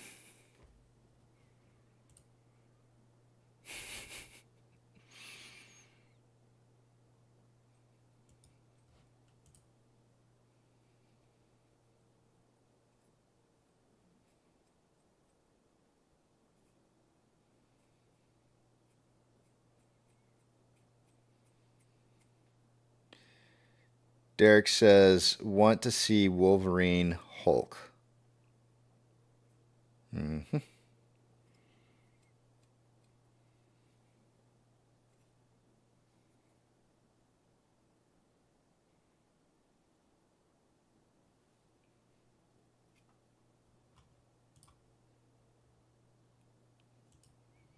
All right. We've got about 5-6 more minutes before we do some numbers here. Let me just check something really quickly.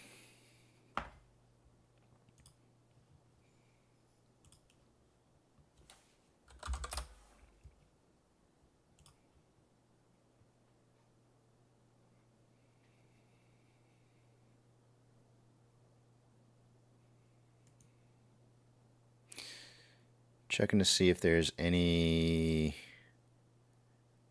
specific news release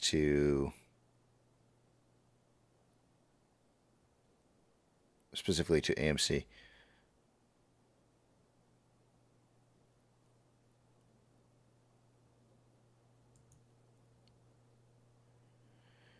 What is this?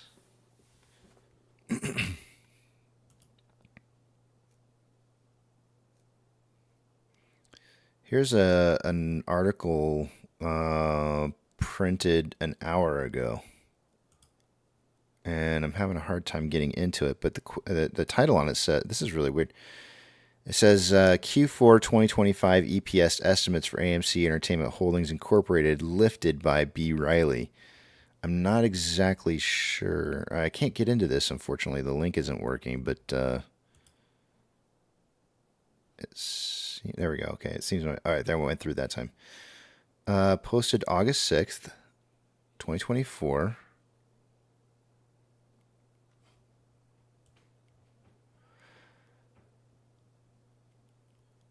This is let's see what this says. Equities research analysts at B. Riley boosted their Q4 2025 earnings estimates for shares of AMC Entertainment in a report issued on Sunday, August 4th. B. Riley analyst Ewald now anticipates that the company will earn 24 cents per share for the quarter, up from the previous estimate of 23 cents. The consensus estimate for AMC Entertainment current full-year earnings is 0.48 per share. Other equities research analysts have also issued research reports about the company. Citigroup raised their target price on AMC Entertainment from $310 to $320 and gave the stock a sell rating in a research report on Tuesday, May 14th. Benchmark reiterated a hold rating on the shares of AMC Entertainment in a report on Monday, Wedbush reaffirmed a neutral rating and set a $4 price objective on shares of AMC Entertainment in a research note on Monday. Finally, Marquee boosted their target price on AMC Entertainment from $3.50 to $4 and gave the company an underperform rating in a research note on Tuesday, July 9th. 5 equities research analysts have rated the stock with a sell rating, and 3 have given a hold rating to the company's stock. According to MarketBeat.com, the company currently has an average rating of reduce and a consensus of target price of $5.37.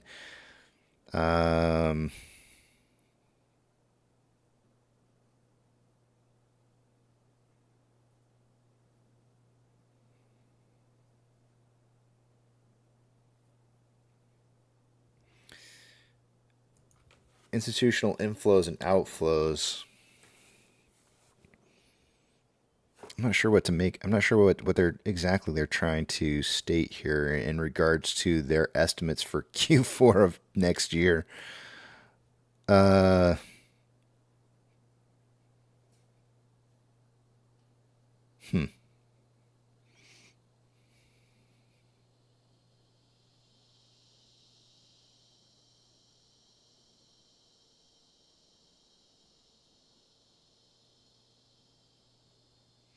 Yeah, I'm not sure. I'm not sure exactly what's going on with this article here. It's kind of weird.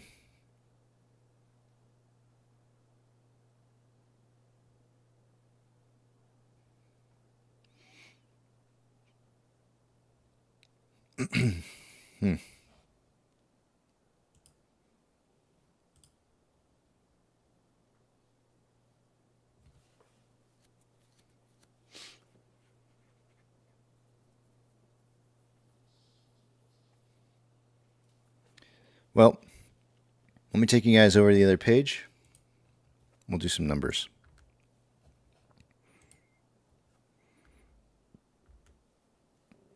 Let's do this.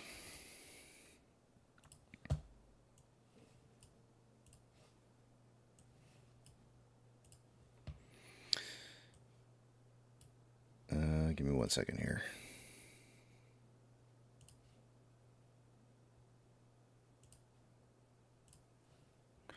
Starting with off exchange. Normally by this time of the day, I would expect to see about 60% going through off exchange and EDGX combined. As it stands right now, we got about 52.06% going out of off exchange, EDGX at 10.27 for a combined total of 62.33%, or 2.33% higher than what I would expect it to be by this time of the day. That is lower than what it was an hour ago, so it's getting closer to what I would expect.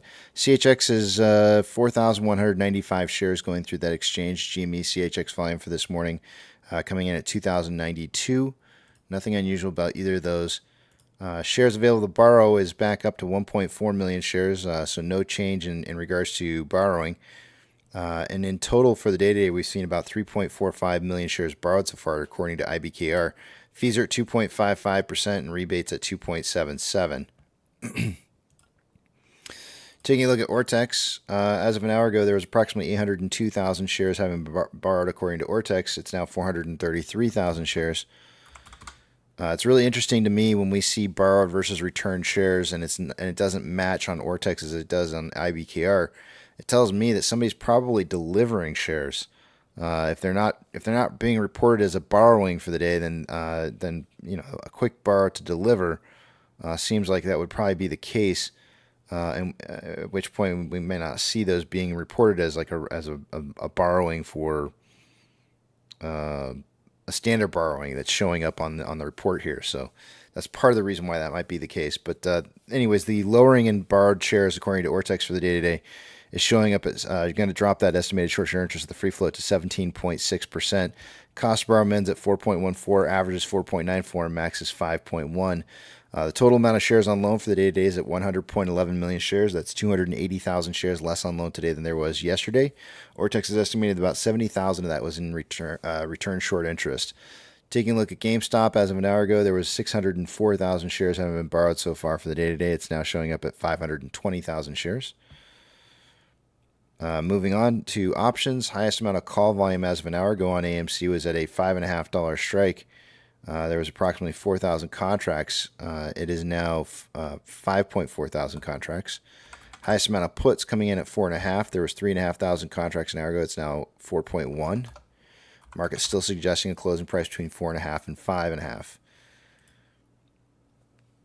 Orders by Fidelity customers, AMC and GME are the only two I'm looking for on this list. Neither of which are on there.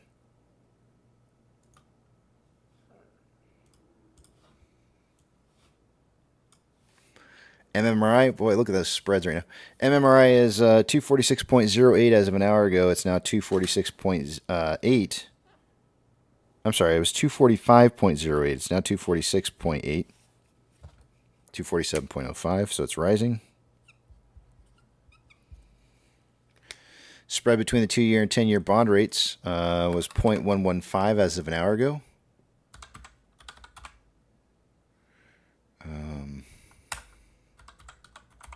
0.128 now. Starting to increase. We started out the day at 0.124.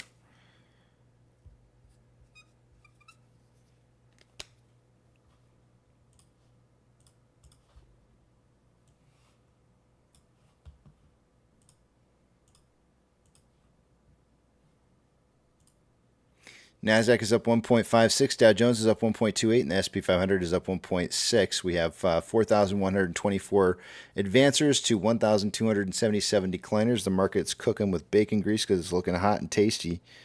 Let's see, 40. It's definitely, the market is definitely more up this hour than it was an hour ago.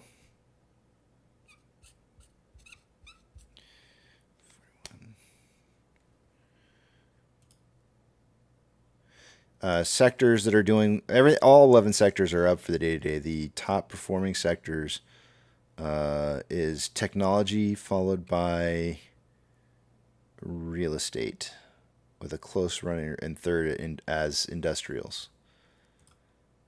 Of the Mag 7, 4 out of the 7 are green, and we're about ready to have a fifth one perhaps here in a little bit. Financial institutions that have changed more than 2.5% or more from yesterday's closing price will get a shout out. FRC is down 13.57. Silvergate's down 14.35. NYCB is down 4.46. In a sea of green, it's interesting to see NYCB is down as much as it is for the day today. Did they have an earnings report? What is this? No.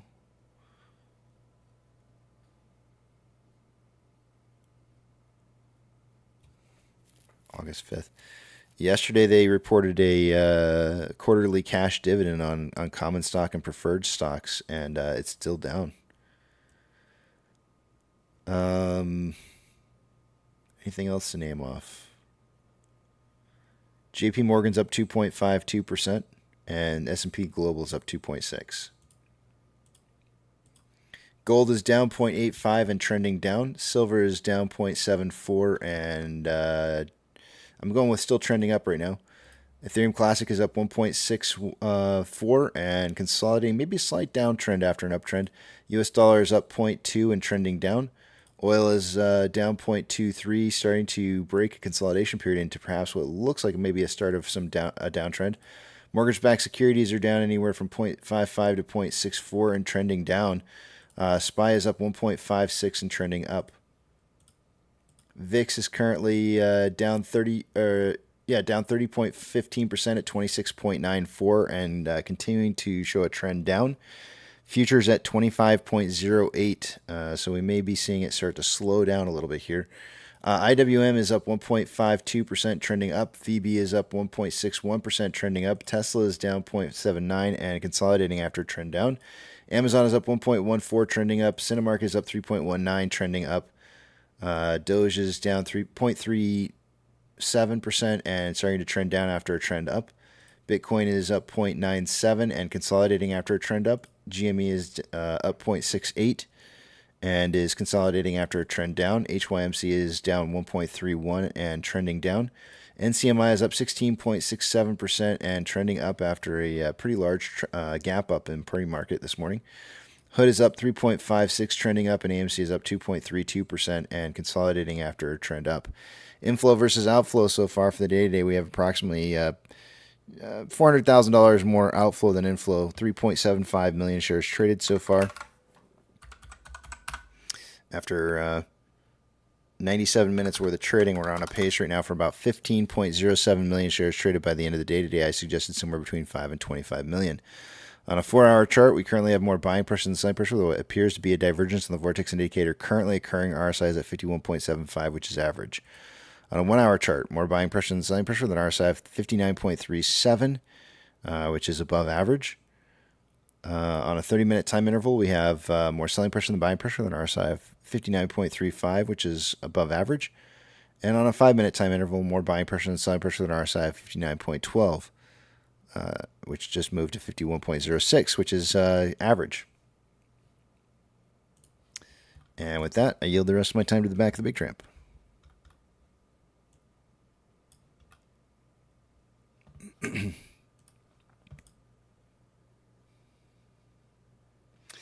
KW says, does AMC still receive NCMI shares periodically? It does. And as far as I know, let me just check and verify, but as far as I know, I don't think AMC has sold off any of the shares that they more recently got from them. But let me just check and verify. I'm going to pull up NCMI's data and see how many shares AMC is currently holding. Why is this not working?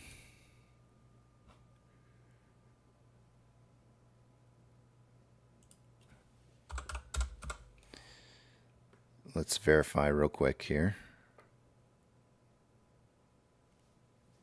Wait, NCMI. I'm sorry. I said the gold mine. NCMI. Let's see here.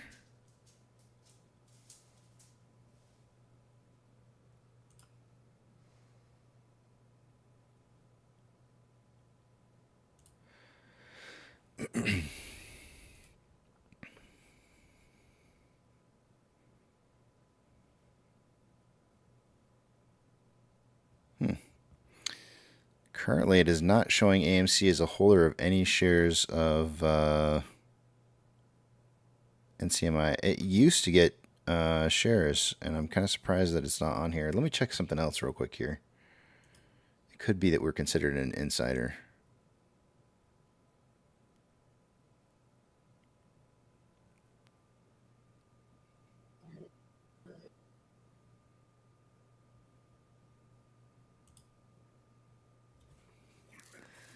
Holy moly, what is going on with my internet connection?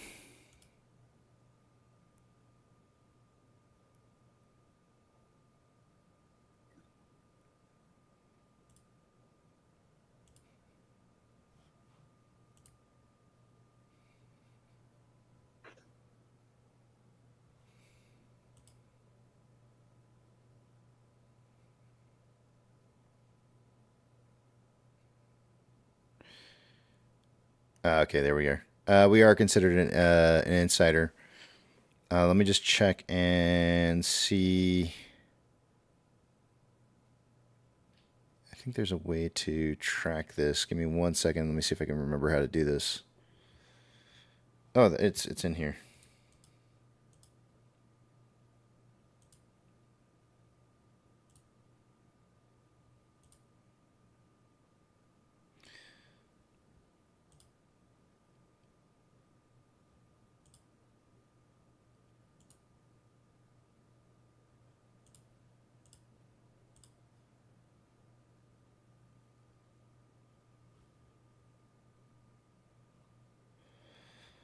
I'm supposed to be able to pull this up to see what the historical looks like on holdings, but it's not working. It does show that AMC has about 2.8 million shares. So if you were to track that as a value,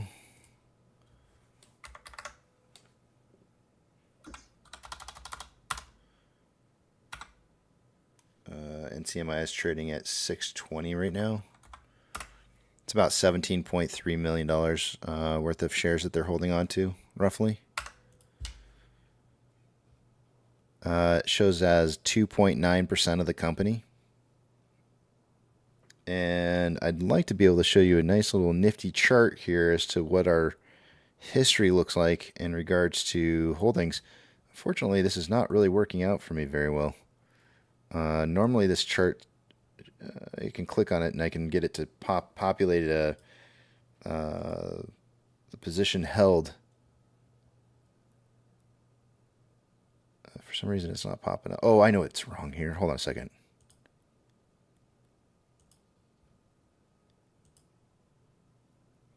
Now it's going to show me, huh? Maybe?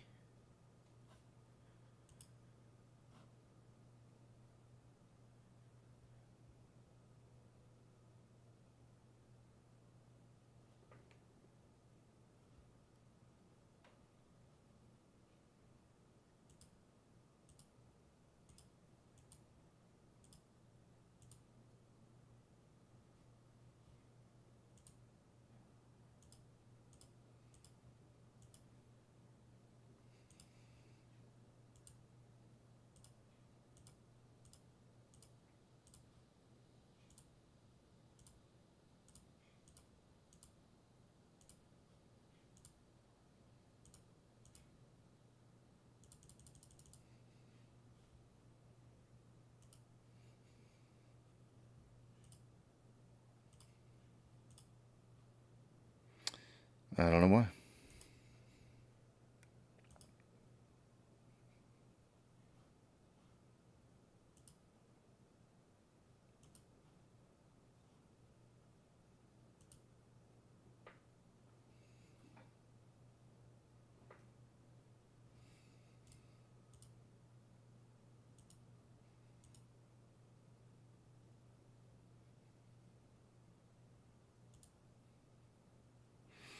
Yeah, I don't know why. I can't get this chart to show me the positions and what they held and when they held it. But it does say that there's 2.8 million shares held right now by AMC currently.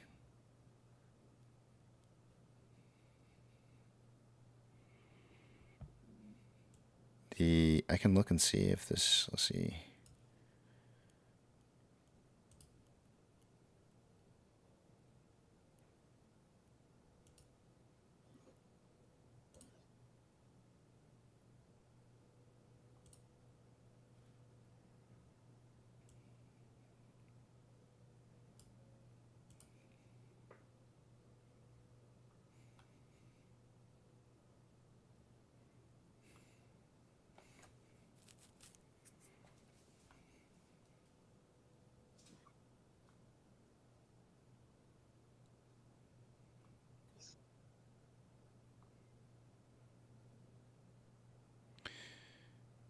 Yeah. I'm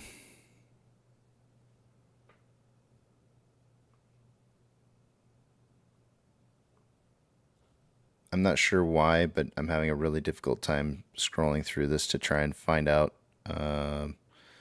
when specifically AMC started holding their shares and when they may have sold off their positions. I'm not sure why this is having such a problem.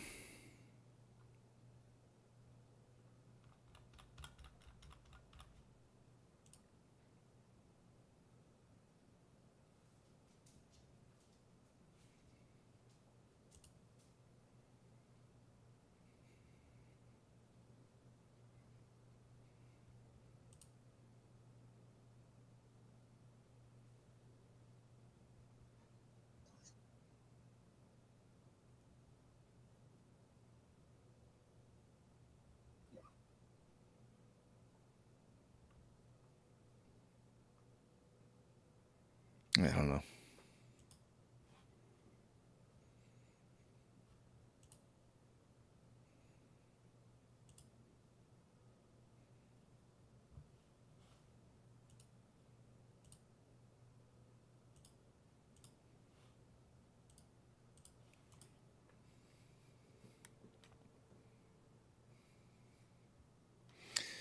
Attendees Plus Plus says, I just sent a diamond to the Discord. We have Petro in here now. Welcome, Petro.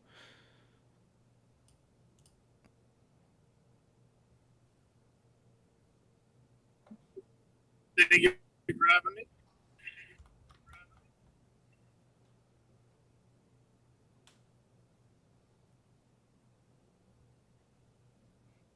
I might watch that one on my own later. I do notice that Brandon posted this up today, which this is meant for Danny, but I absolutely love it. Like, this would actually legitimately cause me to want to actually go play cornhole. Look at that, Beavis and Butthead cornhole. They've got the they've got the bags on there and everything. I love it. Cornholio boards.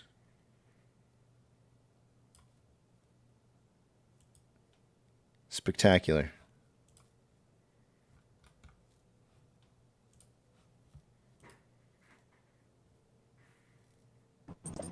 Yeah, I want one. I know. That's what I'm saying.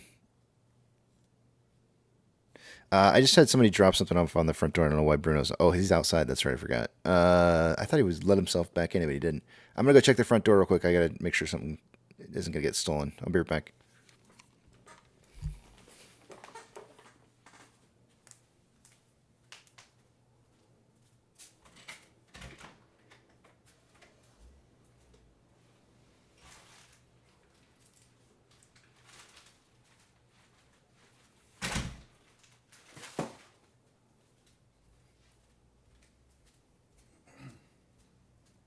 Bruno, you push the door.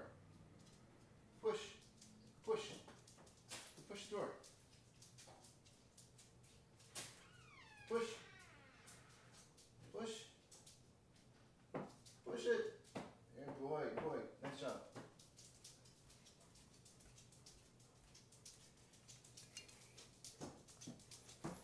Good boy. Yeah, good boy. Good boy.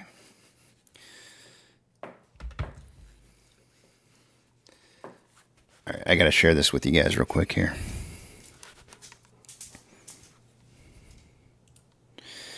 Check this out. Melissa bought this for me because when we went to Deadpool and Wolverine, I get my bucket, and I think she always feels bad for me when I don't get something I really really want.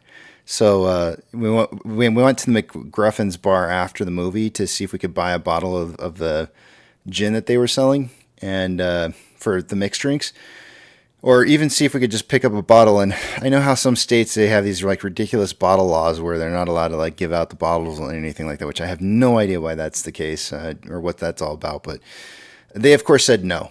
They're like no, and it was funny because the bartender was almost kind of like angry that I was asking, like I was probably the 18 millionth person that's had come in and asked. So Melissa went online and looked, and she found, she went to the Aviation Gin and bought a special edition American Gin Deadpool limited edition bottle, which is really cool. It's got like the Deadpool little symbol on the top with the tab. So we've got a bottle of gin here, so it's pretty cool. There's nothing really special about it other than the fact that it's a limited edition. It's got my fingerprints all over it now. It does say at the bottom of the bottle, which you can barely, I don't think you can see because my hand's in the way. Well, it's kind of raised. It says Portland, so I imagine that they're bottling this up in Portland. 42% alcohol, which I think is what, 84 proof? I think that's pretty cool.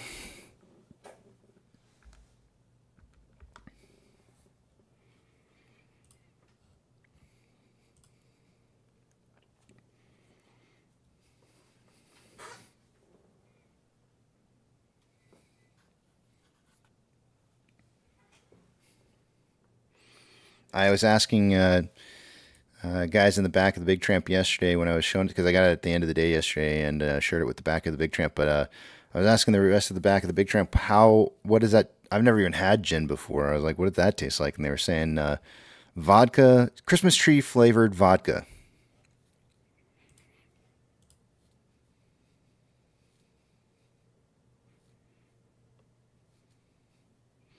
Dirty says, nice. It's now a family heirloom to be passed down for generations, commemorating the AMC journey. or maybe I toast with that bottle. I mean, I can't imagine. I mean, I've already got my cigar already in my desk drawer waiting to go. So I can't see why I wouldn't have like a nice gin to go with it. What better way to celebrate than with gin? I guess. I don't know. I've never had it before. Thank you. Thank you.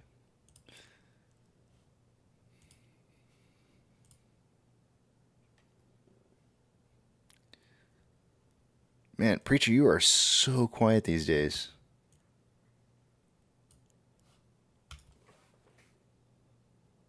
I feel like he's in here, but he's not. He might be working on his sprinkler system again. Actually, I'm on holiday, so I'm always with the kids or doing something. You know how when your wife always has something planned for them, right? But yeah, right now I'm actually preparing for a trip to Romania. I'm going. Well, tomorrow's my birthday, and I'm going to be driving most of the day tomorrow. I'm going for a festival in Romania, my first festival ever. So, yeah.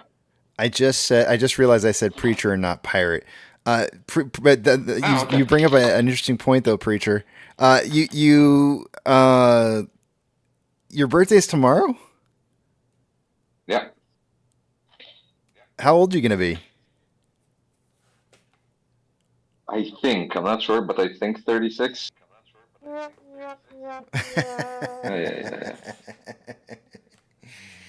36 years old, you youngin'. Yeah. It's about when I lost count too. 8 years more than I thought I would ever live. So that's something.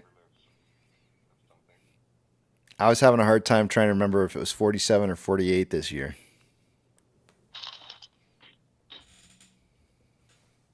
I was the same, but so many people were asking. At the point, I was like, okay, let's figure out how old will I be. After 30, I kind of stopped tracking. Mm-hmm. Dirty says gin is an acquired taste. Try a gin and tonic next time you're out and see if you like it. That's what I hear everybody say is always gin and tonic. And it always makes me wonder, like, do you have to mix gin with something? Like, is it a mixing only kind of drink, or what's the deal? But, well, happy almost birthday, Preacher. That's awesome. And you said you're going to a festival somewhere? Yeah, Romania. Okay. So I'll be driving over tomorrow, and the festival starts on Thursday. No, it's not my hometown. Is that home? So I'll be staying at a friend.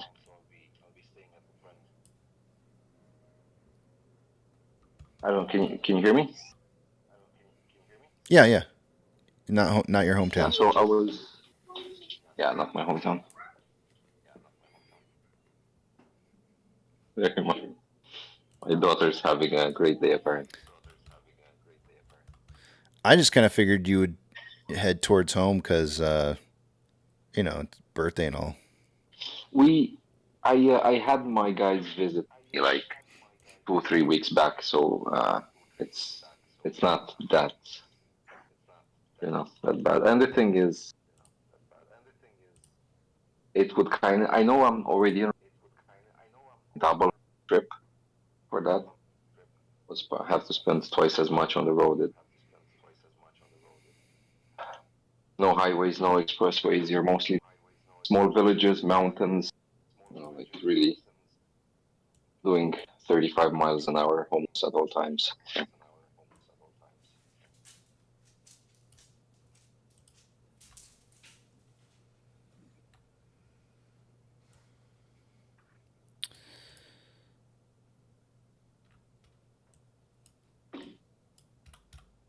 Are you taking work off? Let's see, tomorrow's a work day, right? So you're taking work off to do this?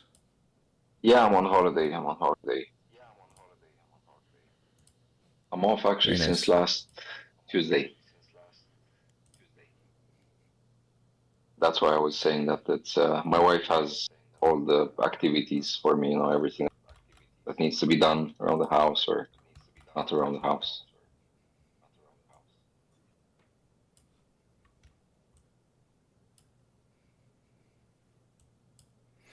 The honey-do list is what they call it here in the United States. Yeah. Yeah. Cal and Dad says, "Hello, Uncle Casey. I don't know what else to say. Saying hi is always okay. Good morning."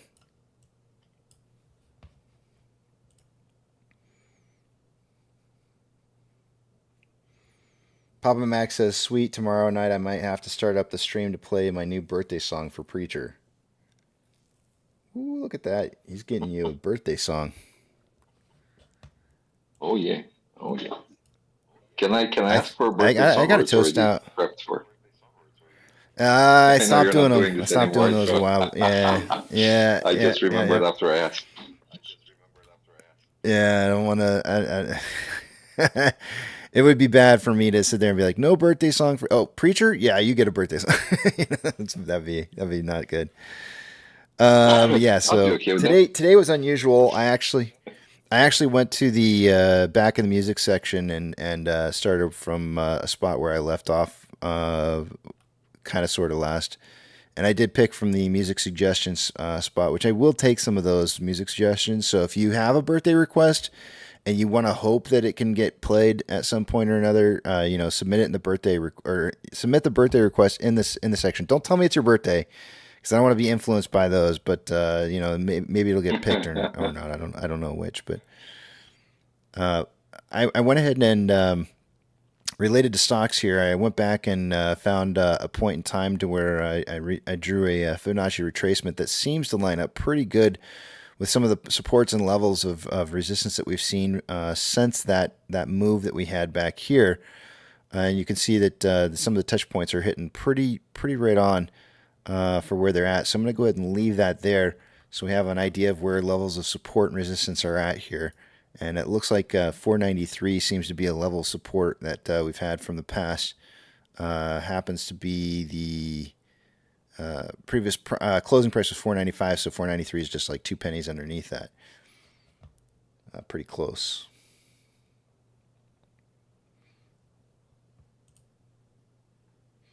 There was a movie, Cal, called, I think it was called The King and I. Maybe, I'm not sure. I can't remember. It's really old. It was a really old movie from a long time ago, and it was about the Emperor of China, and he had a advisor, I guess. It was about he was a kid, a very young child when he became the emperor, and he has this advisor that he meets, and as they are saying goodbye for the very last time, the emperor says, I don't know what to say. I was at a loss for words, and his advisor said, well, sometimes I think that the best thing to say is this, same thing as when you're greeting somebody and when you're saying goodbye. Say hi. So you can say hi when you're leaving too. You don't have to say goodbye. Not all goodbyes are always goodbyes forever.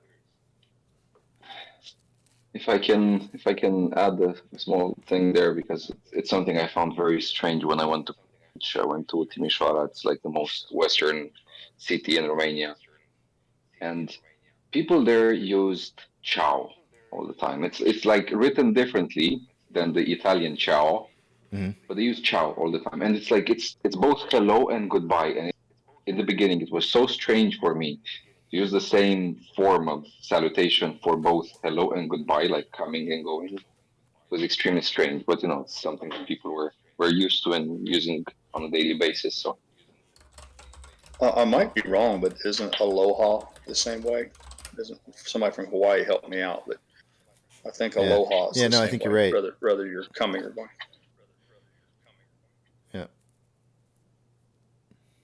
Yeah. Dirty says the King and I was based on the King of Siam.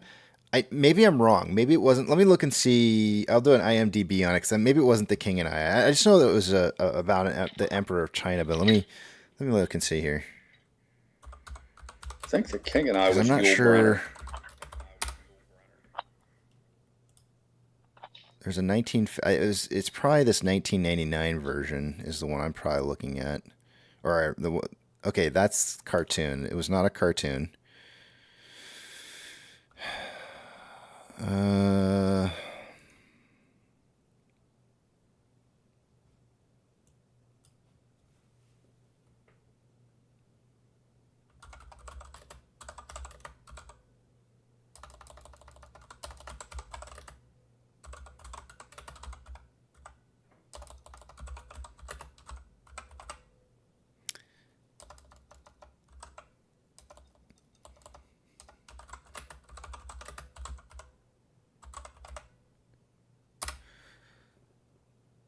This might have been it. I think this is it. It's called it was The Last Emperor. I think was was the name of the movie. It's the exact movie I was thinking of. Yeah, it wasn't The King and I. It was The Last Emperor was the name of the movie, and it's obviously about the last China emperor, and it was a child, and he was I guess dethroned or something at a very young age, and that's the last scene he has with his advisor was the one scene that I'm talking about. It's at the very end of the movie, and I don't know why that impacted me so much, but I guess it impacted me because I always think about saying goodbyes are always so hard, right? Like you always hate saying goodbye. Saying hi is so much better, so much more fun, and so it's like, why not make goodbyes the same way as you greet somebody? And it just kind of always hit me as like, yeah, that's a great way to think about it. It's not forever, or at least it doesn't have to be. Called The Golden Child. Yeah, that was Eddie Murphy. Are you? Yeah, that was Eddie Murphy. The movie that I saw was not. The movie I saw was not a joke. It was kind of like a historical representation of the past, obviously with leeway given.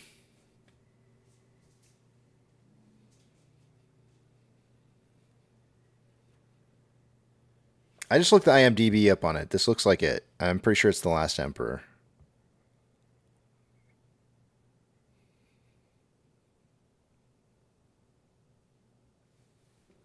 Let me just check something out real quick here.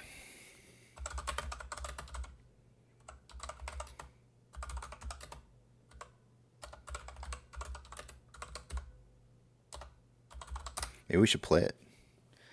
Final goodbye scene.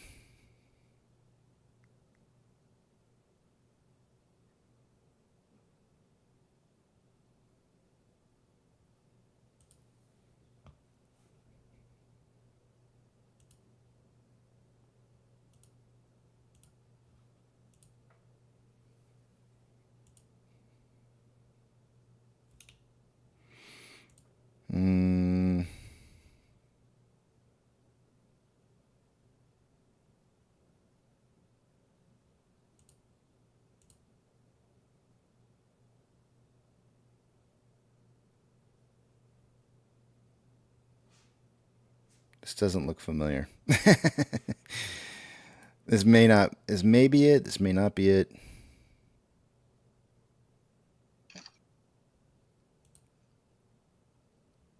I don't know.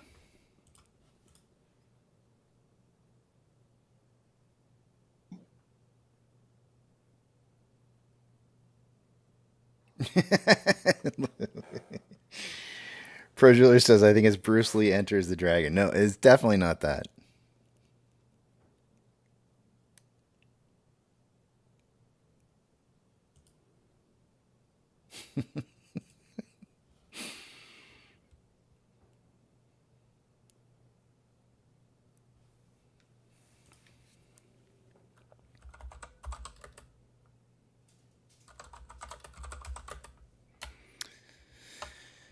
You guys are making me want to figure this out now.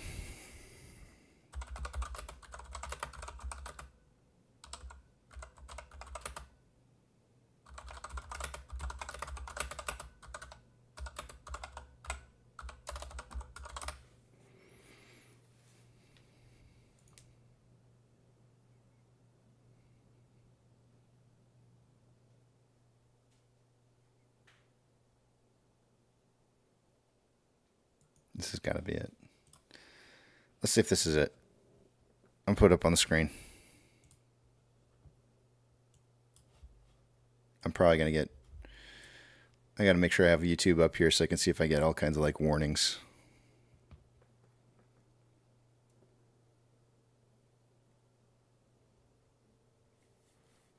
Maybe if I talk over it, that might help.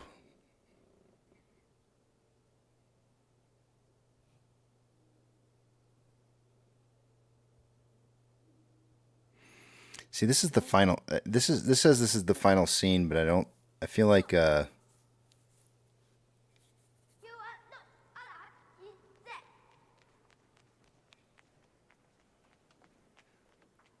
you? I live here. I'm the son of Guardian. Well, I used to live here too. That is where I sat. Who are you? I was the Emperor of China. Prove it.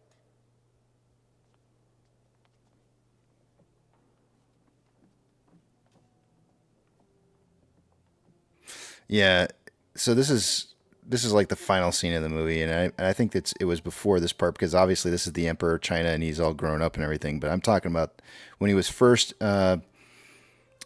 removed from the throne and taken away, and he was like saying goodbye to his ambassador.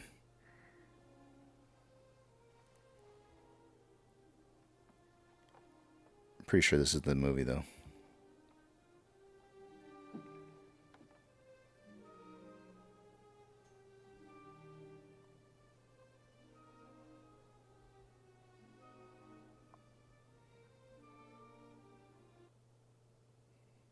No, anyways.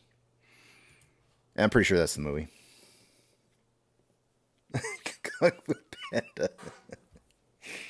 You guys are terrible.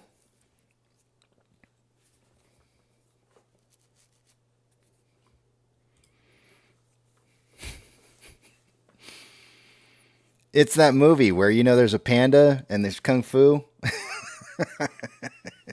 There's a guy named Shifu in there. What's it called again? Isn't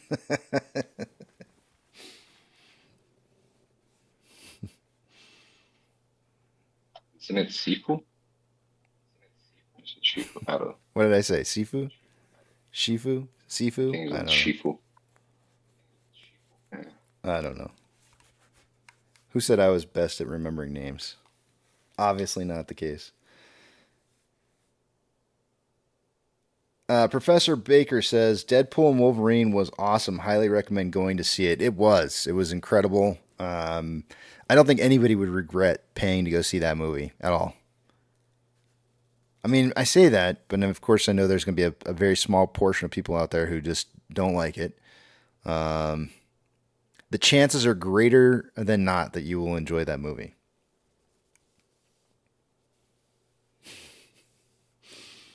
Get out of here, Chi-Town.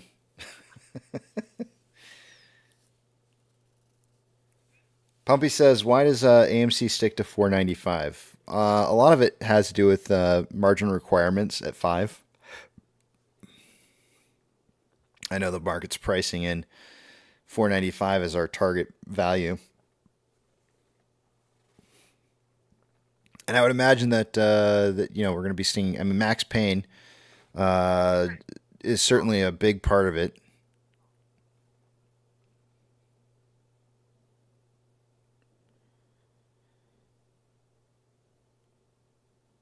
Metallica says about a minute into the video is what you're talking about, I believe. In the video that I just watched? Are you kidding me? It was like literally... He said the YouTube's titled Goodbye, Mr. Johnson, the last emperor. Oh, okay. Hold on. Let's see. Goodbye. It's actually, I don't know why, for me, and I don't remember what year it was that I watched it. I'm sure it was after it was already out on TV, so it would have been a few years after, but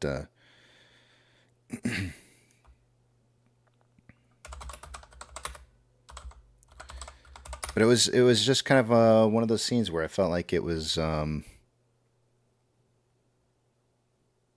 in life it really is hard to say goodbye to people sometimes. Let's watch it. We're about watching movies here, right?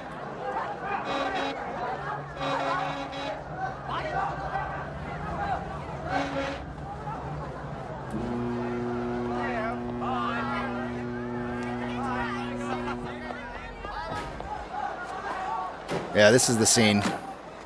Pretty sure this is it. I am going to miss you, Johnston. I shall miss you, Your Majesty.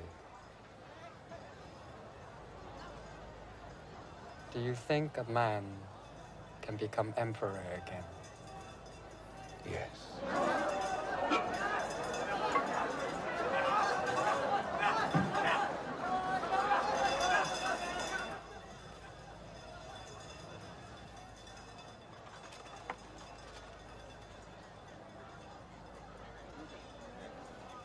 Thank you, Your Majesty.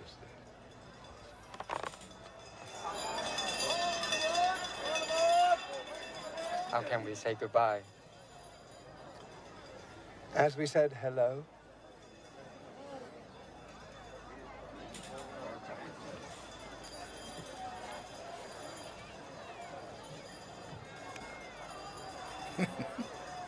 Farewell, Mr. Johnston. farewell, Your Majesty.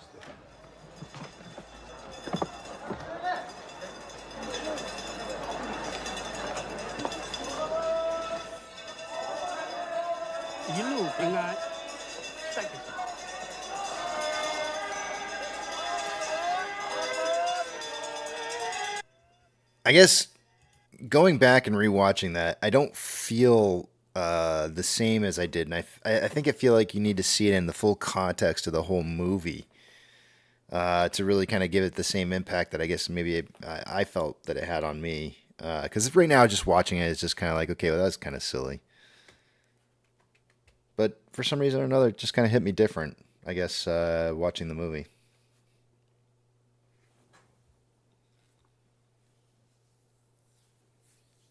Sorry, what movie? The King one? Yeah, the Last Emperor. To be honest, I'm not usually into those kind of movies, like documentaries of loose documentaries of the past. They're kind of slow and long and drawn out, and I just really don't have the patience for them. That one intrigued me and really kind of drew me in a little bit and made me want to watch it, and I continued to sit through the entire thing and just found it very fascinating. I thought it was a great movie. Fan of Peter O'Toole. He's a very cool dude. You look into some of the stuff he's done, and he's a different kind of actor. Sure. I'm kind of curious what kind of ratings it got. Let's see here. It was a 1987 movie. It got on IMDb. It got a 7.7 out of 10, which isn't that great. That's just kind of decent score. It's kind of. Is it? It's a decent score. I feel like that's kind of low. Yeah, everything over 7 is worth, at least from what I've observed with IMDb. Let me look up on Rotten Tomatoes. Kind of curious. Rotten Tomatoes has it at 86% tomato meter for, isn't that, and the audience score is an 88%. Popcorn, no splats. So yeah, it got some good ratings. If you've never seen it, I recommend it.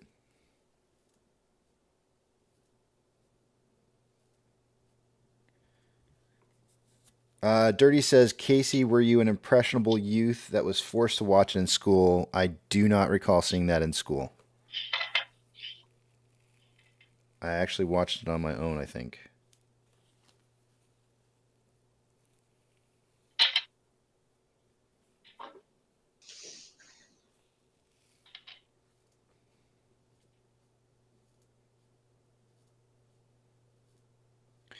Brian says it's rare for anything to be above an 8, so 7s are solid choices. Like I said, I thoroughly enjoyed it. Yeah.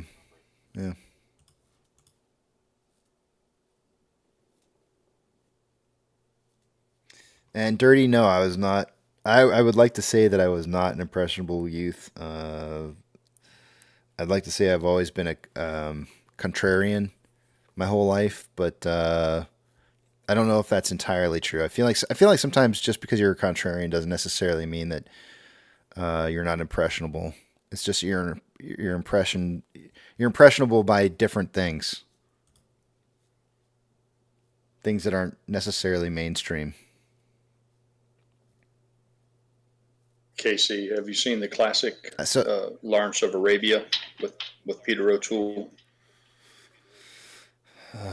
Let me check and see. Let me pull it up here. I feel like I've seen parts and pieces of it. What was the title again? Lawrence Arabian? of Arabia. Oh, Lawrence of Arabia. Nope, just Lawrence, the name Lawrence of Arabia. Yeah.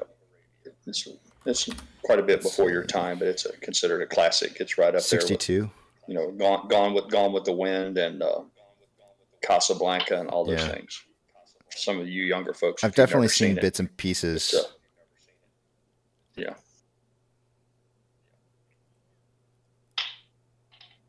And this is the kind of stuff that I would have probably been watching like in the middle of the afternoon, downstairs in the basement of my parents' house, because it came up free on some kind of movie channel back in the day.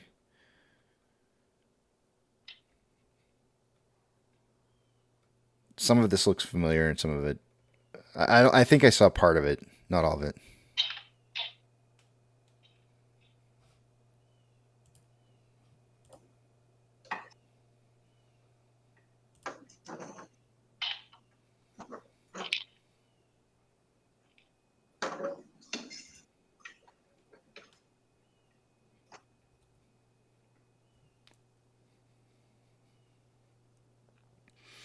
Dirty says, that's cool in hindsight. Something teachers showed or taught me had more impact than I realized. There are some teachers that I wish I could go back to, find them and tell them like how much of an impact they had on my life.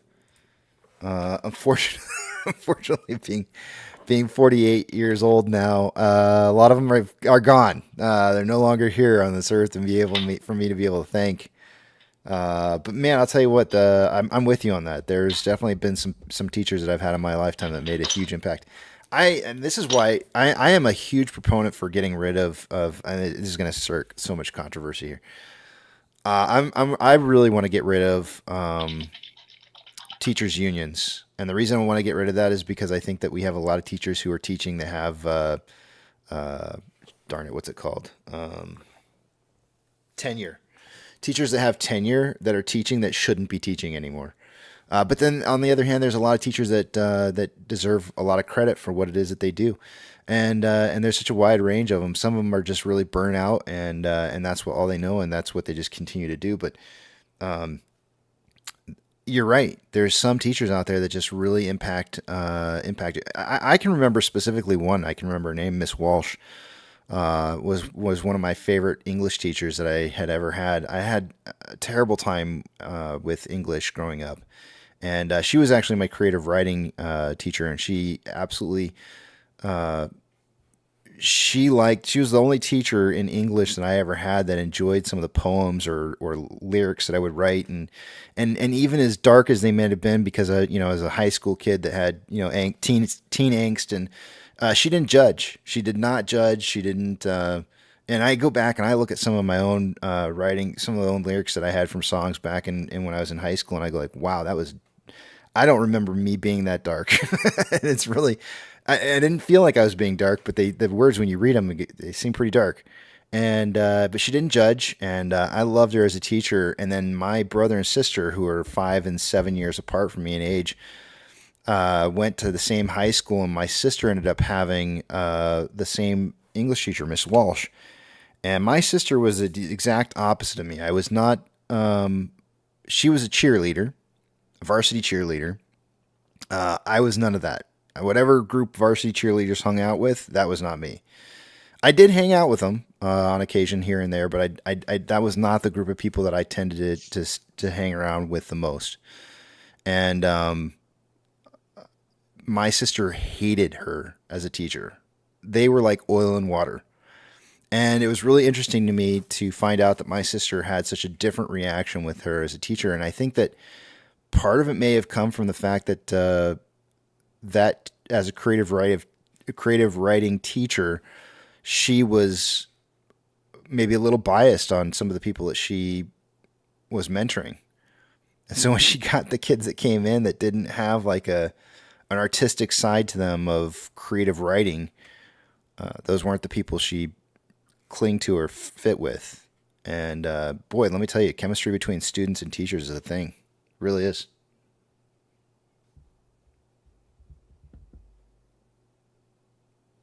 I would always tell anybody who's in school at any level, if your teacher is not mixing well with you, transfer. Get out of that class as soon as you can and go to a different teacher.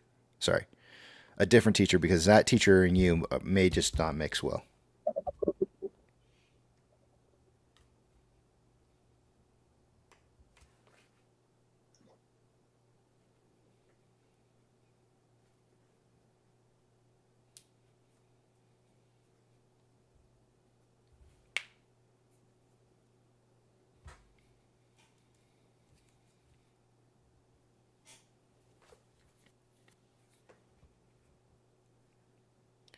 Papa Max says, my cousin taught all 4 of my children first grade. She intentionally taught 1 extra year in order to catch my youngest child.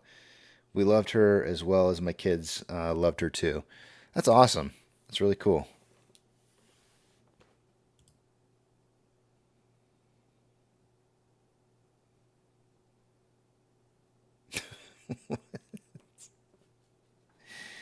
I don't even know what you're saying, Dirty.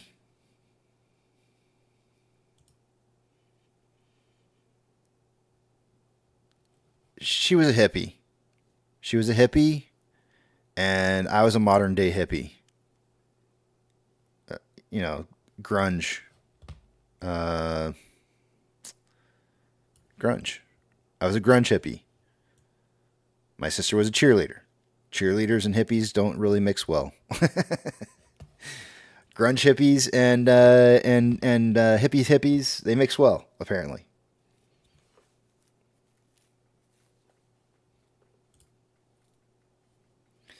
Chi-Town Turtle says, what advice would you give the young high school you? I mean, besides the obvious of buy Apple, like Papa Mac just said, or buy Microsoft. Yeah.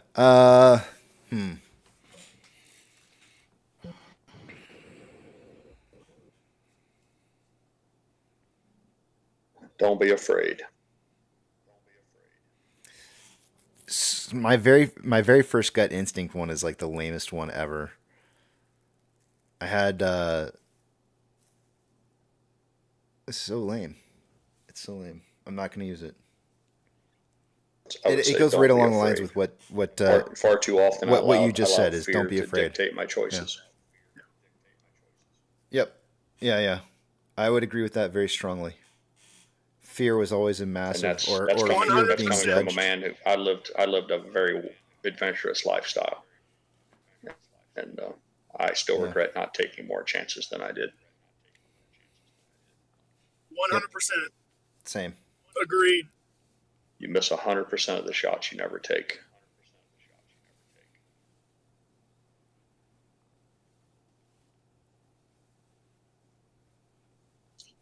Sometimes it's all about just taking that leap of faith.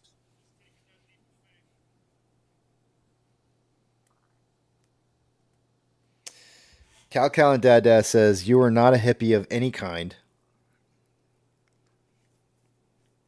Well, that's why I said like grunge. I don't know if grunge hippie is a thing.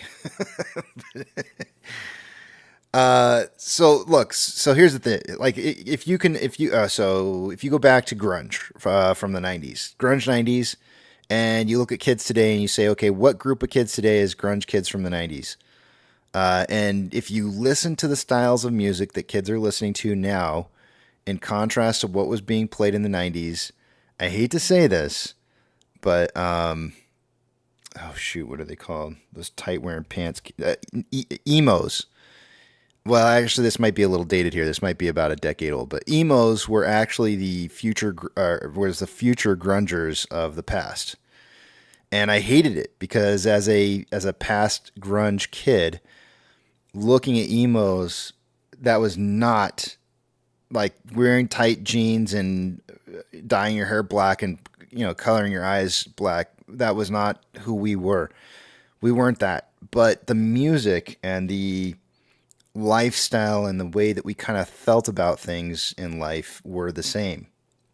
And so that's why I'm saying if you were to take a hippie from the 70s and move them, advance them forward in life, and you've got dreadlocks and you've got you've got the baggy clothes and you've got the mentality of like screw the system,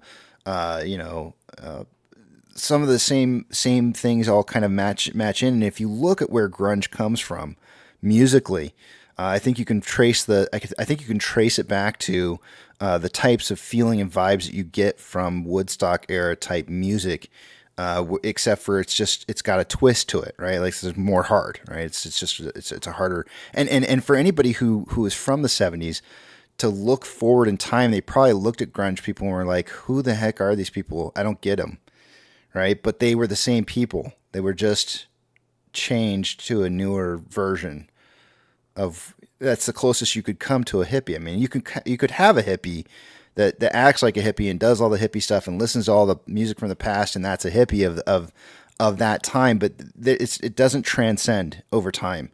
You can't, just because somebody wants to dress and act like somebody from the past doesn't mean that they're a hippie from the past. It just means that they're trying to live in a style or fashion that mimics something from the past. But these groups of people actually change over time, and the music changes, and it has these like common themes that they kind of match up. And so when I say a hippie of the future, it's not the same thing. You can't, just because you're not burning incense and got dreadlocks and or peace signs everywhere, doesn't mean that you're not hippie. It's just a different kind of hippie. Yeah, they all have a central theme. I don't think any particular generation has a monopoly on rebellious nature or teenage angst. I think it starts with the teenage angst, the anxiety of going through the tumultuous time of being a teenager in high school, young love and all of that. And then so I think every generation, even going back to the roaring 20s, you can always find people who are at that. It's like a rite of passage. It's almost a thing, like a force that you have to go through in your travels. You start out as a child and adolescent, young adolescent. Then right before you reach adulthood, you have to go through this real emotional time in your life. And I think every single generation has it. It just manifests itself a little bit differently. Maybe the style of clothing's different, or the mannerisms are different, but it usually has some recurring themes like "fuck the man," "I won't be oppressed," "I'm going to be different than everybody else," "I'm going to set myself apart." It's usually centered around some sort of rebellious nature. Right. Then this is where I would say I would add in here is they start to grow and they realize that they evolve out of it. This is where I would stand out, and I would say, like, people who were listening to grunge music when Backstreet Boys and NSYNC came out did not fit in the same category, right? Like now, if I was listening to NSYNC and Backstreet Boys, and you said, like, Casey, you were not a grunge or hippie of any type, and I'd say, like, yes, I was, and I was listening to NSYNC and Backstreet Boys, I would agree with you. I would not fit that criteria of somebody that I would consider to be hippie-ish. But and that's I think that's where you can kind of draw that line of, like, where do you separate, like, mainstream music that's pushed onto people that's crap versus, like, stuff that's underground and different and uncharacteristic of what the system wants you to be. Well, musical taste has always been. I think that's what we're talking about. It's been a way for people to express themselves. You think about the Bobby Soxers. My dad was big grew up in the 50s, and he was big in all the Bobby Sox dances and all those, the Bobby Darin era of songs with, you had a singer and then maybe two or three backup singers. Then you had the evolution of rock and roll was the rebels. Those were the wild people, the Elvis Presleys and there's five or six, a double handful that really kind of burst onto the scene for rock and roll, and they were the rebels of their era. Then you had the same thing with rap, and you had the same thing with the hippie generation. There's music has always been closely linked to those times in people's lives. I would argue that it plays over and over again. Definitely not Milli Vanilli for me. Yep, I was not into that for sure. Yeah, that would not be what I'm talking about at all. And Rage Against the Machine, yes, absolutely. Rugged's talking about NCMI. We're seeing a big increase in price on NCMI, and we were talking about it earlier too when it was moving up in price. But you want to know what's going on with NCMI? Well, the movie theaters are doing really, really well, and NCMI makes their money off of advertising through movie theaters. So they must have. My guess would be is that they're doing really, really well right now on the advertising side of business of the business. Yeah, I was definitely not a Milli Vanilli fan.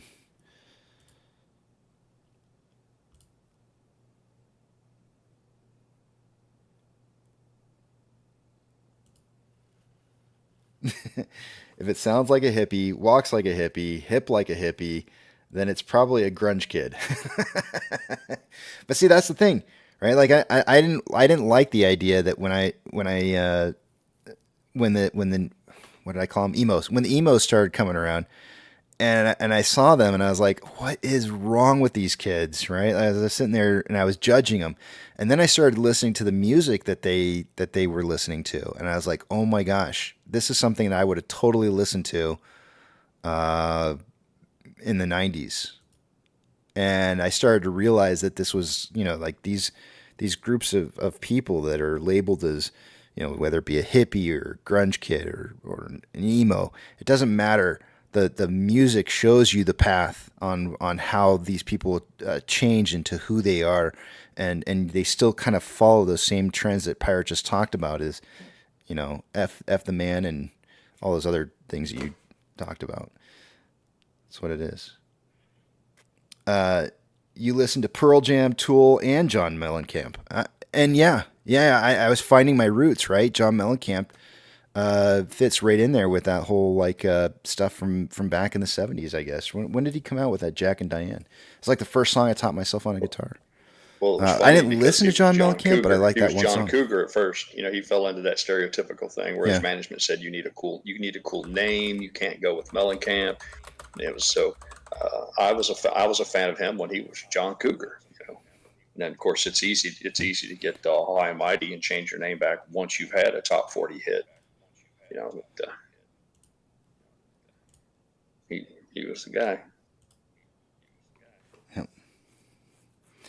Fun fact, Casey started a garage band in high school. I didn't actually start it. I joined it. I joined the band. The band was already started. That was that. It's going to sound really dark, but the name of the band was Golgotha. and we were singing like a bunch of Metallica and what else? Megadeth and what else was it we were doing? We were doing... your nephew, I can't nephew remember. or niece. I don't know Really if it's hard girl or stuff. boy, but your nephew just put in Golgotha in there. He remembered it. They remembered the name of your band. Yep. Golgotha was the name. It was. I didn't pick it. For It was those already of you the name of the band when I got unfamiliar with into the, it. So. Christian theology, Golgotha was the name of the hill where tradition holds that Christ was crucified on. So it's kind of a John dark just said place. Pantera. Yeah, anything like Pantera, Metallica, any of that Megadeth, any of that stuff would have been stuff we would have been playing. I was actually the singer for the group. I didn't really play an instrument for it, and it was very interesting. Like, it wasn't my kind of music. I actually really didn't enjoy what it was that we were doing because I didn't like hard metal. I was more into grunge, and but I wanted to be a part of the group because I don't know, it was fun. It was a good time.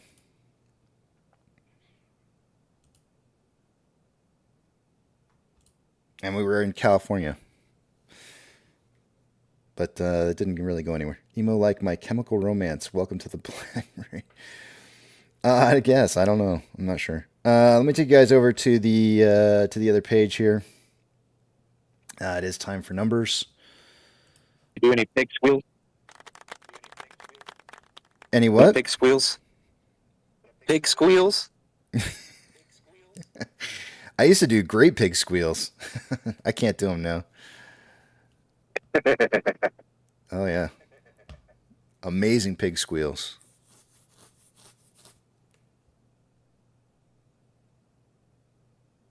Give me 1 second here, guys. I'm trying to update my screen.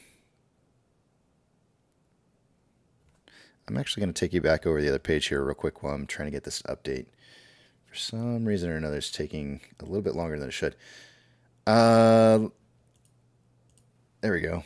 Starting to go through. Trevor, good afternoon. Here is some wisdom from Mr. Know-It-All. Censored content. Good to see you.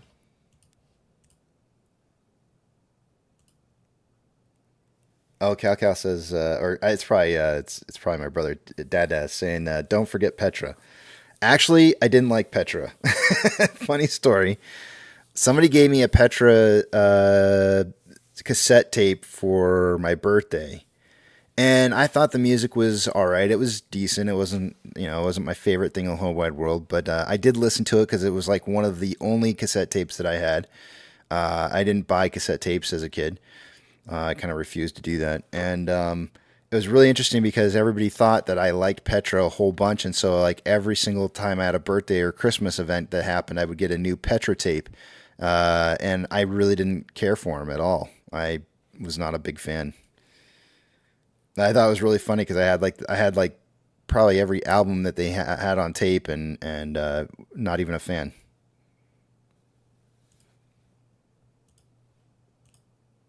They had some good songs. Don't get me wrong. I just was not as big of a fan as everybody thought I was. That was kind of interesting. It's like buying a what do I have like that?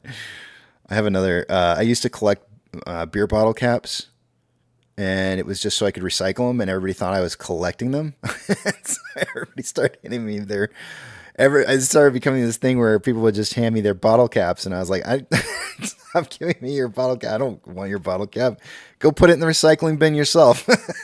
So everybody thought I was just into collecting them. I was like, "No, I'm trying to recycle."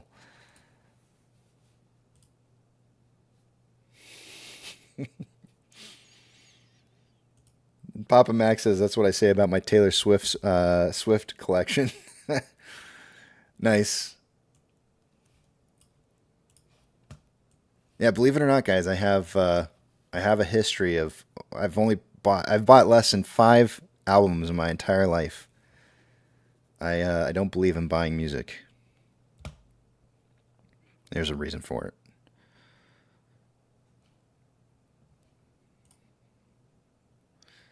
Screw the system. That's why. All right, I've taken you guys over the other page here. I'm not going to be able to see what it is that you guys are saying, so hold those personal thoughts, comments, questions, or concerns specifically for me until you see the big tramp back up on the screen again. Let's take a look and see what we got going on here for the day-to-day. Starting with off exchange. Normally by this time of the day on off exchange, I would expect to see about 60, what time is it, 11 o'clock? 63% going through off exchange and EDGX combined as it stands right now. There's currently 54.11% going through off exchange and EDGX at 10.94. The combined total in that 65.05%, or about 3.05% more volume than I would anticipate there being going through those, which means we could have a little bit better price improvement right now if it wasn't for that. CHX for the volume for the day today, 5,599 shares, not a whole lot. CHX volume for GME's 3,407, also not a whole lot. There needs to be up to 30,000 to be considered a lot. Borrowing fees, excuse me, there's only no change. No change in the last hour. Fees are at 2.55. Rebates at 2.77. There's no new shares having been borrowed in the last hour. So far, IB Care has reported about 3.45 million shares borrowed for the day today. And let's see what Ortex is showing us.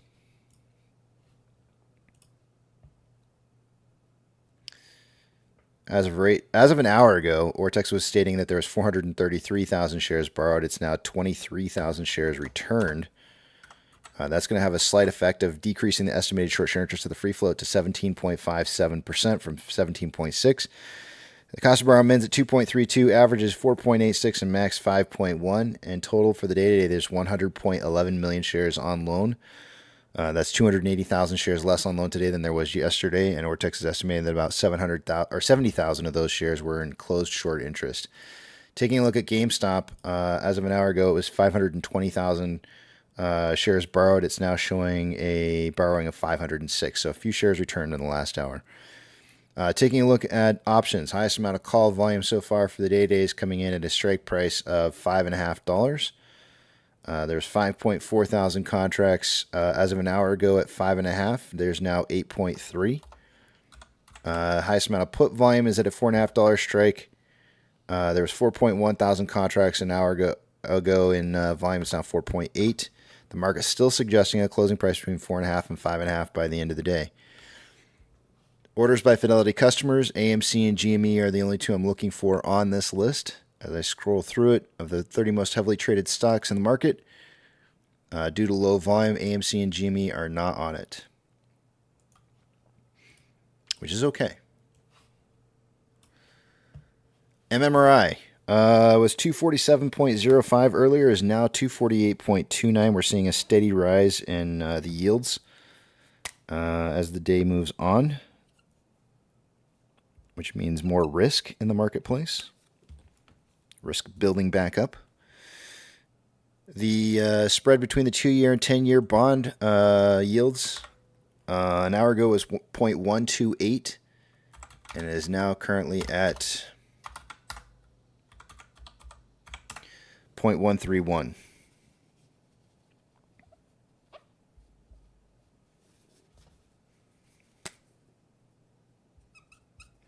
So the bond yields are still inverted.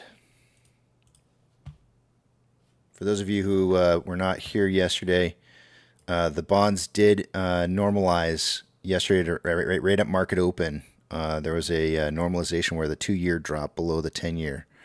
But those went ahead and went inverted again shortly thereafter and have remained that way. And you're seeing the 10-year, 2-year, and 30-year listed on the page here.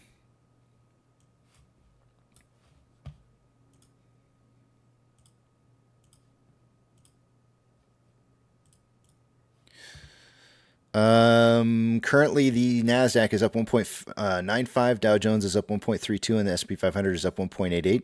We have 3,931 advancers to 1,582 decliners. The market is more declining this hour than it was an hour ago. But still cooking with bacon grease because it's looking hot and tasty out there right now on those decliners being so low. A lot of people are probably going to be seeing this as the bottom of the dip. Sectors that are doing well for the day, all 11 of them are doing well, but the top performing sectors is technology, followed by real estate. Of the Mag 7, only one is red. So we have 6 out of the 7 are green. Highest performing one is Meta, up 5.05%. Financial institutions that have changed more than 2.5% since yesterday's closing price will get a shout out. We have FRC up 57.14%. NYCB is down 4.46%.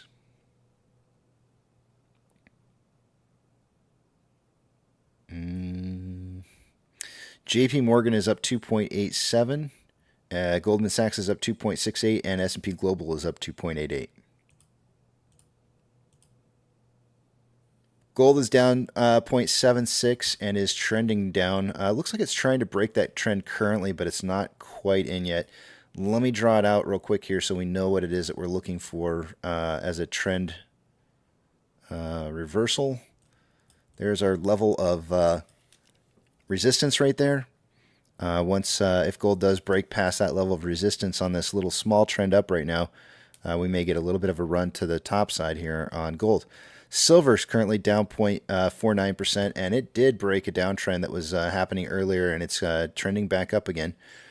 Ethereum Classic is up 1.62% for the day and trending up. The US dollar is up 0.32 and is currently trending up after a downtrend. And it does appear to be breaking that trend currently on the US dollar. Unfortunately, when the US dollar is going up, the market's going down. So it's definitely breaking that trend into an uptrend. Not very strongly though. You can see it's just kind of consolidating a little bit. Maybe getting the breakout right now. What time is it? 11 o'clock? Yeah, this could be about time. Could see a little bit of a move. Oil is down 0.23 and is looks like it started to trend down and then starting to trend back up now. We can see there's quite a bit of consolidation starting right around 12 o'clock in the afternoon yesterday. As of right now, it is on an uptrend after having moved down a bit. Mortgage-backed securities are down anywhere from 0.46 to 0.49. Small trends up after a downtrend. SPY is up 1.81 for the day and trending upwards. It's at 526.72. Did I draw out where I felt like this was going to be heading? I don't think I did. No, I did not. VIX is currently down 33.39% at 25.69. It did start to trend back up and then took a trend back down right around 11:30. It's at 25.50 or 25.69 currently, with the futures suggesting 22.93. So the futures are leading it down, which we have not seen in the past. More recently, it's usually the opposite direction. It's usually the future or the VIX is leading the futures.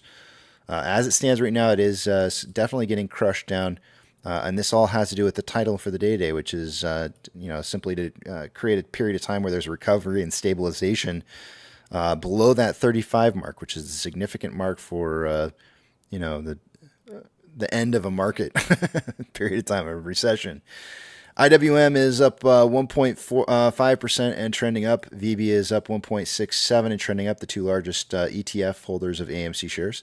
Tesla is up 1.08% and trending up. Amazon is up 1.32 trending up. Cinemark is up 3.5% trending up. Doge is down 0.32 rather and trending up. Bitcoin is up 1.87 trending up. GME is up 0.77 and is I'm going to call this one it's on an uptrend. It's on a very, very, very slight uptrend right now. It almost looks like a bullish wedge, bullish triangle.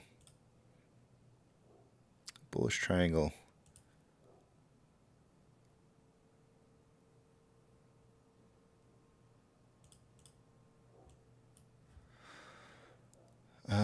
Which, if we get the breakout towards leaving out just the tip, would be around there. So somewhere around like 1329, 1330 to 1400-ish, 1 o'clock. Just a possibility, not saying for sure. HYMC is down 2.84 and is trending down. NCMI is up 22.25%. I don't know if there's any specific news here. They reported the results for the quarter ending in June. So apparently they had some pretty good numbers on their earnings report. And the price is definitely taking off on that, up to a high of 650 at one point today. Still trending up.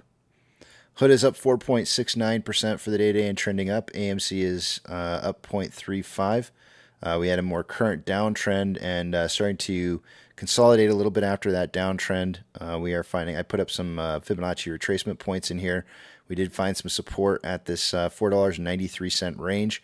We may see price kind of trade in between 493 and 502, 503-ish by the until the end of the day. I do have this level of support and resistance that you can see that is crossing down through here. If we get a lot of consolidation in between 493 and this level of what's resistance now, going all the way up to the end of the day today, this is where we may see the breakout kind of in this time frame between those two prices of 493 versus 499 is where this line intersects. So we'll watch that and see if that holds as a level of resistance, and we'll also watch for support at 493.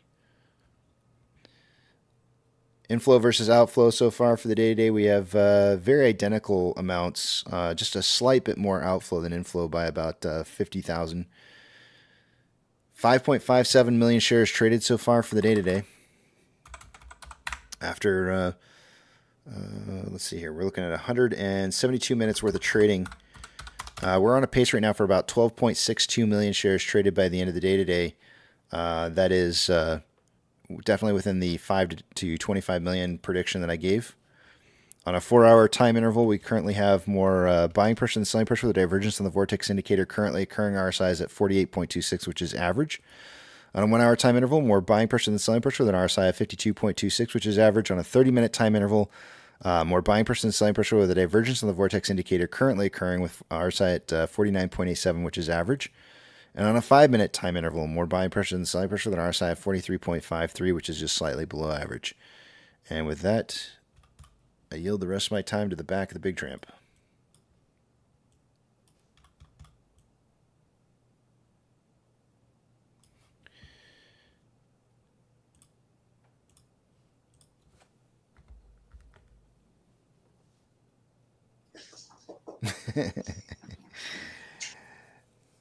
Tim says, my brother says, we did. I bought you like 4 Petra CDs. No, I didn't have the heart to tell anybody. Take 6. Remember, Take 6 was another one. I did like Take 6. Take 6 I did like, but I didn't like anything beyond the first I guess, cassette tape that I got from probably mom and dad or something for Christmas. Everything I got after that was just kind of so-so. But Take 6 was an a cappella group that had amazing talents. They were just really cool. And love Take 6, but one album only was good. Casey's band was Rick Ashley's. That's funny.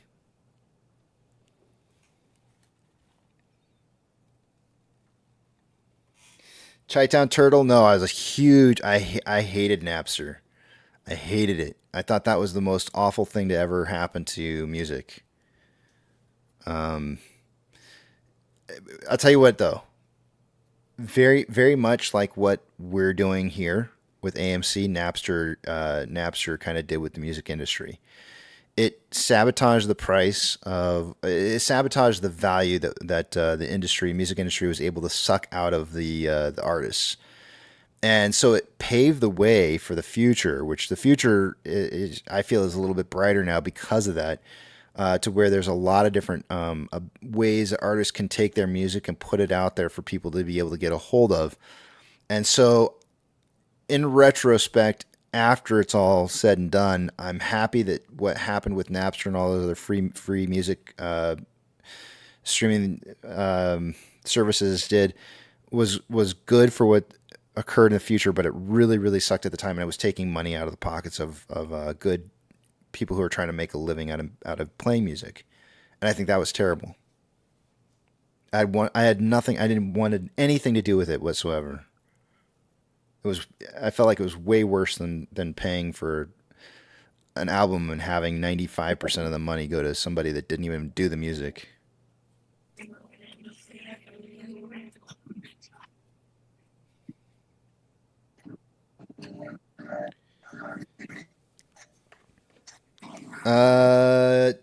Tom says, "Hey Casey, what's the name of the music that you play during break?" Real Rugged gave that as a suggestion. It's called, I can just give you a link to it. It's called Cinematic Superhero Mix.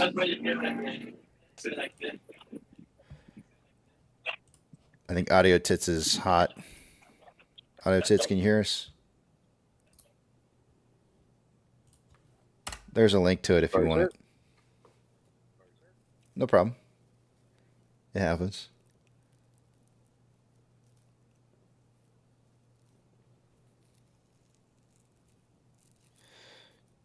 Tim's saying those guys were legit. Yeah, they were. They were very, very talented. I thought it was incredible what they could do.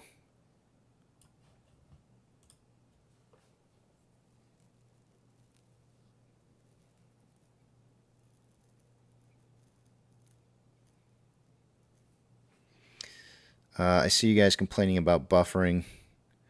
From my end, I can see that I have a really poor connection rate right now, and so until that clears up, there's not really much I can do. I apologize.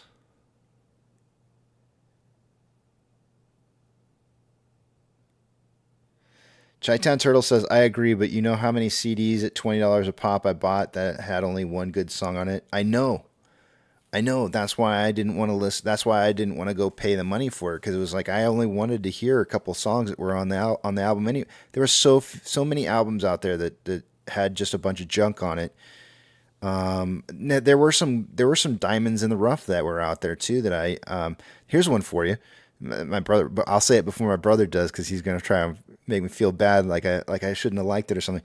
There was a Prince album where he did an entire album for the Batman movie with oh gosh, man, Jack Nicholson is the Joker. That album, at the time, I'm not saying now, but at the time, there wasn't a damn song on that album that was bad. The whole thing was amazing. I had an appreciation for Prince that I had never had before when I first heard that album. I was like, oh my gosh, I really didn't like Prince before. But that album changed my mind. But there is so few albums out there that where you find like every song on it's something worth listening to. And I didn't want to pay a bunch of money to listen to one song. Especially when I knew majority of that money was making it into the pockets of people that didn't even make it. But I certainly wasn't going to just download it for free. That would have made me a hypocrite.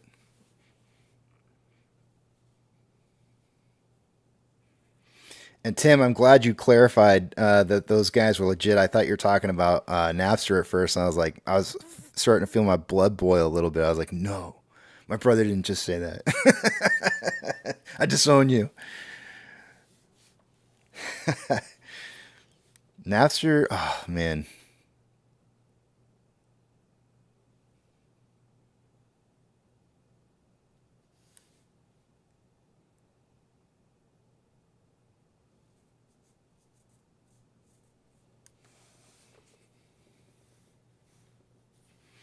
Dark Lotus. That's what I did. I did it before. I didn't do it in the 90s when I understood what was happening. But in the 80s, I had a mix track that I had recorded my favorite songs from the 80s. I still have them to this day.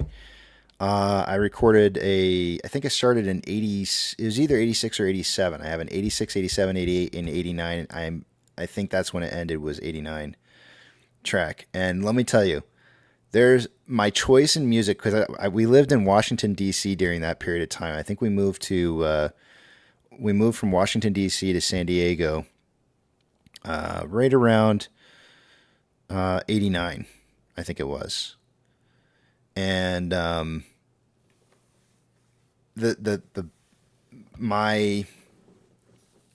music that I listened to drastically changed when I moved to the West Coast. The person I was as a music listener was drastically different living in Washington, D.C. I want to go get I want to go get those tapes, pull them out, and play them for you.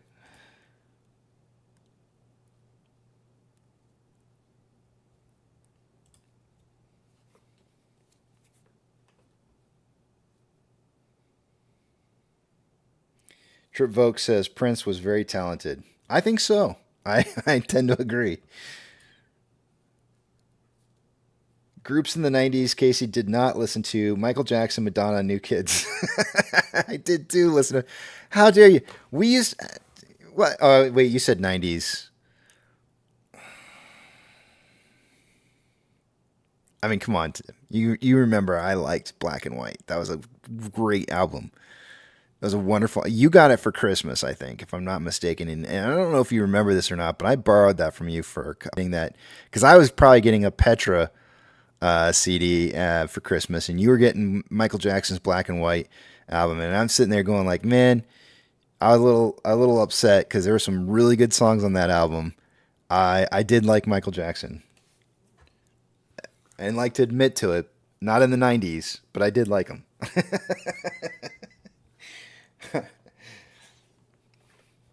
Do you remember in the movie The Italian Job where Seth Green and how he came up with the name Napster? No, I didn't. I do not.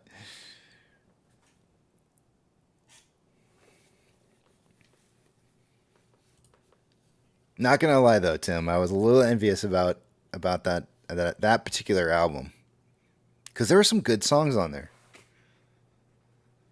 You remember that one that starts off and he's like whispering, he's all like onomatopoeia, onomatopoeia way. It was like I could never figure out what the hell he was saying. I played that so many times trying to figure out what the hell he was saying. I was like, what's onomatopoeia? I don't know what that is. I gotta figure out what this onomatopoeia. This is back before we had Google. I was trying to figure out what the hell onomatopoeia is. I don't know. I don't know.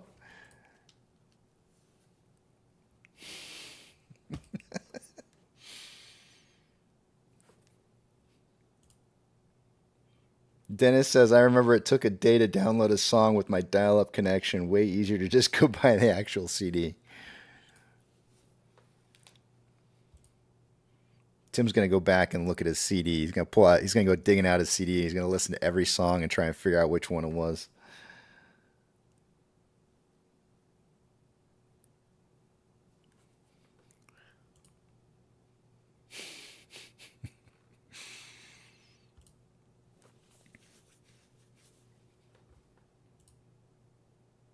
All right, it's break time.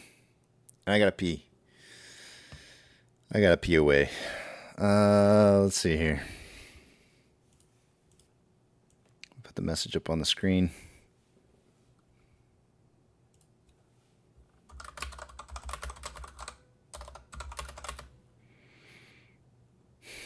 Confession time.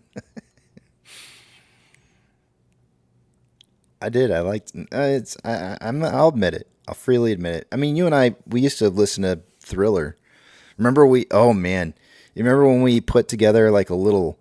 What did we do? Like some kind of like dancing. What did we do? What would you call that? A dancing performance skit for mom and dad and grandma and grandpa to Thriller. Remember that? Oh man, talk about some blackmail right there. If somebody had that on video, oh man, they probably could get me to do just about anything to not show the world that. We'll be we'll be back at. I'm so glad they didn't have a video camcorder back in those days. What time am I back at? Oh yeah, 12:10.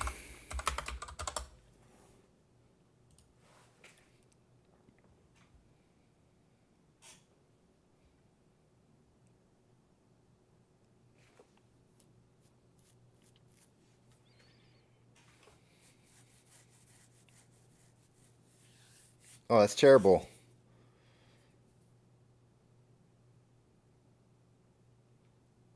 Huh. I did not know that about Napster.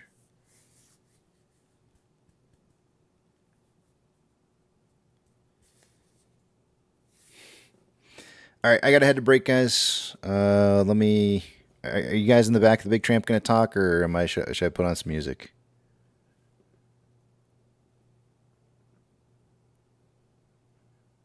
A little music never hurts. You can always talk over top of it. Alrighty. I guess I'll turn the music down a little.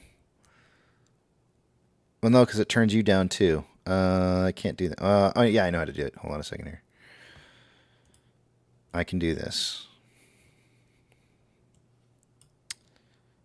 Let's try this.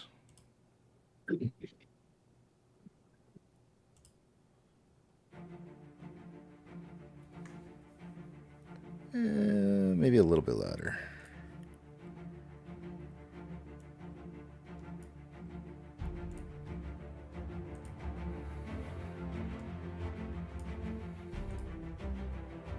That should be good. All right, cool. I will. I'll see you guys back at 12:10. Off you go. Cool.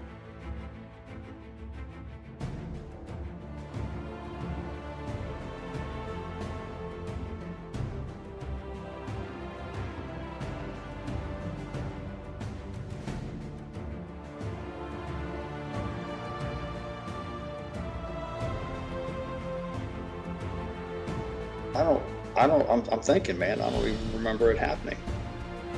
We were playing cards, and you said, yeah. I mean, I might have been a gummy deep or something, but normally I'd pick up on something like that. You sure I was there?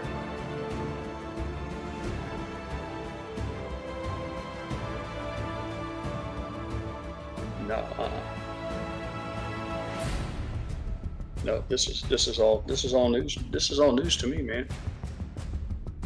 No, the last thing I heard you say was we were playing cards. You sat in for a few hands. You said I got to go do dinner, and you blasted off, and that was, I don't remember anything after that.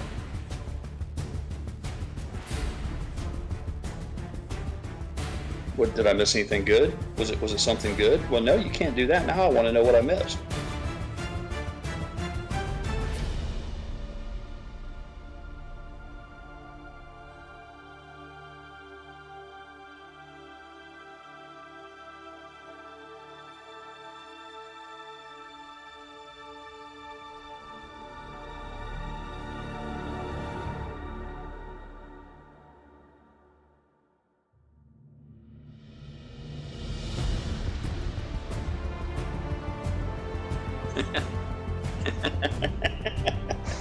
No, I didn't hear any of that. So I don't know if I had already left by that time. But I played against the robots for some time. But nope, this is all news to me.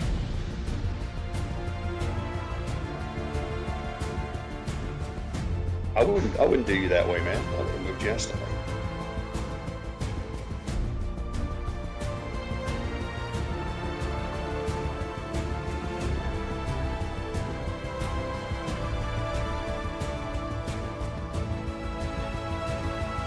That's not like you, Pirate, to let an opportunity get by. No, there's some things that I'm respectful of, and I've had many people save me, preacher, so many times. Real rugged, because I'm probably the repeat offender, the worst repeat offender. I'm notorious for just leaving my mic on and going about my business, and I had no idea it picks up everything in my house, and I've had many guys come to my rescue, say, hey man, you turn your shit off. So I would be more than happy to extend a courtesy.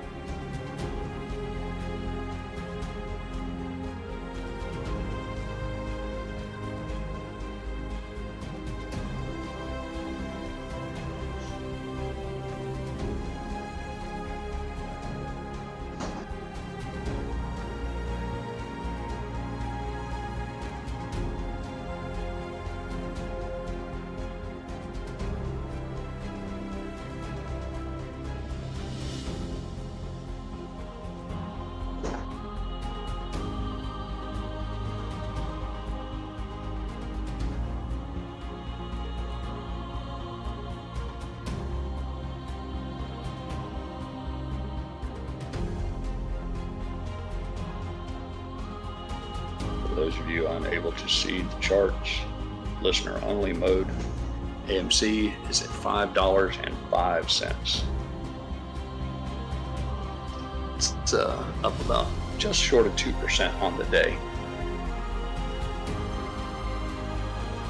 And GameStop is up 1.17%, currently at $20.89. Yeah, you're welcome, dude. Bless you, honey.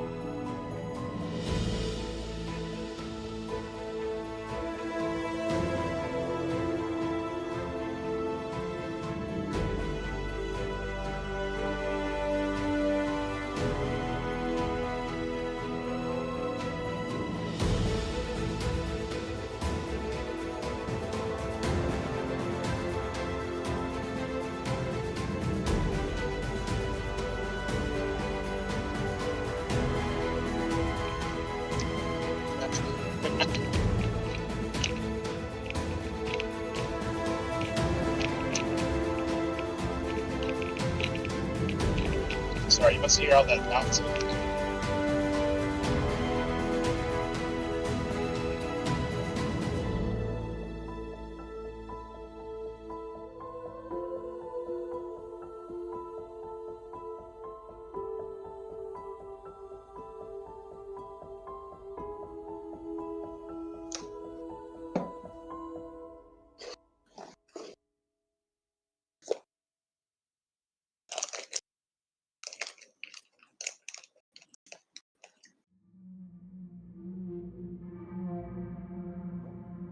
Hey, Pirate.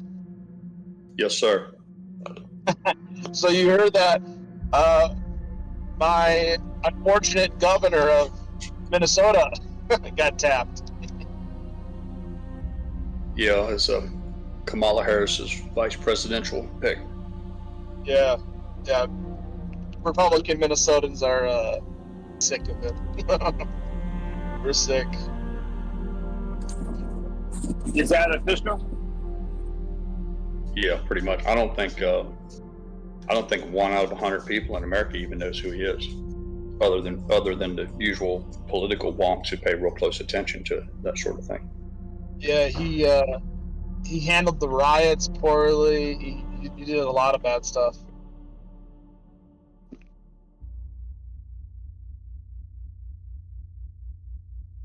I read some stuff. I don't know how true it is. You decide for yourself what you think, but it would appear that she had trouble getting someone to agree to be her running mate because politics are funny. You know, nobody wants to be on a losing team. You know, it doesn't look good for you. Yeah, I wouldn't want to be I'm not real sure if I don't. Well, I'll just say I believe some of the people could be correct in saying that he wasn't her first pick. She didn't exactly get pick of the litter. She just had to find someone. Yeah. Well, I would see her candidacy as a total uphill battle. No matter what they're saying about the polling or whatever, nobody was enthusiastic about her in 2020, so I don't really think much has changed for that.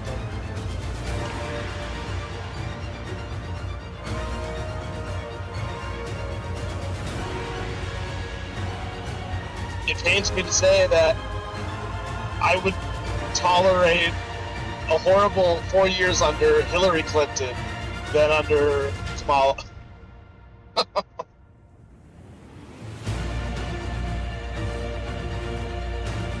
It's the lesser of two evils right there, but... Oh, I think they're both evil. But, yeah. I tolerate Clinton's voice more.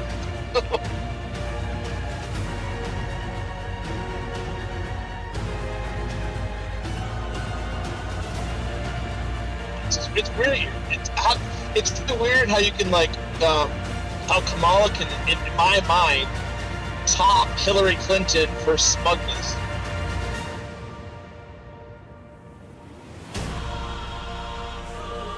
Maybe I'm the only one that thinks that. I don't know.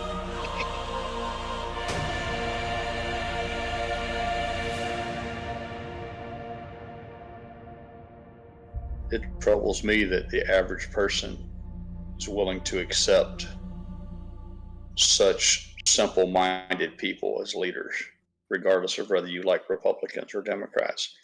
I would think if I was a Democrat, I would want good Democrat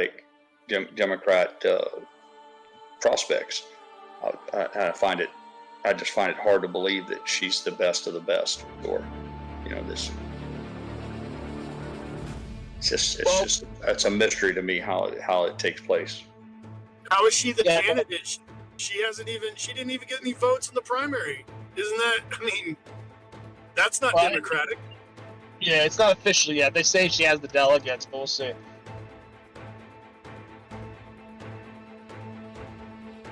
What's the other thing? We don't know. Behind closed doors, we don't know. Who's telling people not to run against Biden in the 2024 primary, We don't... That's some politics we don't all know,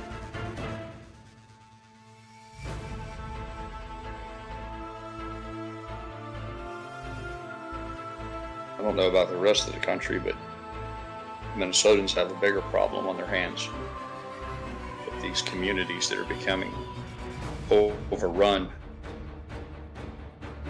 with immigrants who aren't willing to assimilate and become a part of the American culture. They want to come to America and make America like where they came from. And yeah, well, because the Democrats. I'm not breaking any news by saying that, but it's a dangerous situation. You're seeing a lot of it play out, and right now in Europe.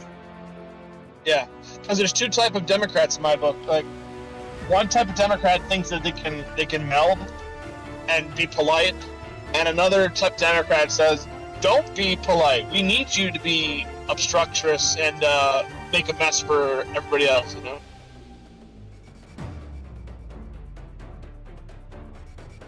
You know, like we've been stagnant in politics for 40 years. We need you to make chaos like the Middle East. You know.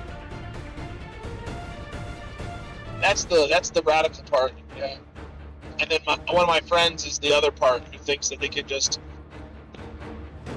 have a county fair and they'll do their little cultural thing and we'll do our little cultural thing, and you know, they won't sign up and go join ISIS or go join the Palestinian war or whatever, you know, or and then try to come back to America as if like they're not, you know, terrorists.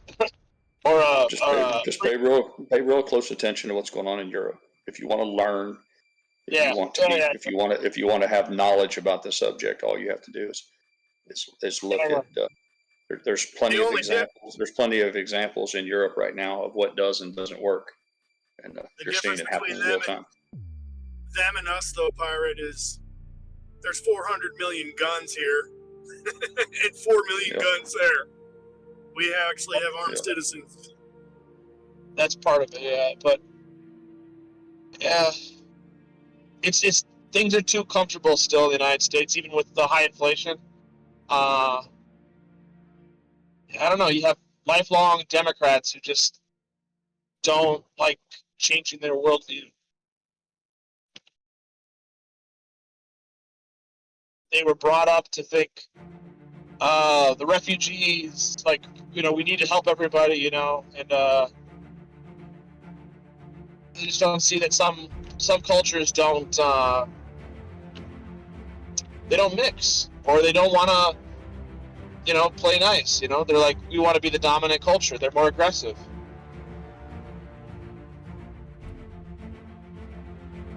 And the cultures I'm talking about don't have a lot of republics. They haven't had republics. They've had a lot of, you know, they've had a lot more kings and, you know.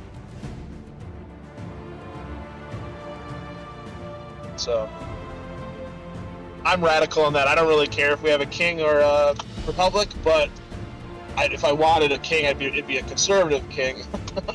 But since everybody wants to play nice and be in a republic, well, then we can't let people come here who don't want to be in a republic.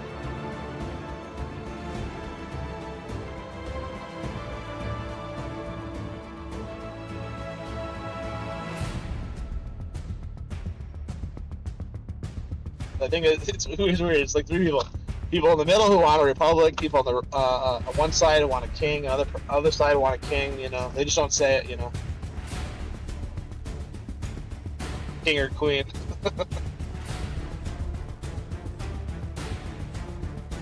It's like they want like a king or queen that they elect and can dispose of.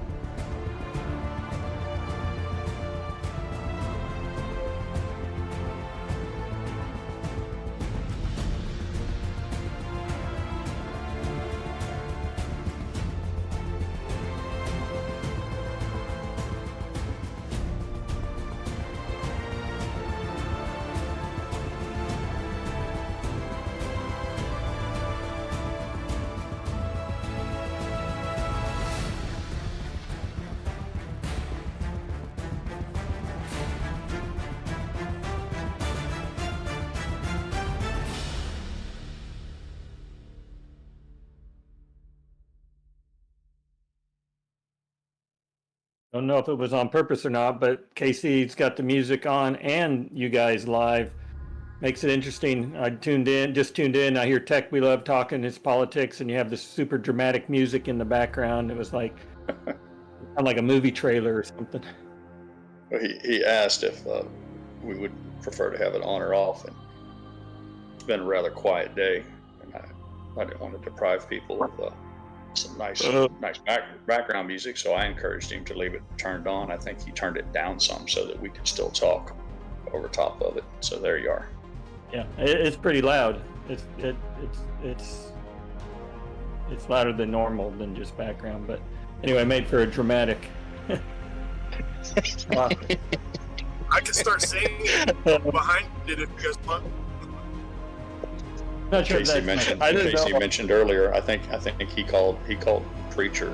He meant to say pirate, but he said preacher, and he clarified it later that he was wondering why it was so quiet. And preacher was talking, and I didn't want to interrupt him, so I didn't explain myself. But the simple truth is, I've been in a pretty dark place for a few days. My mood swung wide. There's big delta, or it's not a delta, big extremes, and I've been fairly dark recently after watching everything I see in Europe right now, and Middle East. So I'm less than fun. I haven't really been in a punchline mood, and in an effort not to let my darkness bleed over, bum everybody else out, I just try to remain quiet. Yeah. I happened to tune in when that happened, that part with Casey was, and I thought, when he said, well, preacher has been quiet, so it did fit, but I said, I think he might have meant pirate. And he did.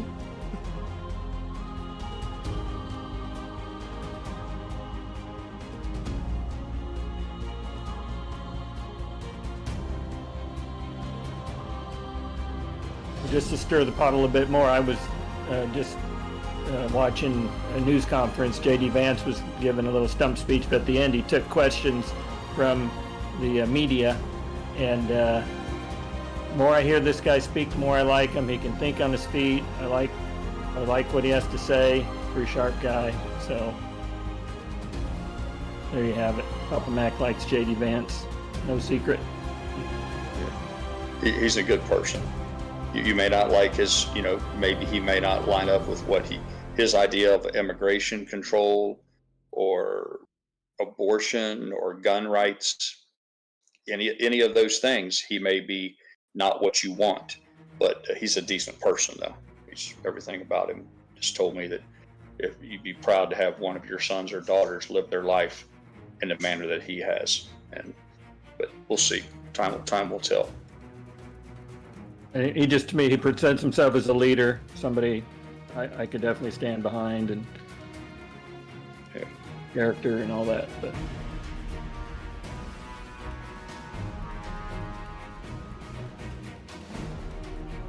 they were asking him. I guess they've announced. I guess it's not official to the convention, but Walz, W-A-L-Z, is going to be Kamala's vice president choice. Asked if he would debate him.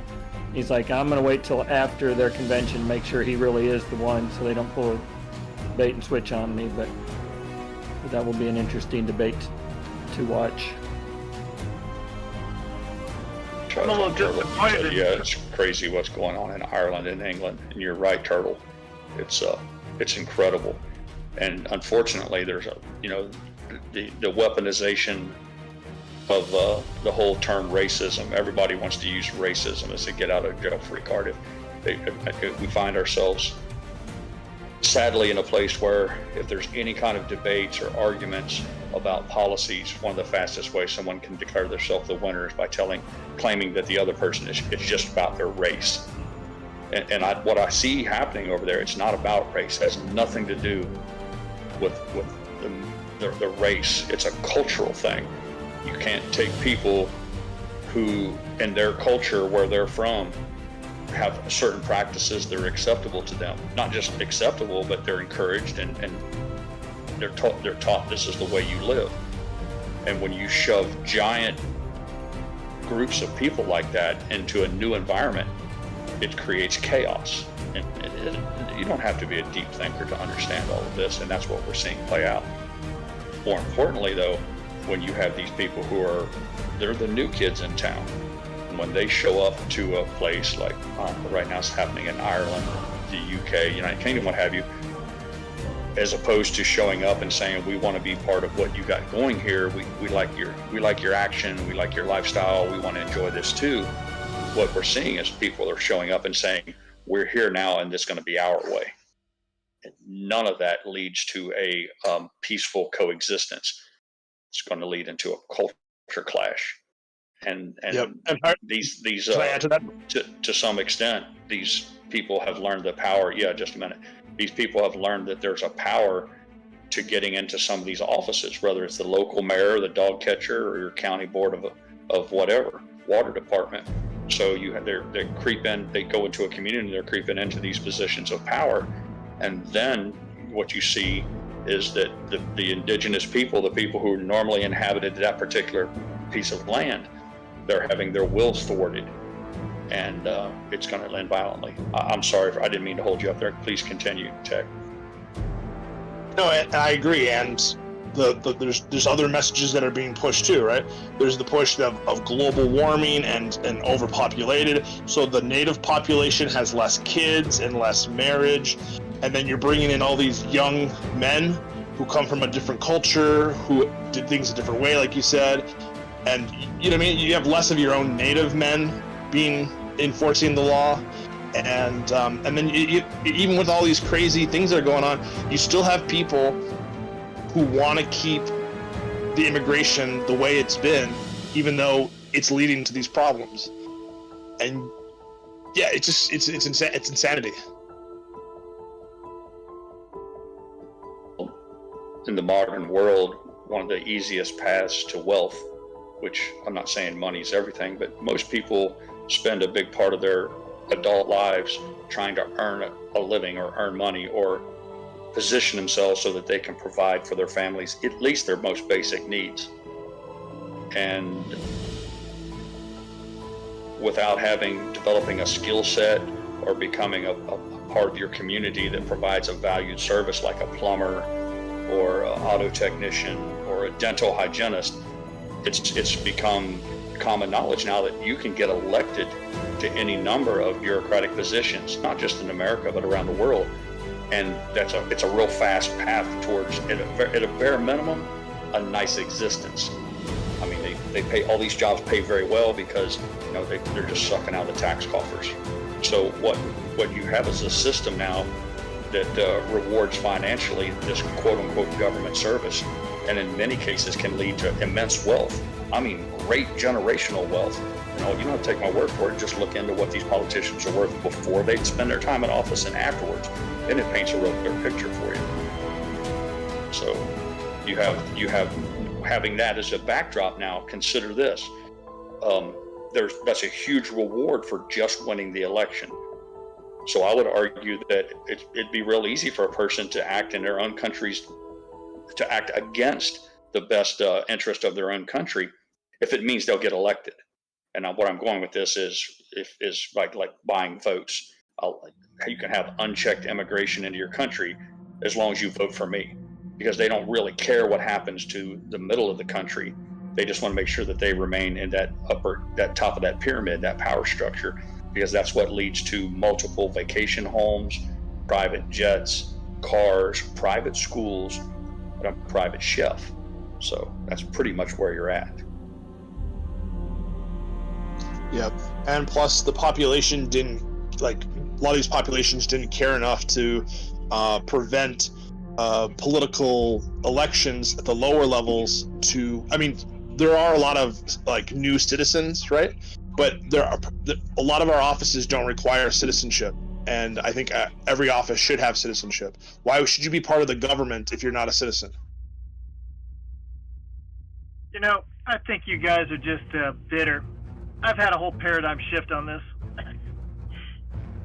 I want JJ, that's our friend JJ the jet plane. Welcome aboard, Captain. It's good to see you today. Good afternoon, sir. I've had a whole paradigm shift on this.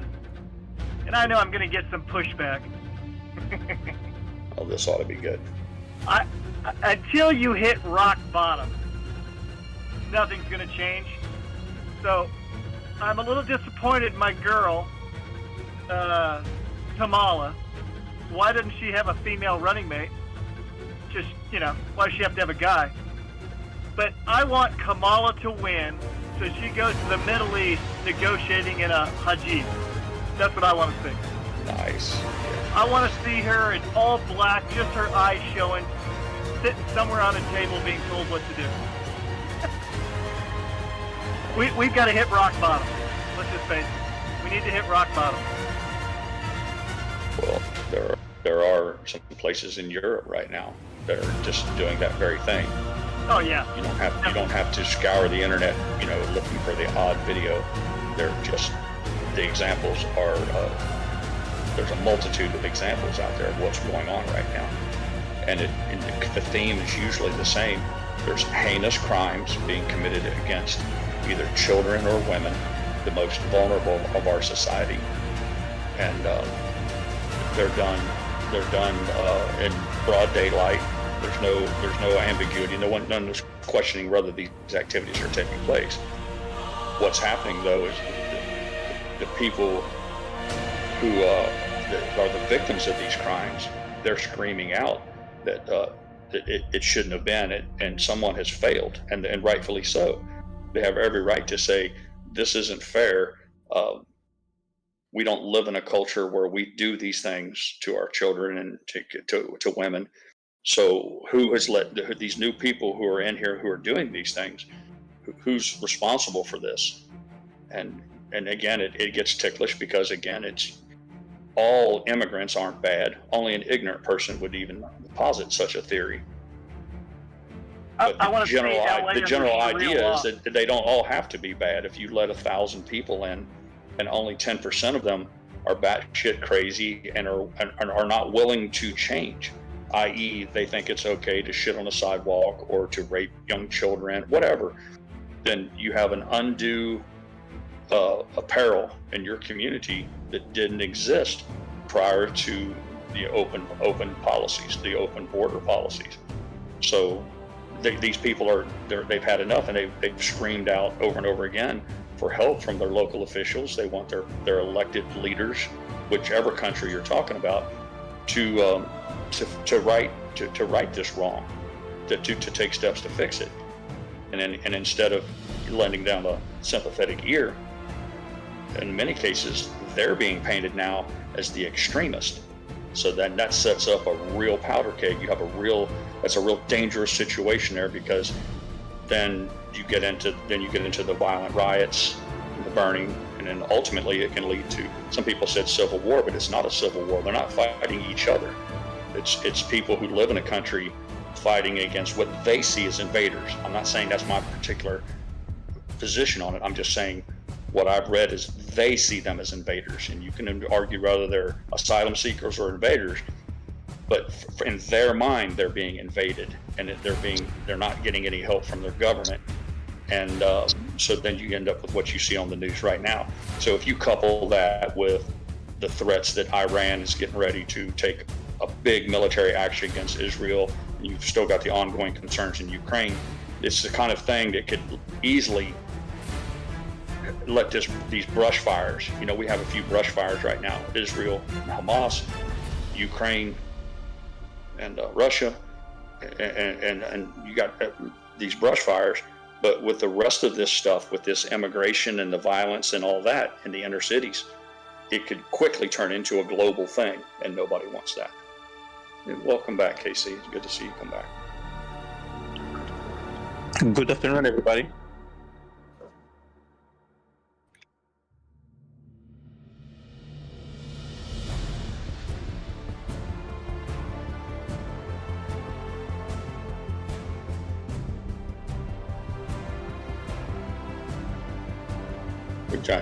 I miss my calling. Maybe I should be like a narrator. Maybe I should do his books. Don't they have audio books or something like that? Or maybe I should look into see if I can get work as an audiobook reader or narrator. A narrator for maybe the comic. Maybe Ryan Reynolds. put a little more passion into it, I can do that. I can lay off the meds. I can back off my meds and wrap it up a little bit. No, hell no, keep the meds. Good.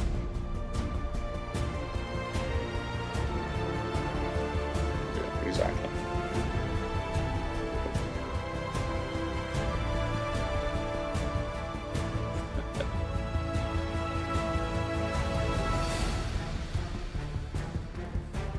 There you go. In a world where hedge funds manipulate the market and shorts steal our money, There can only be one.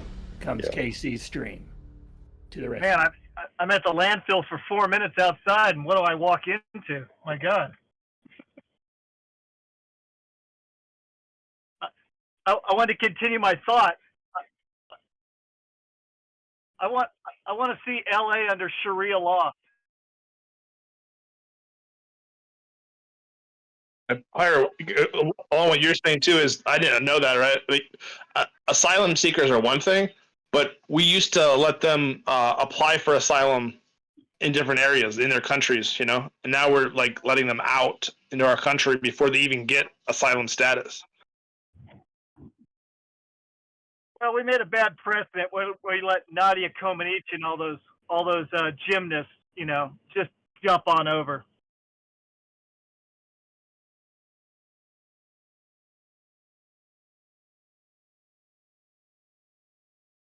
I like it. I like it. Yeah. Like it's the last scene of a good movie. Like it's the last scene of a good movie. Yeah.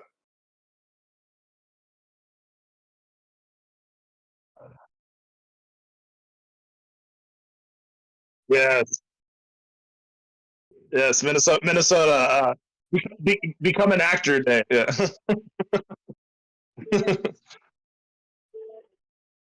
We should do a poll. You should do a poll, Casey, and find out whether people prefer a one world with no borders or whether we should have countries. It'd be interesting to see how the 200 people in here how they feel about the subject. Because I do catch a lot of hell for being passionate about it, but you mentioned earlier that I was uncharacteristically quiet, and that was why I've been a little dark. I've been a little dark here for the last couple of days, and I didn't want my morose attitude to bleed over into the fun times. So I've been kind of quiet. I apologize, Pirate.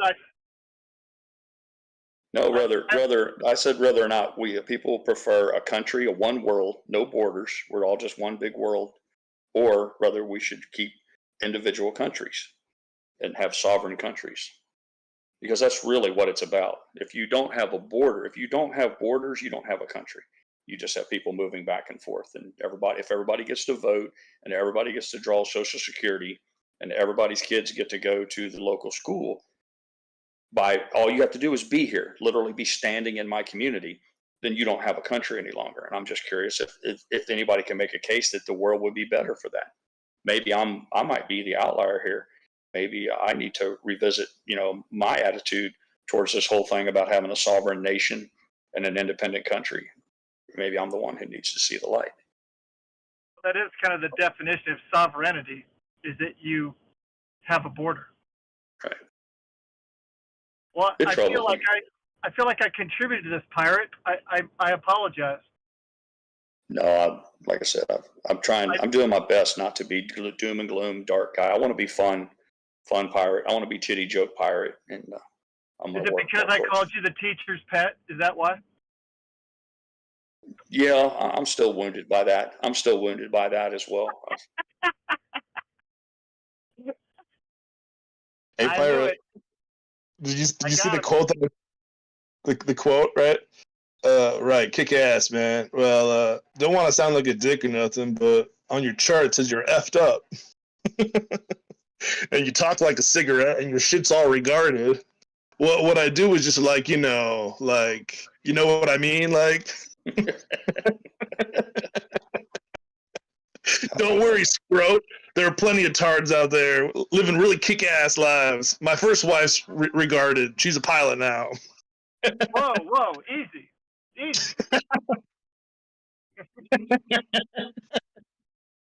Oh, whoa. That's a movie. Favorite one. I just realized that they've got another what they call it, euphemism or whatever it's called. We Todd, WE space and then the name Todd, TODD, which I had one of my neighbors as a kid was Todd, and it took me. I like to think that I'm on the cutting edge. I'm all smarter than everybody else, but it got by me the first few times. I kept thinking, "What's this We Todd thing? I don't fucking get it." And finally, it just hit me. I'm like, "Oh." Wait a minute. That's funny on two different levels. Casey got the joke there. That's funny on two different levels if you think about it. Yeah. Wait, what's the movie? What's the movie where the wife? I thought it was Idiocracy, where it said my brother's a pilot. He's an idiot. That was Idiocracy, right? Yep, that was Idiocracy. Yep. Yeah.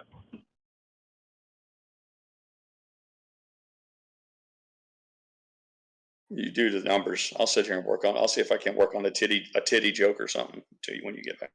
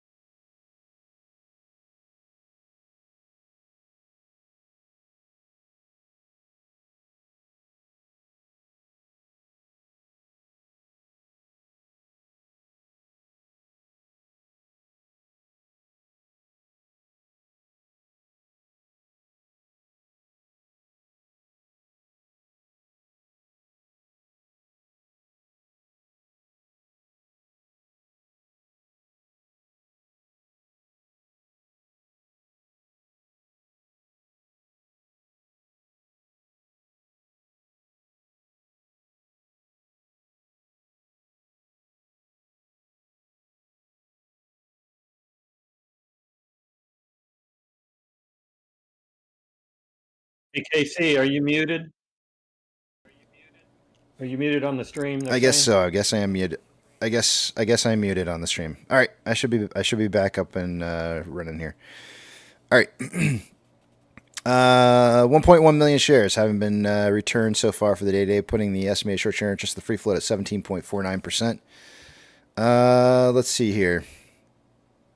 Shares on loan for the day is at 100.11 million shares. That's 280,000 shares less on loan today than there was yesterday. Nortex's estimate about 70,000 of those were in return short interest. Taking a look at GME, an hour ago there was 506,000 shares having been borrowed. It's now 468,000 shares. So a few shares getting returned in the last hour. Moving on to options, highest amount of call volume so far for the day today, coming in at a $5.50 strike. As of an hour ago, there was approximately 8.3 thousand contracts at 5.5. There's now 10.1 in volume. The highest amount of volume on puts is coming in at 4.5. There was 4.8 thousand contracts an hour ago, now 4.9. The market is suggesting a closing price somewhere between 4.5 and 5.5 by the end of the day today.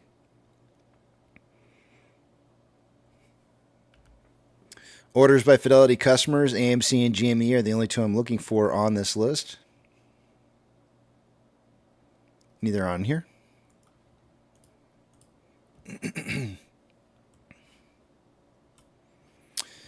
MMRI was 248.3 an hour ago, is now 249.37. Still continuing to climb. The spread between the 2-year and 10-year bond rates 0.131 as of an hour ago is now currently at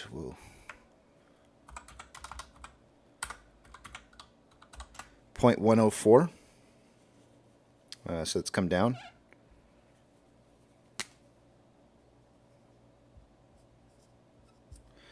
We might actually be able to measure the points at time at where the next Japan market drop is going to occur based off of some of these bond yields. We may see these kind of, if I were to scroll back out on this a little bit here, we may see the ebbs and valleys of what's going to become what I would call is like the initial dips. You can see if we go back here just a little bit, I would say I would paint a point in time where we started to see kind of like a real big dip off on these right around July 24th at 0640. So did I say how long? What did I say here? Let's use this point right here, July 24th. So let's look for something that really kind of started closer to home around like maybe August 2nd. And that is probably this point right here that I'm seeing. That's this big dip in the 2-year, which drove the 2-year that much closer to the 10-year yields at that point in time. So what we may be looking for, and the timestamp that I've got on this for the yields is 8:10 in the morning on the 2nd. We knew before that over the weekend. We knew Sunday night that things were going down. So really we would want to kind of maybe look more towards like maybe some of this activity in here. Or this. So when we start to see the yields start to do that again, which, you know, when we start seeing the curve back upwards start to kind of level off, and we start seeing movement downwards on the yields, and we see these big dips that start forming, we know that the next Japan stressor is going to start kicking in.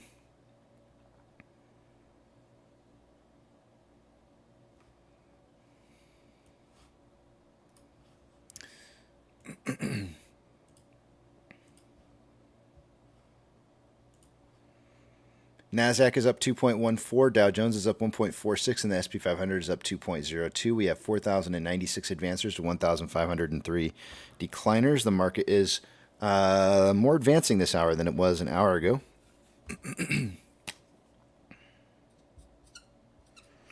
Cooking with bacon grease right now because it's looking hot and tasty in the market. The top performing sectors for the day today: technology, followed by financials. Nope, take that back. Real estate. Of the Mag 7, 6 out of the 7 are green. The last remaining red one looks like it's about ready to flip over to being green. It's kind of consolidating right now. Financial institutions that have changed more than 2.5% since last Friday. We'll get a shout out here. Coinbase is up I said last Friday, since yesterday. Coinbase is up 3.37. FRC is up 57.14. Silvergate's down 14.35. NYCB is down 3.42. USB is down is up 2.43 rather.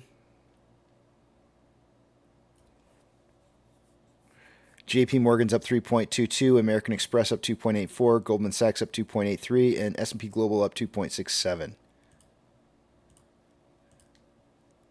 Gold down 0.73. It did break through that level of resistance that I was suggesting earlier and is on an uptrend since then. Ethereum Classic are still on an uptrend since then. Ethereum Classic is up 1.18 and is consolidating after a little bit of a trend down. The US dollar is currently up 0.29, also breaking that and consolidating after a break past this level of resistance here. And so we're not seeing a whole lot of movement in either direction on the US dollar currently. Oil is up 0.09 and is consolidating after a downtrend. Looks like it's trying to break into an uptrend. Mortgage-backed securities are down anywhere from 0.63 to 0.68 and trending down. SPY is up 2.04%, trending up. VIX is down 36.22 at 24.6, not K. And the futures are suggesting it should be somewhere around 22.28, so the futures are still lower by about full 2 points, two and some change. Currently, the trend is still down. Does not look like it's breaking that trend yet. IWM is up 1.82, trending up. VB is up 1.89, trending up. Tesla is up 1.52, trending up. Amazon is up 1.76, trending up. Cinemark is up 2.52 and trending down. Doge is down 0.41 and trending up. Bitcoin is up 2.06, trending up. GME is down, is up rather 0.92, trending up. HYMC is down 2.19 and consolidating after a trend down. NCMI is up 19.01, trending down after an uptrend. Hood is up 4.99, trending up, and AMC is up 0.99 and is still on an uptrend. I mean, the current trend is down, but the overall trend from earlier does not appear to be broken. So I would almost kind of call this consolidation as of right now from a downtrend from earlier. Inflow versus outflow so far for the day-to-day, we have approximately, we'll just call it $250,000 more inflow than outflow. 7.19 million shares traded so far. After 241 minutes worth of trading, we're on a pace right now for about 11.63 million shares traded by the end of the day today. In pre-market this morning, I suggested somewhere between 5 and 25, so we're looking good, like we're on pace for that. On a 4-hour chart, more selling pressure than buying pressure, with an RSI of 49.11, which is average. On a 1-hour chart, more buying pressure than selling pressure, with an RSI of 54.26, which is slightly above average. On a 30-minute time interval, more buying pressure than selling pressure, with an RSI of 51.96, which is average. On a 5-minute time interval, more buying pressure than selling pressure, with an RSI of 50.61, which is average. And with that, I yield the rest of my time to the back of the big tramp.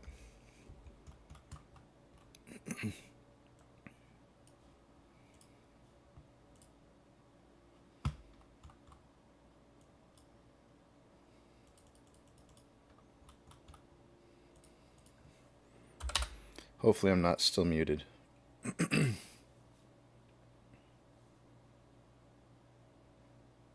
You asked about leaving the hot mic on last night. You know, when I was playing cards, I could see your icon on the screen, but it showed your microphone as being muted. So I don't think you had a hot mic. I think that's in your head. Oh. Well, I may not have had a hot mic, but I was still in there I had exited out of the room. I know for a fact when I left earlier, and then when I came back later, for some reason it showed me back up in the room again, and I was like, how did that happen? When I play poker, I can't even see who's in Discord. It takes up my whole screen. So I don't even, unless somebody's sitting at the table or waiting in the queue for a seat to open up, I have no idea who's even in there or not. Is Papa Mac still in here? Let's see. Yeah, I think he is. He's got his mic turned off, but he's still listening. Hey, Papa.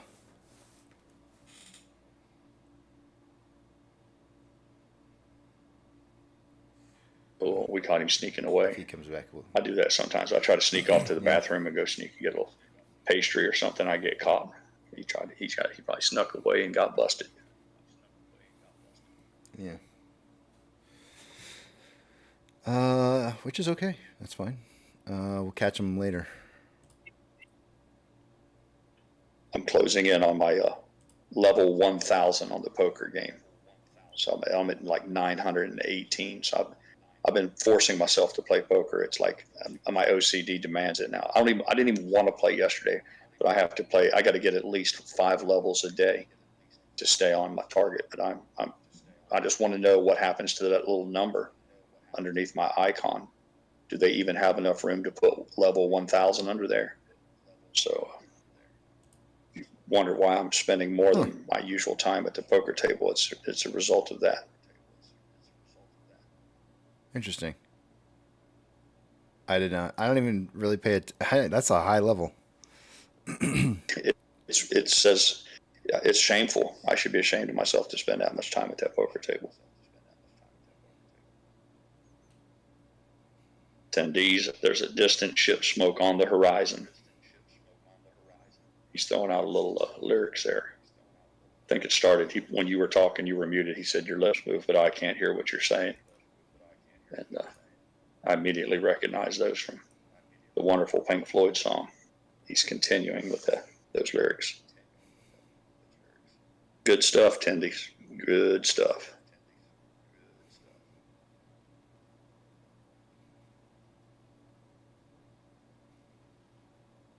No, I think when you were at break, Tech, we brought in I guess they've made it official that the tech we love is from Minnesota. He said that his guy there has been given the nod by Kamala Harris to be the vice presidential nominee. And I guess there was another name went around for a while, and I thought it was a lock for that guy. And apparently I was wrong. But, I don't think they've made a formal announcement yet, but it's all over the mainstream news and everything else. But looks like that guy Waltz, W-A-L-Z, is going to be the vice presidential nominee for the Democrats.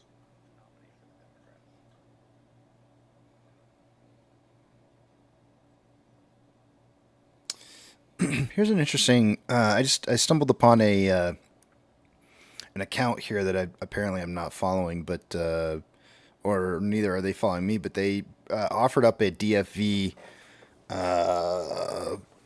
deciphering. Is that what we should call them? Should we call them decipherings when somebody's trying to guess what it was he was saying on something? Decode. That's it. Yeah. Thank you. I gotta stay up to date on these the terminology here. I'm really bad about that. You don't know how long it took me to transfer over to HODL. This is how regarded. If you want to get down to the grammar, I think you're correct. I think it's decipher. I think is the proper verb. I don't know that decode is. I don't know. I could be wrong, but I'm with you. Well, they posted up 4 different pictures that they're pulling from here. One was the intro to the live stream from DFE, a Ryan Cohen tweet with the Kamala and Trump drinks from Starbucks. I'm assuming that's Starbucks. And then another picture here. This one, I don't think I've seen this one. This says, I guess this was posted up by GameStop.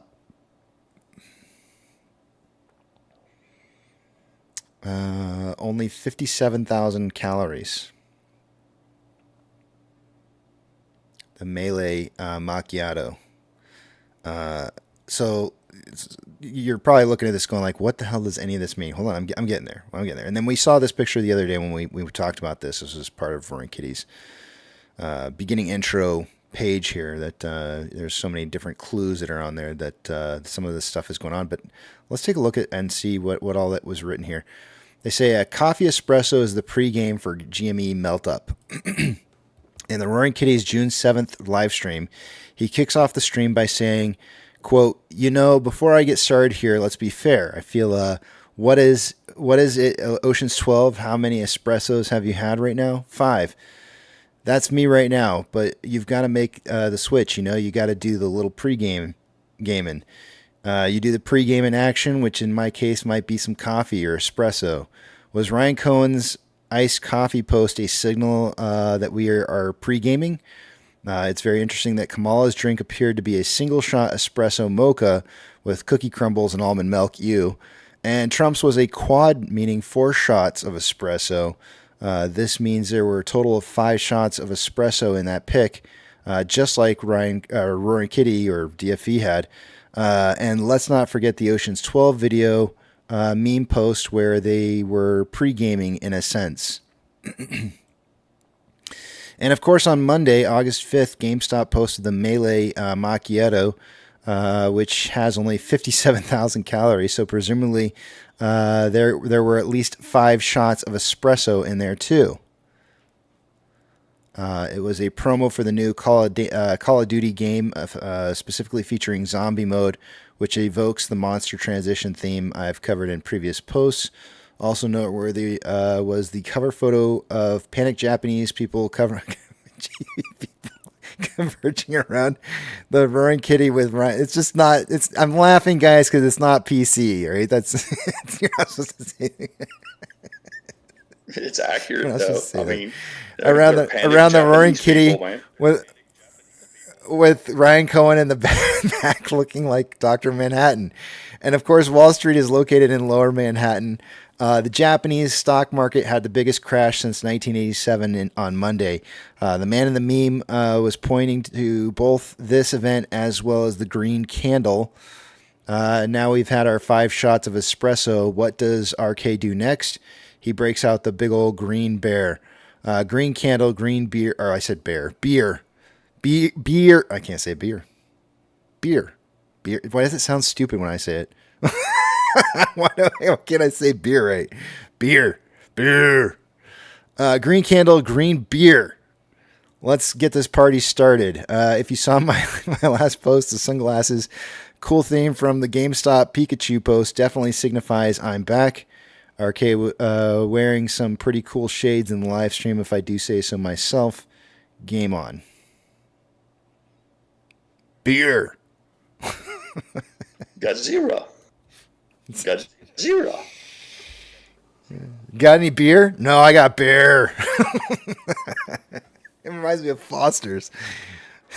You remember those Foster? They had some good Foster's commercials back in the day. I used to drink Foster's just because I like those commercials so much. That'll show you what a commercial does. That's marketing for you. I used to drink. That was my drink, man, back in the day. Foster's.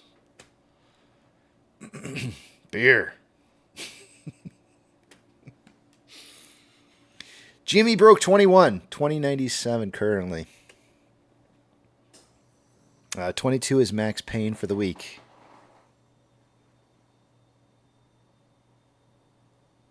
Tech says, what the heck did I just tune into? Too much Starbucks. Call Jenny Craig.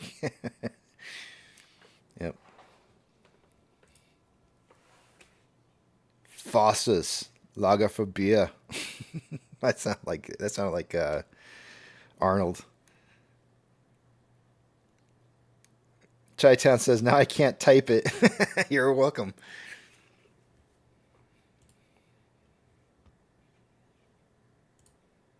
It's such an odd word, beer. Beer? Yucca, you're late. It is 12:42. Does this mean that you got the dip done? I feel like you're tardy because you got the dip done. Tech, good afternoon, by the way.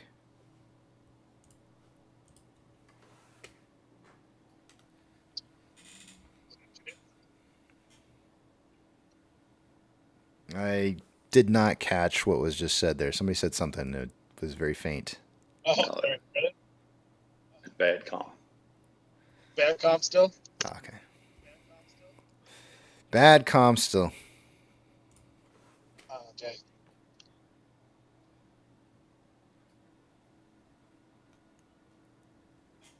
I have to do the Australian. I have to get my Mick Dundee. I got to get Mick Dundee out. That's no knife. This is a knife.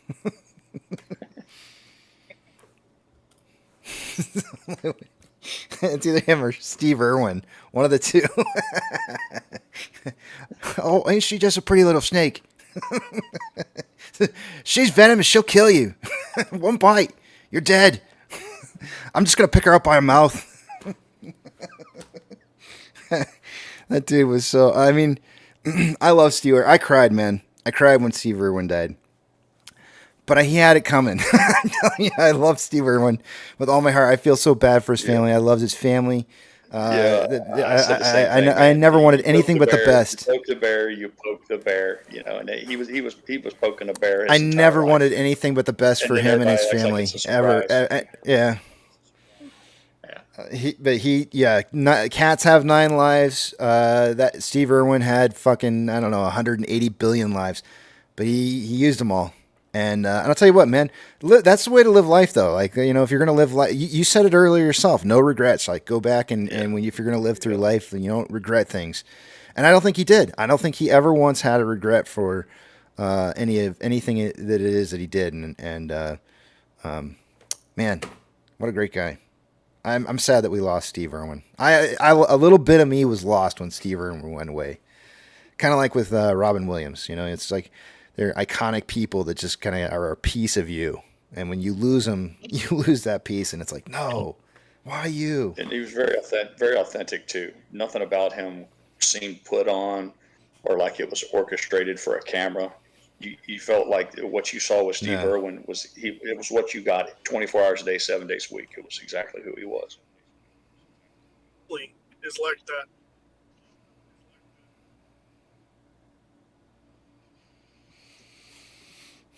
Casey, could you? Oh my gosh, that's a request I cannot account. I've never dealt with bonds at all. I don't even know where I would go to check that to see that information. UPS delivery guy, you're dealing in stuff that I've never dealt with before. Check the Bank of America bond index. I don't know. Got me. I've never traded bonds on stocks before. I have no clue. I feel like that's something I would need to like call up a broker for. I don't even know how it. There's online about it, and it I guess it runs inverse to certain indices. Yeah, no. After his passing, I have a healthy respect for stingrays. We moved on, Tech. Sorry. You're behind. What were you saying, UPS delivery guy? I didn't want to talk over people. So. Oh, yeah, okay. We moved on. No, I do About that those, a lot in my own. No, I agree. I agree with you, man. I totally agree. I respect stingrays way more than I used to, for sure. Absolutely. Because, I used to just kick those things for fun. No, I wouldn't have I wouldn't have thought how dangerous it would be. Yeah. No. Yeah. I think what happened to him was a complete fluke. I don't know. I never saw any of the video footage of it happening. I never wanted to because I liked him too much that I didn't want to see bad things happening to him. But somewhere out there, I think the footage exists, and I think what happened to him, I think, was a complete accident, and it was so unfortunate. Well, it was just. Well, I would say maybe somebody else knows more than I do, but basically, whenever I'm in the ocean now, I shuffle my feet instead of like running, because I'm used to like being in Minnesota where we don't have anything like that in the water, so you can run in the water. But I'm a little more cautious when I'm in the ocean. Yeah. It gives them fair warning. I'm cautious around like any water. I don't like. I mean, I used to, as a kid growing up, and of course, remember a lot of it was in San Diego. We didn't have alligators or crocodiles to worry about, and I just jump. You see a lake, you just jump in. Nowadays, I've seen too much TV, man. I don't just jump into water anymore like I used to, and I don't know if that's just because I don't know if it's a good thing or a bad thing, but yeah, I hear you. Well, you're talking to Martin saying Jimmy's ripping. Yeah. Oh, you're a former lifeguard? Yeah. Oh, nice. Yeah. I keep trying to get my kids to do that for like one of their first jobs because I feel like that gives you a unique set of skills that makes you a better person overall. Like you learn CPR, you learn how to basic first aid, you learn about safety and saving the lives of others, and it gives you a sense of moral responsibility for the people around you, right? Like looking out for others, and I think that's like those are all characteristics of people who are generally good people in life. Like I don't look I don't look at like firefighters and go like, oh, those guys are bad guys. They're good guys. Those are always the good guys. So it's good character building type job. And sunburns, right? And sunburns, so skin cancer, right? It sets you up for skin cancer later on down the road. There's always that. Jimmy's getting a nice little breakout right inside my box here that I had set up from earlier this afternoon, or earlier, I think it was this morning, for the potential breakout. It's smack dab in the middle of my box there. That's not bad. Not a bad prediction. When did I put that in there? I feel like I put that in there, I don't know, probably around like 12-ish? Maybe? I don't remember. It had to be after 12. It had to be right around when I drew this point here, maybe? I don't know. Could have been a little bit later. Not bad. I don't think I drew that for AMC, though. Yeah, I did. Never mind. This one I'm going to miss horribly. Well, maybe not. It's kind of trending along the top side of this here.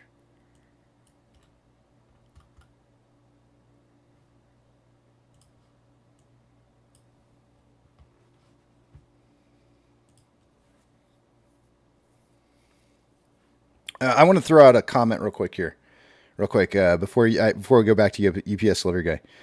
Before I started doing numbers the last hour, I saw this Cameron Dorsey come in and say, Casey, shove some of the technical analysis in my ass because I'm getting poor effing with AMC and Adam Aaron. To Cameron, when AMC's price is ripping, I want to see you come back in here and say something positive. How dare you? Didn't your mom teach you good habits? You didn't have a mom, did you? Your mom didn't teach you anything. If you can't say anything nice, don't say it at all. That's what my mom said. There you go. He's probably not even here anymore. wait, did you add that one? Is that one in here now? What's going on here? Oh, it's Yucca. It's Yucca. Welcome, Yucca. Good to see you. Peter Pumpkin Eater. Mentioning about Robin Williams. I think he meant to say Robin Williams could have got help. The dude's a self-made billionaire, didn't want to get help. I love the guy, but I don't feel bad, unfortunately. The thing is, Peter, if I may call you Peter Pumpkin Eater, the guy didn't want help. He just didn't want to live anymore. And until you felt like that, you will never understand. So don't be too hard on Robin Williams. And, just the fact that he had billions of dollars doesn't make him immune to mental health issues, and more specifically, suicide ideation. Money doesn't preclude that. In some ways, I could even make an argument that I don't know that if it's not just an anecdotal thing, but having vast sums of money can maybe even exacerbate certain things. So what it should do, though, I would tell you, is it should frighten you. Because if a guy can have billions of dollars and still want to off himself, think about that for just a second. It should. So that's all I'm going to say about the topic. It's obsessive. So UPS delivery guy. Go ahead. Bring us into the light, Casey. No, that's all right. Go ahead. Terrain, pull up. Terrain, pull up. Trying. UPS delivery guy, can you tell me? Wait, I'm resetting my sound. I think I'm delayed again here. Hold on a second. I think that's why this is.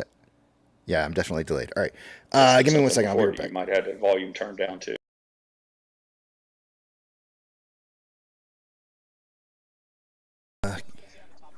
I've been there with ideation, and you get obsessive compulsive, and your mind's broken. So. All right. Cool. Here we go. It's like dehydrated, I think we're good now. I don't think I should be. I don't know why that keeps happening with my sound, but for some reason or another, it starts to delay after a while. Casey, I'm probably gonna robot for a while. I'm in the woods, but I posted something in the bubble if you get bored and just want to look at it. Sorry. I'm sorry. What did you say? He's in the woods right now. I was going to ask what a UPS delivery driver is doing out in the woods, but I don't know. He could be like a serial killer or something. He's out there disposing of a body right now. He's supposed to be delivering packages. What did you say again? I missed it. You said something about putting something somewhere. I lost track. Today just keeps getting darker, man. It just keeps getting darker and darker. Okay, here it is. I think you posted it up here in the chat here. Let's see here. The move index measures treasury rate volatility through options pricing. Wait, is this what he's talking about?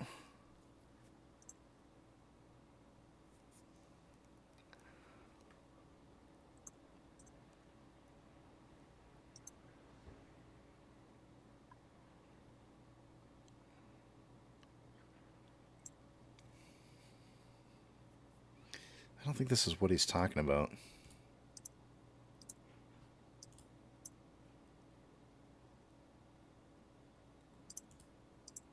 Martin Suave, I guess I'm pronouncing that correctly, says, what do you guys think about James Rowland on Twitter. Martin, I've never heard the man's name before. Oh, now you don't know. Oh, now you just now you look ignorant.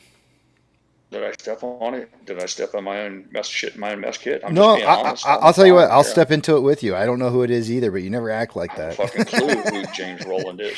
Now they're all gonna be like, oh, they don't know who that person is. Oh, shame on you. What, he's some young hip guy that has the ear of the TV writer of the young generation. Was born on July 14th, 1981 in Tacoma, Washington. He is a producer and writer known for Blood Drive. Okay. What the hell is any of this? I don't get what this is. It continues to mean nothing to me. Okay. What's Blood Drive? I don't think that's what they're. I just found a TikTok account called James. Donate blood. I found a TikTok account here. Oh no, this is an X account. Hold on a second. That's not the right one. Although there is a James Rowland stock watch on here. I feel like this is just an attempt to try and get us to say a name here. This is one of those phishing Martin, advertise. Did Martin get me? Did Martin Yeah, get me? yeah. This is probably what this is. Yeah, he come in before and said something about his ripping, and I think Nana said that what you're not seeing is a rip, and then we got a little something out of him about GME breaking 21. He made a little chit chat, but yeah. This is. I get that from time to time, and it's whatever. I don't shun it or anything because it's like, people are gonna be people and they're gonna try to always. Denied it. He's playing along. Martin said no. He said he's talking about GME a lot on Twitter. Okay, I'm pulling up the Twitter account. My question to you, Martin, is who is the guy that why would I even know who James Rowland is? He's called the Melt Up Guy, or at least he proclaims himself to be the Melt Up Guy. GME, are you ready for the melt up? Is what he says. He's got a picture on here. Looks like there's like a 6.5 minute video in here on showing a melt up of some sorts or another. I don't know if it's worth watching the whole thing, but let's ask this question first before I even go into this any further. Who said Martin? Did he say it? Martin said it. No. It's okay, Martin. It's don't worry about it. It's all good, man. I don't prevent anybody from saying anything about anybody here because if somebody wants to self promote themselves, that's what great. Gosh dang it. Welcome to Hollywood. What's your dream? That is this is the world that we live in, right? Like this is how people make a name for themselves is they go out and they push it, right? Like that's how it's supposed to be. Right? Like, who am I to sit there and say, like, oh, you can't come over here and talk about yourself because of, it's like, that's fine. So if people want to push names, that's cool. I don't have a problem with it. I'm not here to make money anyway. So, not off of people who are watching or listening, but. Well, that's very magnanimous of you, Casey. Very, it is what it is. Like, very kind. Yeah. It's, you're willing to share your success, and the fruits of your effort are the people who follow you and not follow you. I thought that sounded a little bit condescending, but tune in to see what you have to add as far as technical analysis goes.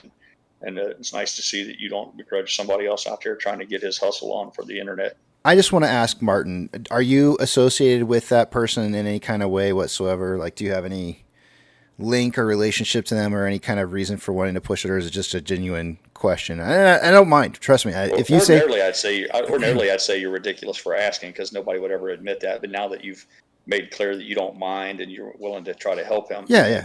I don't mind. It may have opened the door for him to be a little bit more forthright if that were the case. True. We'll never know. Honest to God, I'm not gonna think any less of you or stomp on you for mentioning it because it's somebody you know, or maybe it's even you. I don't know, in disguise. That's what I was going to say. Maybe Martin Schwab is. That is okay. That's okay by me 100%. I'm used to that. I'm so used to it. It's not even funny. It's like I've had that happen on here plenty of times where I know people came on here and were disguised as somebody else that they weren't really. So that's me, man.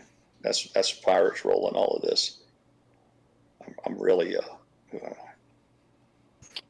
Okay, guys, I'm going to catch you up later since I'm going to Metro and it's going to be noisy. John, take care. It's good seeing you. Thank you. Me too, Casey. Bye. It's good seeing me too. Harass now. I don't want to lose a train. Later. Bye. Right on. Martin, I hope you didn't leave because I was saying the things I was saying. I'm literally just curious. I'm not trying to stomp on you or nothing.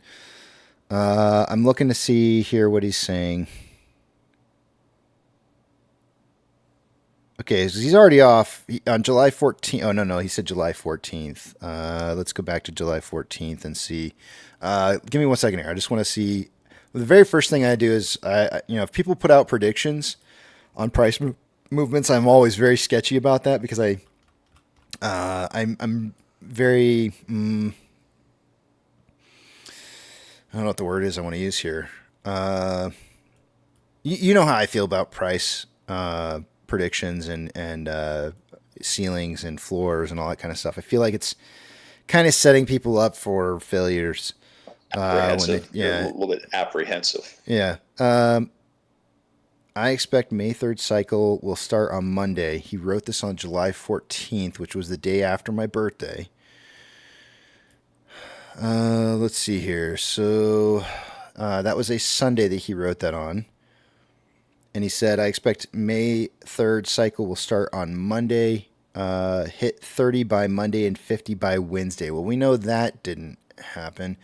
The closing price on the high was $27.20, so he wasn't off by too much. I mean, it was only a couple dollars. But the 50 value by, what did he say, 50 by Wednesday? Wednesday's high was still not over 30. It was $29.79. So he got that wrong by Wednesday, and possibly at the money offerings by July 31st or August 1st to come back down to 30 to create bigger ripple to September, which will be 2021 January type of squeeze would happen. The share offerings we know occurred. The dates for those share offerings, dang it, I don't have it open. Give me 1 second while I take you guys over the other screen while I open this real quick here because I don't have it open.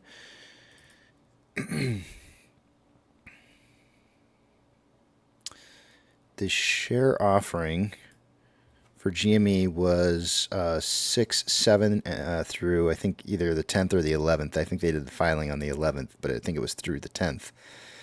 Was the final day on that share offering. So that's also incorrect. So so far I see a bunch of zeros and record of what things are going to be predicted to happen. And that's just me going back one post previous to what he's got up right now. Martin Suave, he's still with us. He said not at all. He's not offended. He said he's been following this guy on Twitter for a month, and there are a lot of GME AMC posts. He said he's a 46-year-old French-Canadian dad, and he doesn't know anyone related in the stock market. Okay. That's fair enough, Martin. Yeah, that's cool. It's just, anytime somebody comes in and recommends you, somebody goes somewhere else, automatically we kind of raise an eyebrow. So I hope you don't think too poorly of us. Yeah, I just wanted to simply know if there was a connection there. That's cool. I don't see. Let me check one more thing. I want to see how he got to the idea that he was going to see a rip up on the day after the 14th or the 15th, basically a rip up.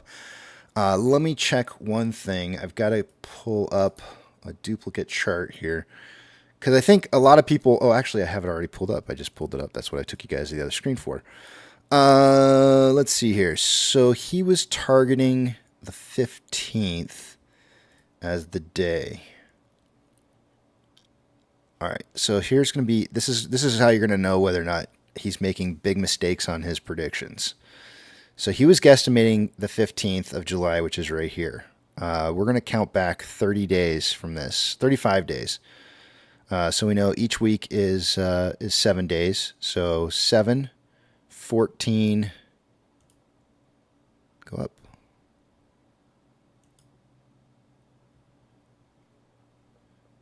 21, 28, 29, 30, 31, 32, 33, 34. Or did I do that right? That doesn't seem right. What did I just do wrong? No, that's right. The 10th. The 10th of June. I think I see what he's doing wrong. Perhaps. Because if we go back to the 10th of June, or maybe even the 11th. It could be the 10th. 10th or 11th of June. That'll tell you everything that you need to know, probably. June 6, 7, 10. So what he's doing is he's looking at the last run-up, and he's adding 35 calendar days beyond that, right? So if this was the run-up day here, or the height, the height here got up to about a high of 48, which is higher than 47.50 the previous day. Then the settlement T1 day starts on the 10th, and when you count out 35 calendar days from that point going forward, that would be the 15th of July. So what he's got wrong here is he's counting calendar days, and that's not what you're supposed to count. So he doesn't know what he's talking about. And this has been a massive, massive issue within both the AMC and the GME community, and counting the wrong amount of days. It's got to be settlements days. It cannot be calendar days. Casey. Yeah. Why shouldn't that be a red flag that it's so hard for everybody to figure out this T plus 35? It is for me. It's just ridiculous. It is. Well, it is for me. Yeah. Because immediately when I see that somebody's getting the wrong date, I instantly go like, okay, well, number one, you don't even know how to count what a settlement day is. Right. And so that immediately shows a red flag. And so I can kind of tell, like, what it is, like whether or not I'm dealing with somebody who knows what it is they're talking. Nobody can settle. Look, you can't make a trade on a Friday and have your position settle on a Saturday. Why would you count Saturdays ever? Well, I'm not even talking about that perspective of it. I'm talking about for the SEC and the rule makers. Why does it have to be so tricky? It's about a nomenclature. Like if I were to say to you, there's 9 innings in a baseball game. We celebrate the 7th inning stretch on the 7th inning. When do we celebrate the 7th inning stretch?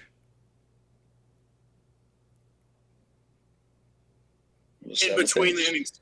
Right. But I didn't tell you that. I didn't tell you that. You know it. You know it because it's nomenclature for you to know it. But it's 7th inning stretch. It's not 7th and a half inning stretch. It's the 7th inning stretch, and you know that.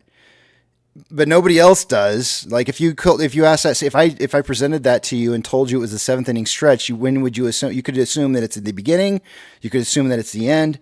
But because you have been a part of baseball long enough to know it's in the middle between the 7th and in between the 7th bottom and top inning, you know that, right? That's something you just know because it's nomenclature for you to know that. But if you ask somebody from another country who didn't know baseball, or somebody who just didn't know baseball at all, they wouldn't know. And so you'd say like, okay, well the 7th inning stretch is in the 7th inning. So I'll meet you at the hot dog stand in the 7th inning stretch. So what if you don't tell them? They don't know that they're supposed to go there halfway through the 7th inning. Bottom and he said bottom and top. Isn't that what it is? Isn't it the top of the 7th and the bottom of the 7th? I don't understand why. Okay, Tendies is just trying to make fun of it. For some reason, he forgot to do the Beavis and Butthead. He should have said Beavis and Butthead voice. Yeah. I hope you out, Tendies. I got the joke, dude. I laughed with you, Tendy. Don't worry about it. He forgot to do the. He said bottom and top. Yeah. So that's what it comes down to is that for everybody else who doesn't know. It's they're sitting there literally counting calendar days, going like, oh, this is what it is, because it says calendar days, but it's calendar traded days is what it's supposed to be. And there's actually other. I've already discussed this with many people, and there's been one person who actually found that in the actual rules and regulations that it says a settlement day is a trading day, and that a calendar day is representative of a settlement period. Right. So if you know, a lot of these rules that everybody's looking at aren't the actual rules, right? Like everybody is always copying and pasting a screen that describes what the actual rules are, but doesn't actually take you to the hard copy data of the rule, to the 204 rule, right? Like if you actually go to the 204 ruling, you're actually going to find a different set of wordings there that's going to be a little bit more accurate about as what it is that you're supposed to be counting, which is a settlement period, a settlement cycle day, which is a traded day, a calendar trading day.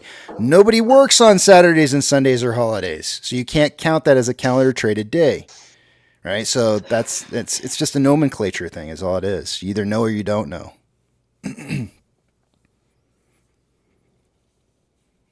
But you're right, though. It absolutely raises all kinds of red flags for me because as soon as I see somebody who's counting calendar days, I go like, "Ha, got you. You don't know what you're talking about." You know? It is.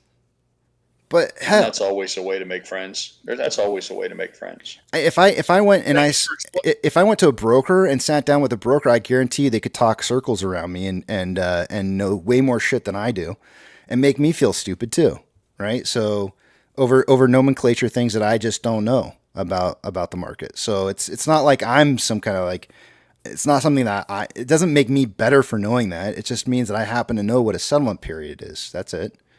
That's all. Thank you for explaining that. Yeah, no problem. I mean, I'm sure you would find the same thing in any field that you work in, right? Any field you work in has a nomenclature to it that, you know, when you talk about something for everybody else, like when I say wafer, when I talk about computer chips being made on wafers, everybody, it's about as bad as my Debbie Does Dallas comment earlier this morning, because everybody's first thought is you make computer chips on a cracker? That's everybody's first thought. And they say it every single time. And it's, it's funny. It's funny to everybody else. For me, it gets old. but yeah.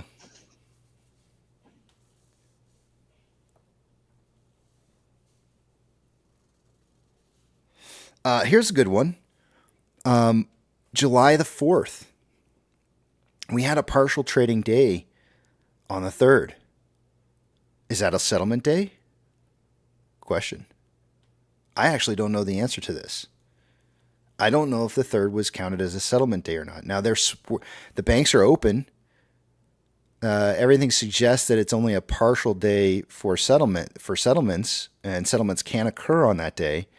But I don't know if it counts as a full settlement day or not. So I don't know if it counts. I would assume that it does, because settlements can occur. Even if it's a partial day, there is still an ability to be able to settle a position. So I think it counts. But I don't know the answer for a fact.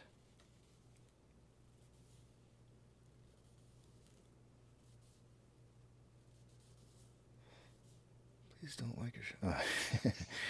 El Doge, that's funny. Casey knows about it.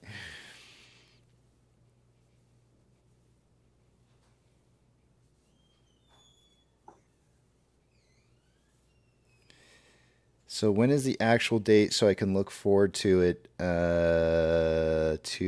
Something be depressed. Laugh out loud. She's chiming in, cheerleading on the reason why it's not good to have dates. Oh yeah, dates and times. Okay, good. Because I thought she was asking. Wants. They get like it's like a kid getting a short-term sugar fix off of something because you tell them what they want to hear. T35, 35 days. That's the day you can start spending your MOAS money. Right. And then the T35 comes and goes, and it's blah blah. Yeah, and that's what I keep trying to say too, right? Like there's so many things that can happen. I mean, GME did dilution during the T35 periods, which changes everything. Nobody saw that coming. There's no way DFE saw that coming. If he did see that coming, then that means he's making trades based off of insider knowledge, and that would be illegal. So you can't tell me that he knew. I think what really they don't want to hear, and it's a simple truth, is that it doesn't matter whether 4th of July is a half a day or not, or whether you count weekends. 3 or 4 days, one way or another, isn't going to matter. What they're trying to figure out is what's going to be the catalyst, and they're wrong every time. Whether it's T35 or failure to deliver, and I'm like, just stop. It'll happen when they close their positions. Now, I get it, the need to try to say, well, what will force them to close? but it all, for me, it smells like desperation because it's that need to try to figure out, well, when's it going to happen, and or why is it going to happen? And if you figure out why it's going to happen, then you stand a chance of figuring out when. And I'm with Rose and Hazel on this. Is that I think the short-term rush of thinking that it's coming is pale in comparison to the fucking negative shit that comes afterward. I'm just saying, Yeah. one day at a time. And then when they decide to cover close what they owe, close their positions, I'm going to be ready to sell them some. So I'm being asked a more specific question. Martin says, again, I will ask the last question for today. That's okay, Martin. I don't mind questions. It's actually time to do numbers, but I'll go ahead and answer this question, then I'll move into numbers. Time. Yeah. Am I right to say that the GME is breaking the downtrend from the July 16th period of time? So I'm looking at this right now, and from July 16th, from that date going forward, I would say. So let me draw some lines on this page here, as if I haven't already done it. Let me get rid of some of this. Delete. I don't know if I want to delete this. Yeah, I'll delete that. What I would do is I think a lot of people would probably make the mistake of drawing this probably along the lines of something a little bit like that. Actually,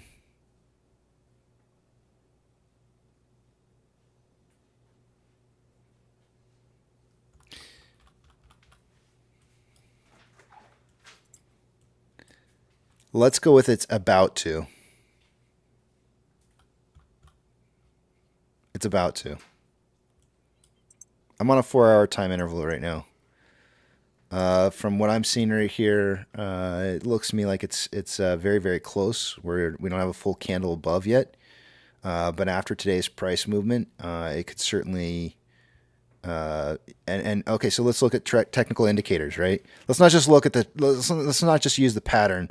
Let's look at technical indicators. We've got a very strong deep dive on the RSI down to as low as like 1319 back here, or 1293. It actually says up there 1293, and is rebounding off of that. So it's definitely breaking an RSI trend down here. So that RSI trend's been broken. Vortex indicators signaling for a crossover on more buying pressure than selling pressure, and is showing the divergence of that pressure, and is signaling for a change. And we have not seen that since that switch over back here around that 16th of July, 18th July time frame. So again, leading back to what it is that you're asking about it, are we seeing a break of the trend down? The indicators are saying yes. I've only got one other indicator that I want to pull here just to verify. And indeed, the TTM squeeze is suggesting that the buying or the movement in price direction has changed, and is getting ready to move into that positive territory here. So in regards to what it is you're asking for your question, the answer is very strong yes. It doesn't mean that it can't turn back the other direction. Remember that. Just because all the indicators are suggesting that price movement is moving in the right direction, you have to look at the bigger picture.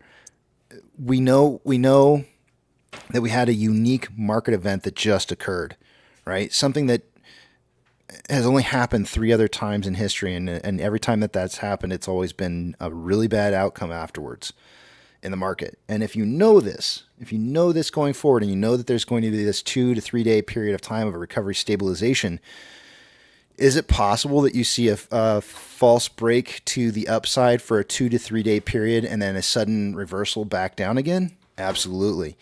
So be very, very careful. Like if you're looking for, a position that you want to be creating something, just note that the market's gonna dump again, man. I fully believe we're going to see another dump here, and we just got to wait for the recovery and stabilization period to kind of end before you see that secondary dump happen. It's like earthquakes, right? It's like you get the big one. In the old days, they called this a dead cat bounce. Yeah. It's nasty. It's people who love cats don't like to hear about it. It drives Mrs. Pirate crazy because she's a cat lover. But yeah, it's what it used to be called. It's what it'd be called, because if you drop a dead cat from a roof, it falls and falls and falls. It hits the ground, it's going to bounce up some. That's what you're looking at. How do you Dead know? cats How do you bouncing. know? Are you sure? Well, I've heard. All right. Well, we'll go with I heard.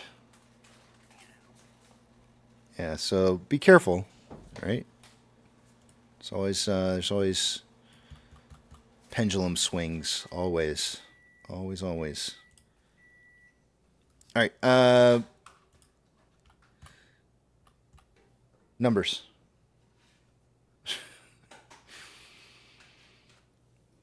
I'm going to take you guys over to the other screen.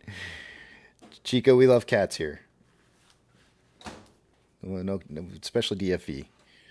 No DFE video. All right, here we go. Let's do these numbers before we get into some kind of trouble here.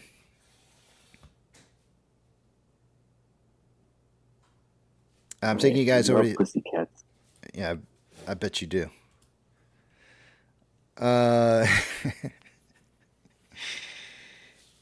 Do they love you? Oh yeah, that's especially good. the furry one. That's good. All right. Numbers. I'm not going to be able to see what it is you guys are saying until you see the big tramp back up on the screen again. Two-factor. I'm not going into that. I didn't have to log in, so we'll skip it. Let's see. Hold those personal thoughts, comments, questions until you see the big tramp back up on the screen again. Off exchange. Normally by this time of the day, I would expect to see about 64% going through off exchange and EDGX combined. We got about 59.19% going through off exchange. EDGX is at 9.5. The combined total, and that's 68.69% of our volume going through those exchanges. So it's about 4.69% higher than I would expect. That is definitely high. Not really high, but it's definitely higher than normal, and we could be seeing higher price movement if it hadn't been for that. CHX volume is at 7,599 shares. Nothing unusual there. GME CHX volume for the day today is coming in at 6,562. Nothing unusual about those numbers. IBKR is showing 1.4 million shares still available. Fees are at 2.87, rebate 2.45. That hasn't changed in the last hour. According to Ortex, as of an hour ago, there was 1.1 million shares returned for the day today. It's now showing 1.21 million shares being returned. Don't forget that IBKR reported about 3.45 million shares traded. So some of those shares, some of that 3.45 that was borrowed from IBKR are being used to return shares today. Estimated short share interest of the free float at 17.48%. Cost to borrow mins at 2.32, averages 4.86, and max 5.1. Shares on loan for the day today is at 100.11 million shares. That's 280,000 shares less on loan today than there was yesterday. And Ortex is estimating about 70,000 of those is in closed short interest. Taking a look at what am I looking at? I'm looking at GameStop's shares borrowed change for the day today is at 304,000 shares. It's not moving too much. Taking a look at options, highest amount of call volume so far for the day today has been at a $5.50 strike. An hour ago, there was approximately 10.1 thousand contracts in volume. There's now 11.4. Highest amount of put volume coming in at a $4.50 strike. There was 4.9 thousand contracts an hour ago, now 5,000. So that's really kind of not a whole lot of movement there in volume. So the market's still suggesting a closing price between 4.5 and 5.5 by the end of the day today. Taking a look at, I don't know what we're taking a look at now. What would I put this on? Hold on a second. I thought I moved screens around. Apparently I didn't. I don't know what I was thinking. Orders by Fidelity customers. AMC and GME are the only two I'm looking for on this list. Not on there. And that's likely due to lower quantities of volume right now being traded in the market.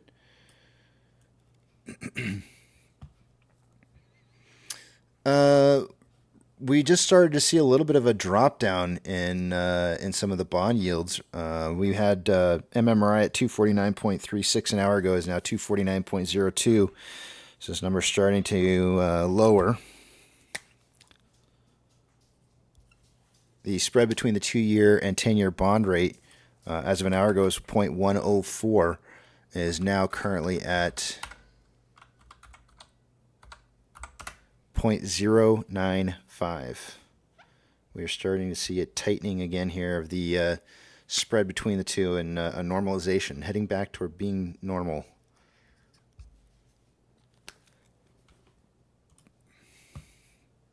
I wonder if I should be saying that as like a negative value. Oh well.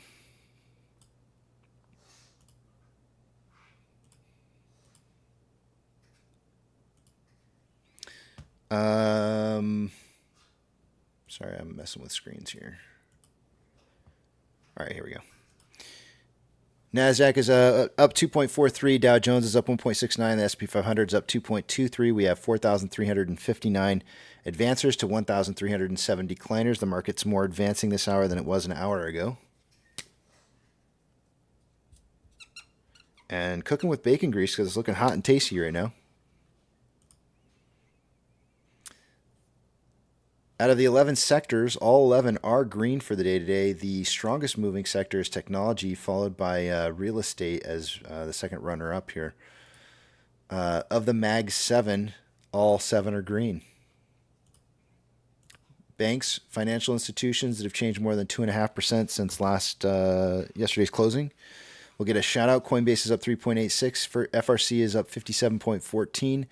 SI is up, or down rather, 14.35. NYCB is down 3.08. U.S. Bank Stank Core is up 2.79. CIBC is up 2.8. JP Morgan's up 3.38. American Express up 2.93. Goldman Sachs up 3.29. S&P Global up 2.74. And we'll call out BlackRock because it's up 2.37. It's pretty close. Gold up or down 0.53, but trending up. You can see it broke past this level of resistance here that I had marked out from earlier this morning. Silver is down 0.3, also trending up. Ethereum Classic is up 0.84 and starting to trend down. The US dollar is up 0.27, also breaking this level of resistance here, but just continue to consolidate sideways as it does so. Oil is up 0.47 and is back into that consolidation range, just a little bit higher than where it was yesterday. We might see some consolidation. And yesterday, that consolidation period started right around noon. And today, the consolidation period started at about 1:30, so a little bit later than yesterday, but still getting that consolidation, kind of in the same price range. A little bit tighter. Mortgage-backed securities are down anywhere from 0.56 to 0.64. And I'm going to lose sleep, Pirate, just to let you know over that whole oil thing. It still bothers me. Mortgage-backed securities look like they're bouncing off of a bottom here and perhaps maybe starting to trend up. We have down mortgage-backed securities are down anywhere from 0.55 to 0.63. SPY is up 2.2, trending up. VIX is down 36.06 at 24.66. It does look like it may be making a little bit of a consolidation point in time here at 24.66, with the futures suggesting 22.03. The futures have been leading the VIX down, which has not been the case lately. Usually the VIX is leading the futures, so it's we'll see if that continues to be the case. IWM is up 2.33, trending up. VB is up 2.28, trending up. Tesla is up 1.63, trending up. Amazon is up 2.25, trending up. Cinemark is up 3.09, and we're going to call it consolidating. Doge is down 0.78, and we'll call it slightly trending up. Bitcoin is up 2.1, trending up. GME is up 3.34, trending up. HYMC is down 1.51 and trending up. NCMI is up 19.22 and consolidating after an uptrend. Hood is up 6.24, trending up. And AMC is up 2.22 and trending up. Inflow versus outflow for the day today on AMC, about $400,000 more outflow than inflow. 8.05 million shares traded so far after 299 minutes worth of trading. Putting us on a pace for 10.5 million shares traded by the end of the day today. In pre-market this morning, I said somewhere between 5 and 25. Looking like a good prediction on a 4-hour time interval. We have more buying pressure than selling pressure. Very, very slightly more. And it looks like they're going to make a divergence here in a little bit. RSI is at 51.53, which is average on a 1-hour time interval. More buying pressure than selling pressure than RSI at 57.2, which is slightly above average on a 30-minute time interval. More selling pressure than buying pressure than RSI at 56.64, which is slightly above average on a 5-minute interval. More Buying pressure and selling pressure with an RSI of 56.62, which is slightly above average. And with that, I yield the rest of my time to the back of the big tramp.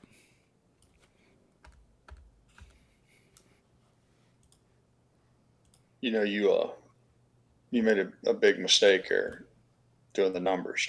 I'm bringing it to your attention, see what your thoughts are on the matter. But I thought we agreed that it was no longer going to be cooking with bacon grease. It was going to be hot like Halle Berry. But that's was I wrong? Only when it's extreme. Only when it's extreme. It has to be extreme. Right now, it's just cooking with bacon grease. It has to be. Oh, I didn't know that she was going to represent an ever hotter level. I thought you were going to take out, remove, no longer use hot like cooking with bacon grease and insert hot like Halle Berry. Here's my list. I was going to put forth a game. I was going to make a drinking game out of it. If we can every time we catch you now saying, because I think you do it out of habit. I want to see if you have the discipline required, the self-discipline required to interchange. And so from here on out, you're verboten. You're forbidden from saying the phrase cooking with bacon grease, hot like lava. You're allowed to use hot like Halle Berry. So every time you do that, we're gonna make a note. We're gonna notation here. We're gonna see. I only get to use her in the extreme case where there's less than 1,000 either advancers or decliners. That's not gonna work for my drinking game then. Yeah. All right.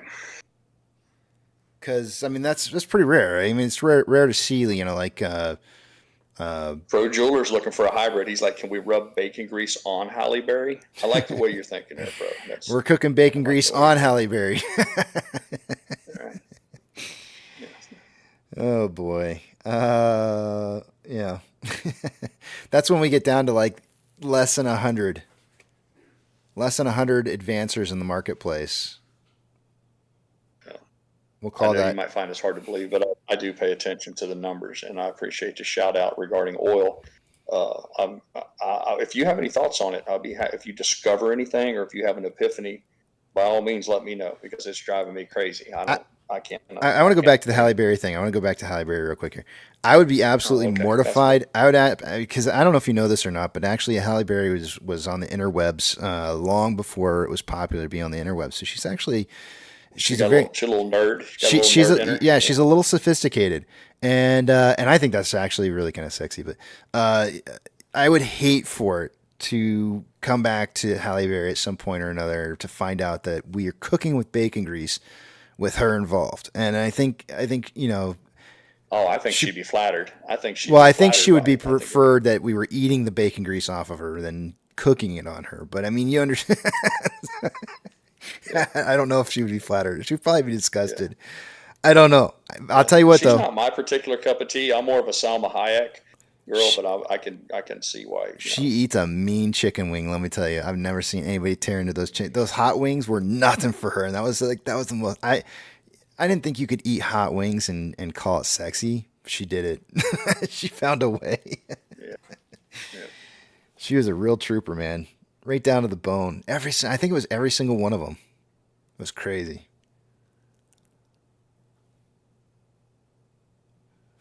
How about coconut oil?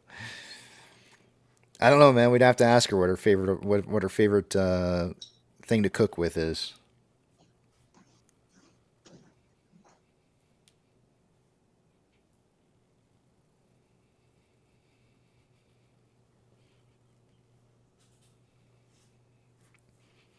I'm telling you, you have to go watch it. You have to go watch the hot ones with Halle Berry. It's she's such a trooper in contrast to everybody else that does it. Everybody else takes like these. They just did Ryan Reynolds and Hugh Jackman on there, and those dudes were taking the ittiest tiny. Actually, Hugh Jackman was taking some bigger bites. But I have never. Ryan Reynolds is a little puss. I'm gonna say it right now. He's gonna get me later if I ever have a chance to meet him. I heard you said that I'm a puss when it comes to highway. I'm like, you are. Hugh Jackman was taking twice the size of bites you were. So yeah, you're a little puss. But yeah, she ate everything. I mean, she made Hugh Jackman look terrible. All these actors, they have nothing on her.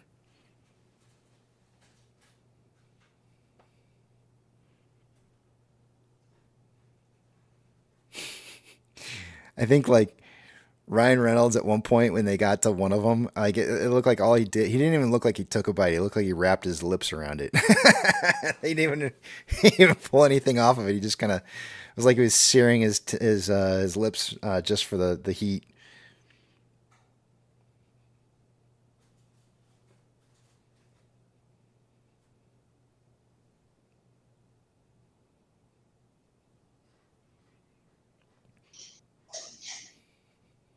I was watching one the other day.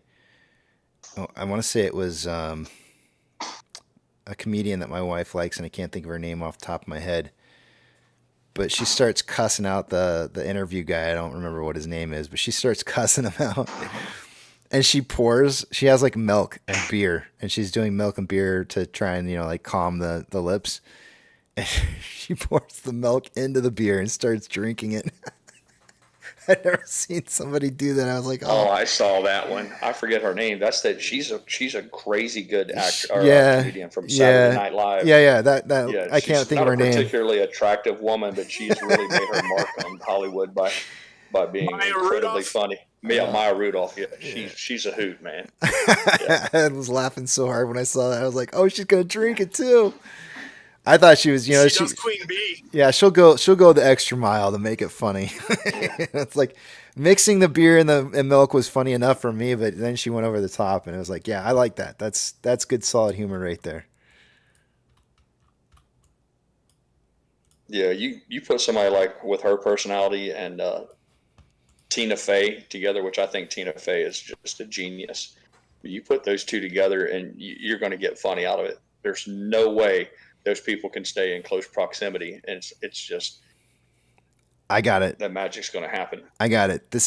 Look, I don't want to make this channel political. I don't want to make it political, but I just was reading comments in here about people cooking with stuff. I will give my vote to the first presidential candidate to do hot ones between now and elections. Oh, I like it. Yeah. I don't care who it is. Yeah. I'll give my vote to either one.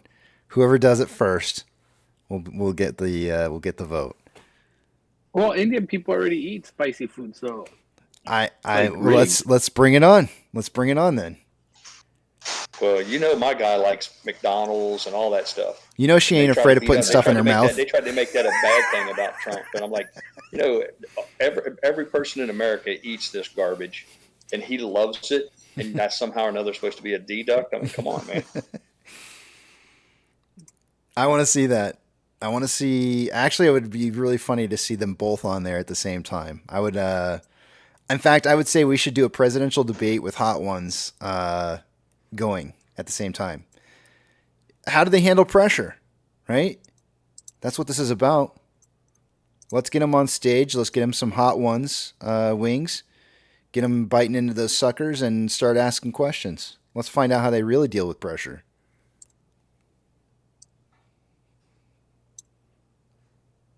I'm telling you. That would be funny. That would be freaking, that's the way to go. We got to do it. We got to make that happen. That's how you find out who can deal with the pressure. I don't think either one of them would accept the challenge. I don't think they would. Make a contest out of the presidency. Just bring the Resolute desk from the Oval Office, put it on a TV set, sound stage, and have them both put their hand on the desk. Like those when the radio shows, Howard Stern, those guys used to give away a car, and if you won, you get to put your hand on the car, and then the last person to take their hand off the car gets to keep it. We could do the presidency the same way. We could have Joe Rogan. Joe Rogan could host it. You could put the Resolute desk, on his Joe Rogan stage, and then bring in Kamala and Trump and RFK Jr. Robert, all of them. Anybody who wants to be president, put their hand on the desk. Last person takes his hand off the desk is president. That's actually kind of interesting. Ooh, the last two become president and vice president. Oh yeah. So they got to work. So automatically, yeah, and it doesn't matter. There's no parties, no Republican. It doesn't matter. It could be independent, liberal. It could be fucking communist. Now we're Whoever's talking. fucking puts their hand. Yeah, that's what I'm talking Now we're about. talking about. How bad do you want We this don't need job? voting. How bad do you want this We job? don't need voting anymore. We can just get rid of this whole electoral voting. I almost said electoral. Yeah. Electoral. That's what we're going to call it from now on. Electoral voting. Pectoral. We don't need none of that. That's pectoral ridiculous. college, We're just yeah. going to put hands on desk and whoever wants the job bad enough. Let's see how you can do under pressure. 24 hours in, you start getting asked questions. They start asking you questions. See if you can handle questions under pressure after being awake for 24 hours. That's the way you do How it. about we make? How about you make the salary for congressmen and senators can't be $1 above the average salary from their home state. So if you go to the census and you find out that, say, Las Vegas, Nevada, the average person there makes $22 an hour, then the congressmen or senators can't get paid a penny more than that. You know, and not only this, but I'm going back to what we were talking about before. When it gets down to the final two, when it gets down to the final three, you literally have it live on TV and you watch the deals that they try to negotiate to get down to the final two. Oh, I love it. Oh, Yeah. I love it. Yep. Yeah, like they are not allowed to, privately make deals. They have to make the deals right then and there in front of the whole nation as to what they're willing to do to get the job, to get the two, one last person out, to get down to the bottom two. Everything is all live for everybody to see. What are you willing to do? What are you going to do for the nation to make it better? What deals are you going to strike? How are you going to make history? I love it. I think that's amazing. We're going to change this world. You're, all right, I got to go. I got to get a break. I'm sure you saw the quote from Warren Buffett. He's been in the news a lot here lately, talking about he could solve our negative GDP, the fact that our country is so far in debt that we can't, we're going off this fiscal cliff that he talks about. He's like, it's real simple. He's like, you require Congress to pass a balanced budget or they can't run for re-election. You codify it into law.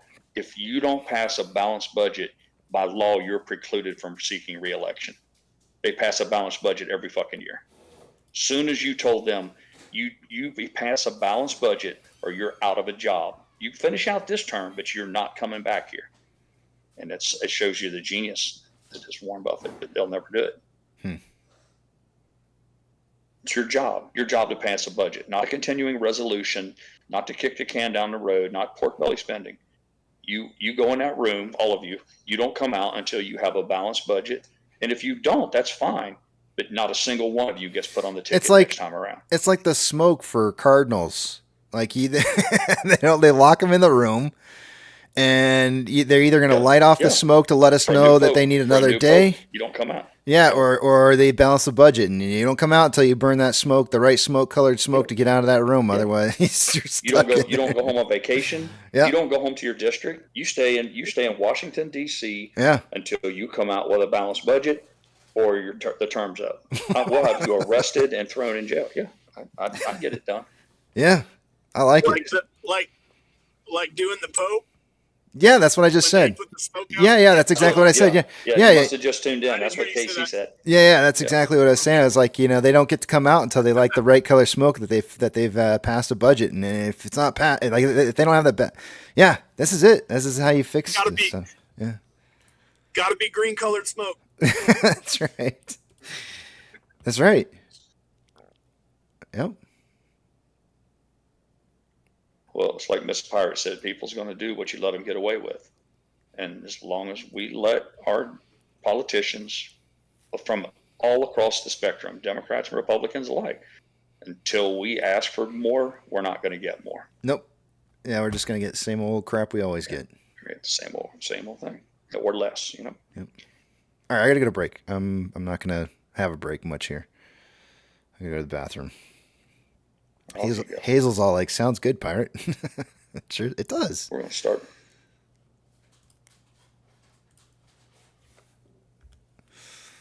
You got to get stuff done. Like, how many of y'all at work are allowed to sit there and say that they just kick the can down the road. Yeah.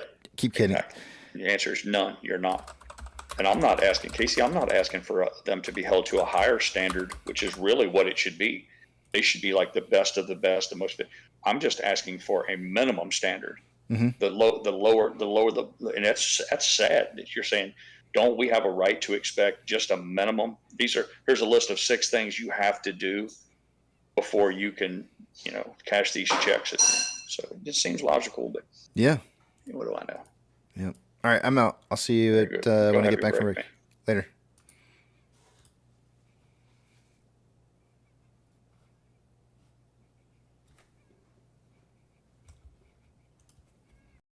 Before I go, did you want that like epic music in the background playing while you're talking? Oh, absolutely, absolutely. That's a must-have for me from now on. Okay. I'll have it no other way. You're going to probably have to just leave it on all day, even while you're doing numbers and everything. It's going to. Okay, it's turning on. All right, see you in a bit.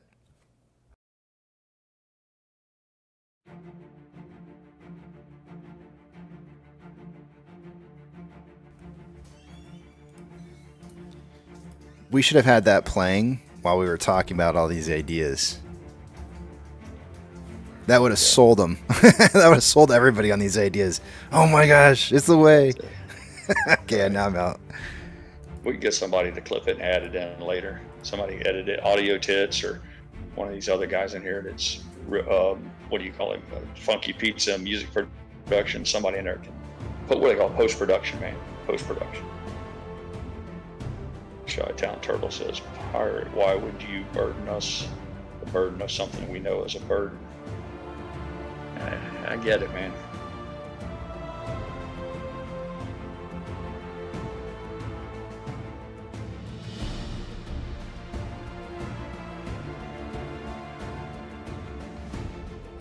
Turtle, I want to believe in the goodness of man. I want to believe that most people are fundamentally good. Mrs. Pirate tells me often, all the time, that that's the case. I want to believe that. I need to believe that what we see are the outliers, because the light, the cameras are focused on the anomalies. And I think that leads a lot to my struggles with the blues, or not necessarily being in the best frame of mind concerning the human condition, or geopolitical events, or even just something locally in my own life. But I got to constantly remind myself that we might not necessarily be the loudest. We're husbands and wives and friends. That was odd. So I want to believe. I'm trying.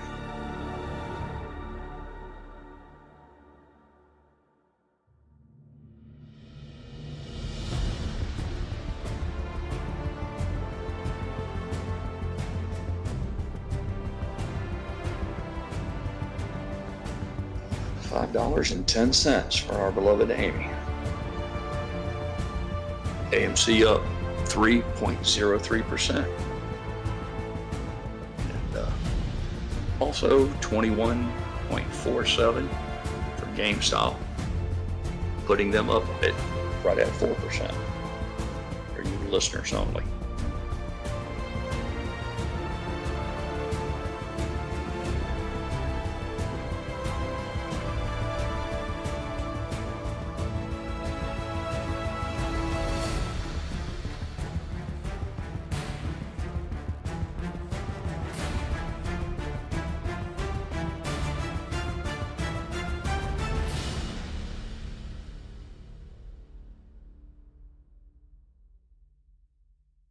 Barrington says the news is something to avoid. They make their money in negative stories and unnecessary worry. Might be something to be said for that. Sandy's steadfast in her beliefs that you just turn it off. I can't do that. I guess it's opposite ends of a spectrum. I tend to view people who don't pay enough attention to it akin to the proverbial ostrich with its head stuck in the sand. Like if I don't know it's happening, it's okay. And I guess the simplest fact of the matter is it's probably somewhere in the middle. It's some halfway point, you know, balance is probably the order of the day.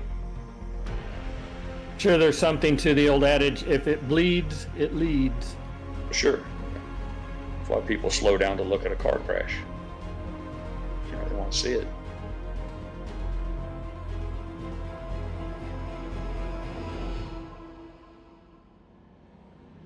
He says he stopped watching the news a while ago and he's a lot happier.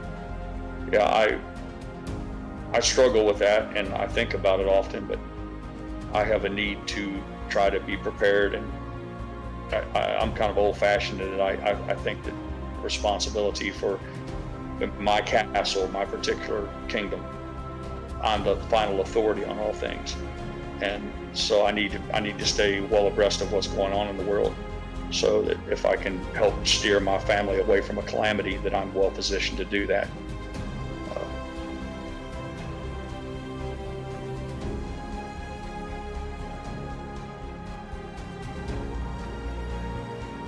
He says, Pirate, it's not balanced in my opinion. It's not the whole story. I don't know quite what that means. But yeah. Oh, you mean the news? Yeah. Oh, I get it. Yeah. But you got to go somewhere. You can't go strictly to the internet because the internet is just as big a Wild West show. If the mainstream media is guilty of all being bought out and just a propaganda factory, then the opposite is true with the internet, that it's such a Wild West that you can't believe any of it because there's no way to filter through it to figure out what's real and what's not. And to some extent, it's even a more dangerous, more treacherous field or source to go to for news and information, because with all this artificial intelligence and the ability to create these deep fakes and videos and all of that. So it's unfortunate that in the information age and I guess the golden age of technology, as far as Apple devices and what have you go, you say it's never been easier to access information, but it's never been harder to decide what's true. And that's a piratism. I just made that up. I didn't read that anywhere. It just dawned on me that that's the case. So.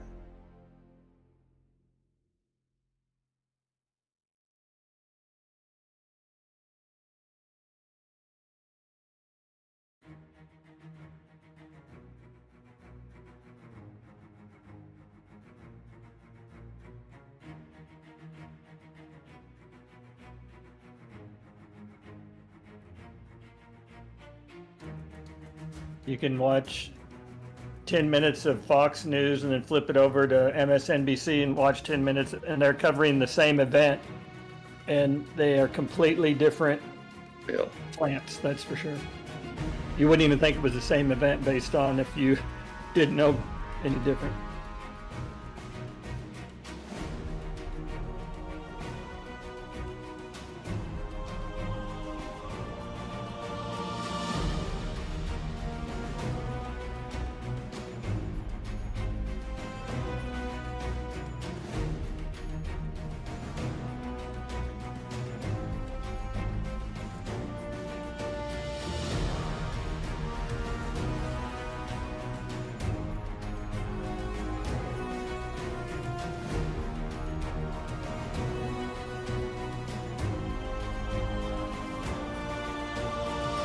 Andrew Morgan said, Pirate, you need to Google the words to, quote, words to the autumn wind, unquote, the Raiders theme song.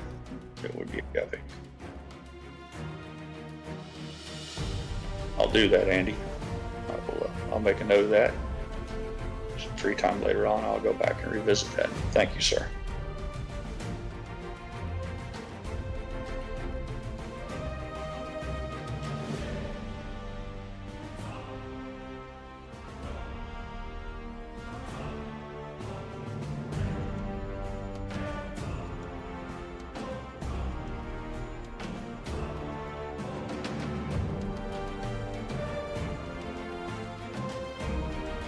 Just realized Casey left the music on again, so you're being multiplied in epic style. Okay, man. Anything that adds a little drama, a little flair.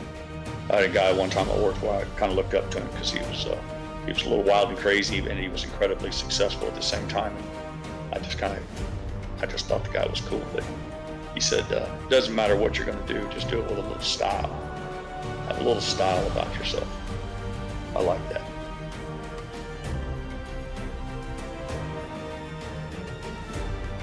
Juan below says he loves the music. Juan, you can thank. I think the credit with that lies with Real Rugged. I think he was getting aggravated by some of the copyright-free music that was being used to fill in some of the dead airspace and give somebody something to listen to when Casey was on break or away from the microphone. And I believe he said that earlier, that's where Casey got it from. Was it We don't do other stocks here, Giovanni Cabrera. We don't. If you take a moment and look at the channel rules, Casey doesn't want this to become a place where people come in and try to pump other stocks. So we welcome you here. We'll be glad to have you engage in conversation. It needs to be related to AMC or a stock that would change, the trajectory of AMC. And he has a number of reasons why, but it doesn't matter his channel, his rules. So I apologize for interrupting you, Papa Mac. What was you getting ready to say? Was that a YouTube channel that had that music? Did Casey post that earlier, or did I misunderstand what he was posting? He didn't say. I just heard somebody else had commented about the improvement, that it was better than the other stuff. Yeah. And I heard him say that the credit should go to Real Rugged. Just following his example there. Gotcha. Yeah, no big deal, Giovanni. It's no big deal.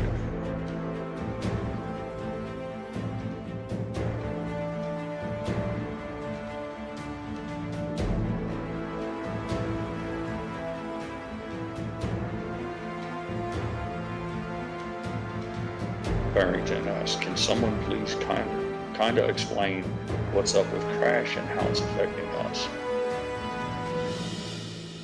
Well, with Crash, I can only assume that you mean the recent fall of the entire market. Said all those records yesterday.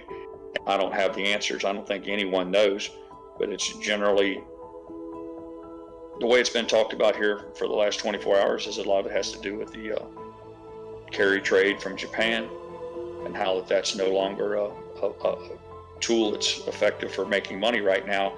And because of that, a lot of people have to unwind their positions that they had that were a result of cheap money from Japan. Now, that could be any number of things. That could be in the real estate market, anywhere. It doesn't necessarily even mean that is specific to just the stock market. But that's the general consensus here. Japan raised their interest rates. Interest rates are going up. The money's not cheap, so people can't go out and speculate with that low interest rate money, and that in turn is requiring a lot of people to close, their positions, return the money that they owe to Japan, and as a consequence, you're seeing a sell-off. And that's the theory as it currently stands. I'm painting with broad strokes. Won't make too much of it. Any portion of what I just said there, you can really do a deep dive onto and spend hours on. But that's the overview there. Hopefully that will help you out some.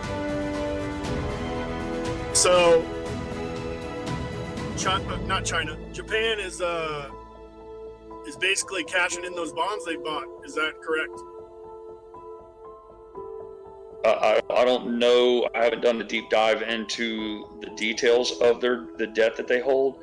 But the way it's been explained to me was that it's credit that they've extended. It's not so much about them buying bonds. It's credit that they've extended.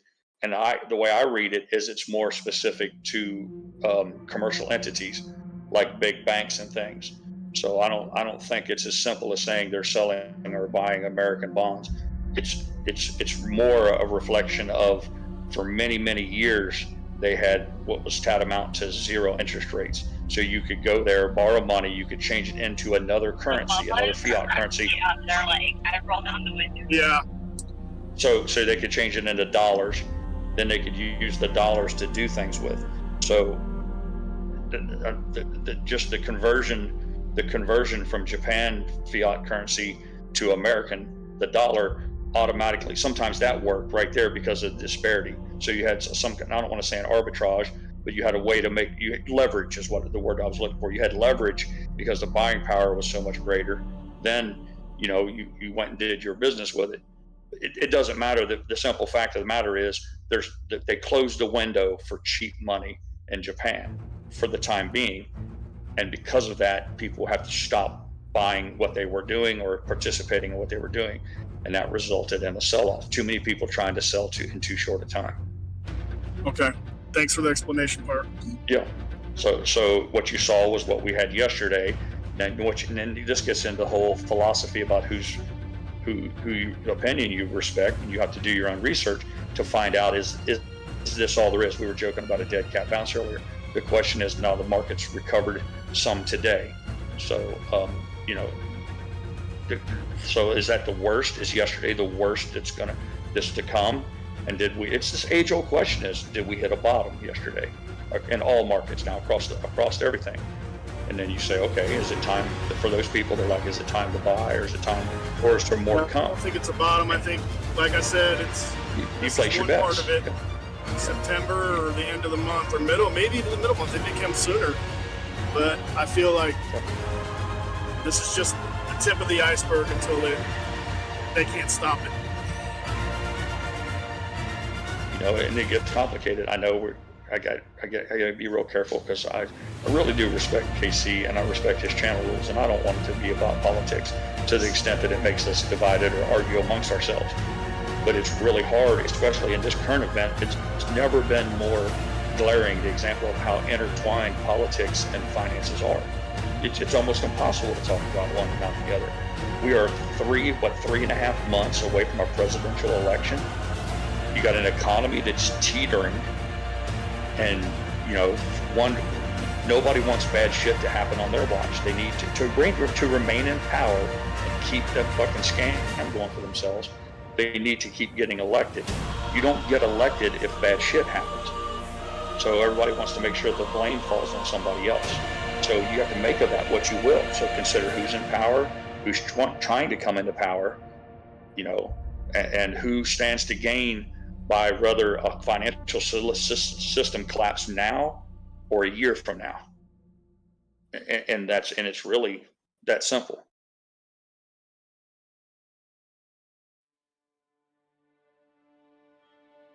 Sometimes I hear myself say the words, and I want to just put a tinfoil hat on because I know how melodramatic it sounds, or how conspiratorial, all those big scary words. I just call balls and strikes like I see them.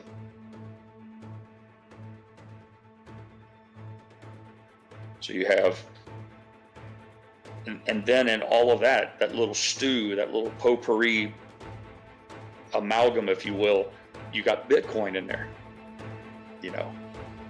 and so it's like a spider's web where if you pluck on one string, the web vibrates somewhere else.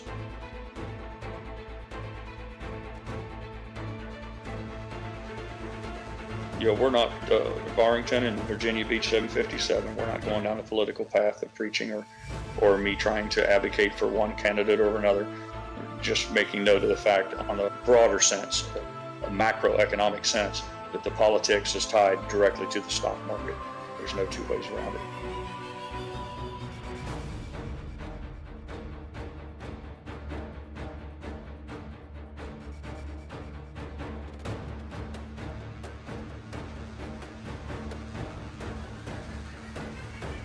Hodor says, that's how I feel, Pirate. We're slowly heading into a shitstorm, and I want to know what to expect. I think that's what most people want, Hodor. They want to know what they can look forward to for their family in terms of jobs, whether they're going to get a pay raise, whether they'll keep their job, whether their money will go as far as it should. You know, at the end of every pay period, are they going to have enough to get by? You know, are things going to continue to get more expensive, or will they stay at this level?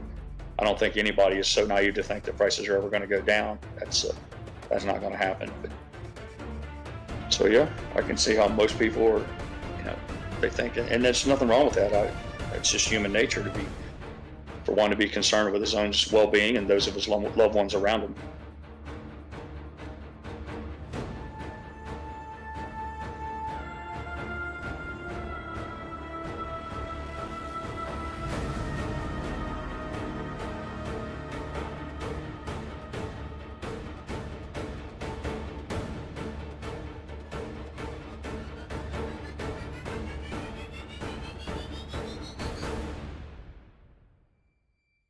Pirate said, VA Beach says, I feel you.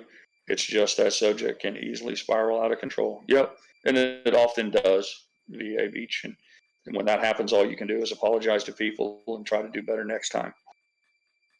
But it's impossible to have the kind of conversations that we have around economics and geopolitical events, the status of the world that affects our money, and then act like that politics doesn't play any role in that. So what we try to do is we try to thread the needle and keep it from being divisive and not make it sound like you're advocating for one party over another, but the whole time recognize that politics or our leadership, that's how we choose our leaders in America, has a direct connection to the wallet in your pants, you know, your account.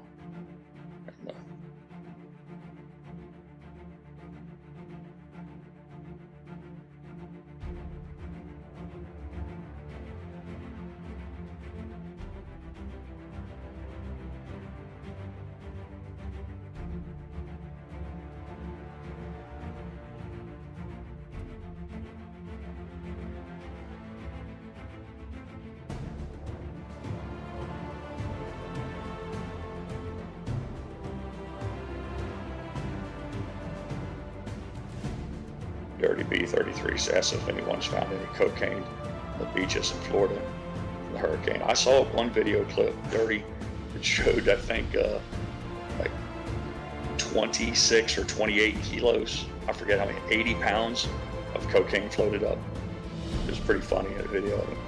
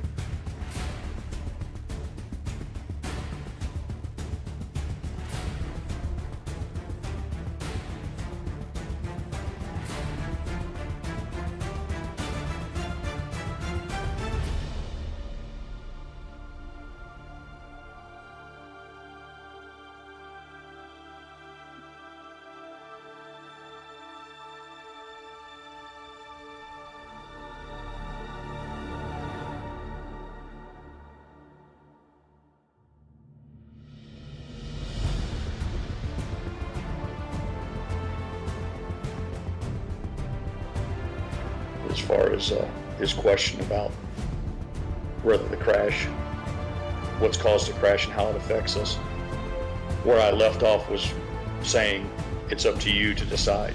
You know, you have to think for yourself going forward from where we're at yesterday and today. What's the market going to look like? What will, you know, what are the broad index is going to do? What will be the results on most people's 401ks, retirement things? And that's how you decide. You know, do you stay in cash? Do you sit on the sidelines, wait? Do you know, ladder in or out? You know, we don't advise people on how to do those things here. We just, you know, talk about what we see happening and then leave it to each individual to decide for themselves. But the simple truth of the matter is, and it's what used to drive me crazy about a lot of the channels, a lot of the content they put out, is nobody knows. They think they know. They want to act like they know. They got people tuning in to try to learn something that they don't know. And it's uncomfortable truth. Nobody knows what's coming.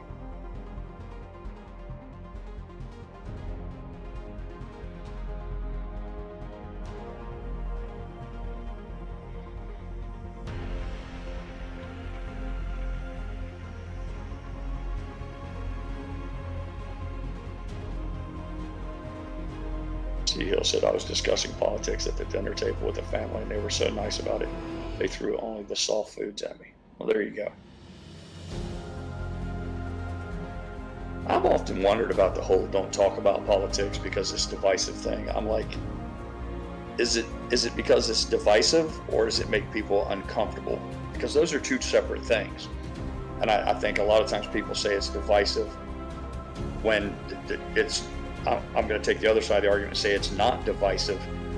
It just shows, it lets people reveal their attitudes towards subjects, and it's revealing, and it forces people to come to terms with what they really believe. And I think that makes a certain segment of people uncomfortable. Pirate. Yeah, man. Did you see that they came out saying there was no emergency rate cuts?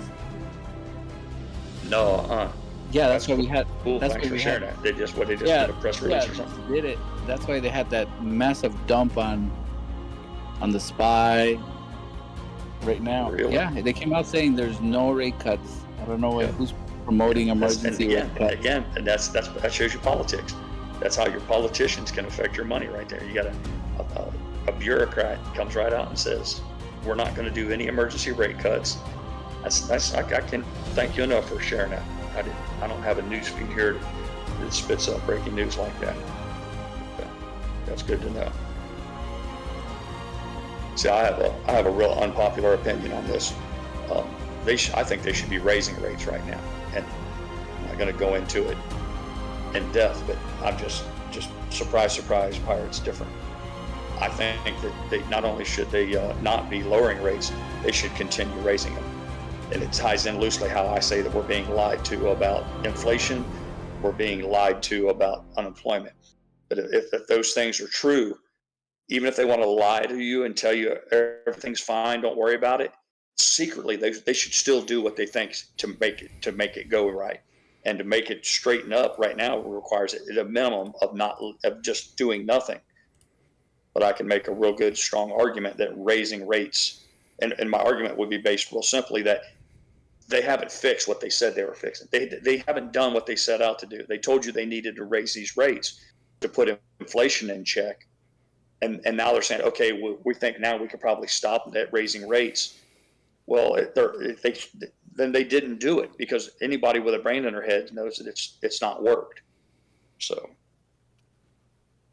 The Emperor does not share your optimistic appraisal of the situation.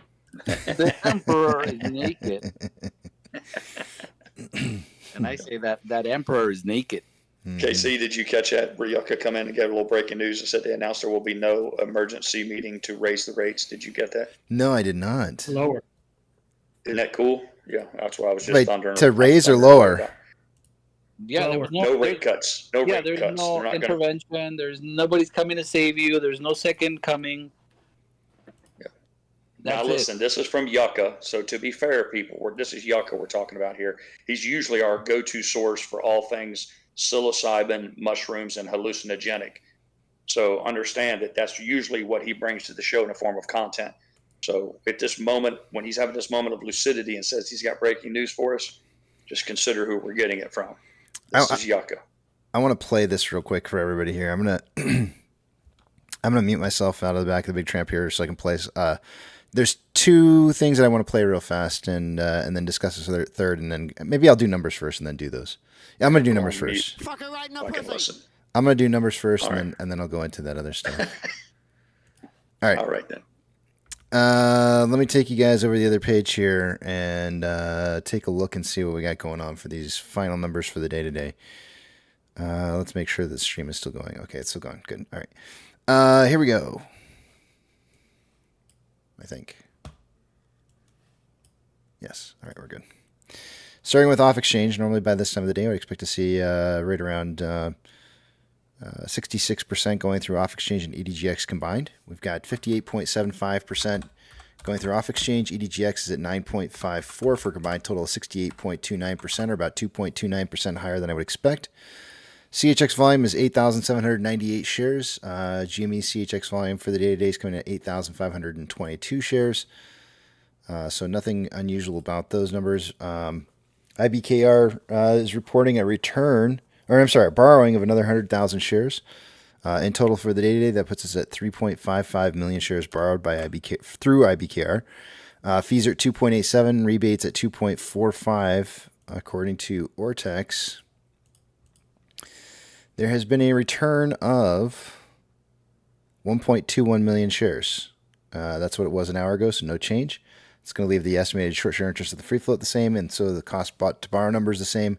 Shares on loan for the day today is at 100.11 million shares. That's 280,000 shares less than there was yesterday, and Ortex is estimating about 70,000 of that was in closed short interest. Taking a look at GameStop, 317,000 shares having been borrowed so far for the day today. Options, highest amount of call volume so far for the day today has been at a $5.50 strike. There was 11.4 thousand contracts an hour ago. It's now 12,000. Highest amount of put volume has been at a $4.50 strike. There was 5,000 contracts an hour ago, now 5.7. Market still suggesting a closing price between 4.5 and 5 by the end, 5.5 by the end of the day today. Orders by Fidelity customers, AMC and GME are the only two I'm looking for on this list, and neither of which seem to be there.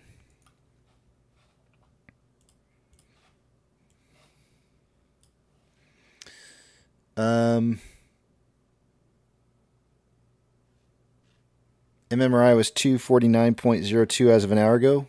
Starting to see the rates starting to cool off a little bit here. Coming back down, MMRI is now 248.34.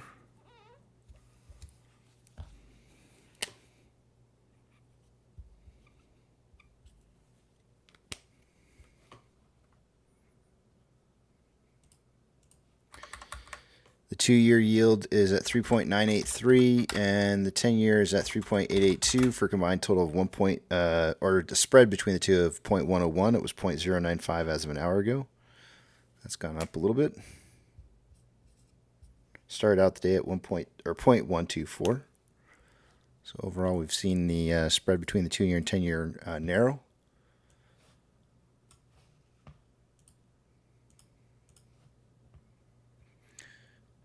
NASDAQ is up 1.64, Dow Jones is up 1.26, and the S&P 500 is up 1.65%. We have 4,074 advancers to 1,775 decliners. The market is more declining this hour than it was an hour ago.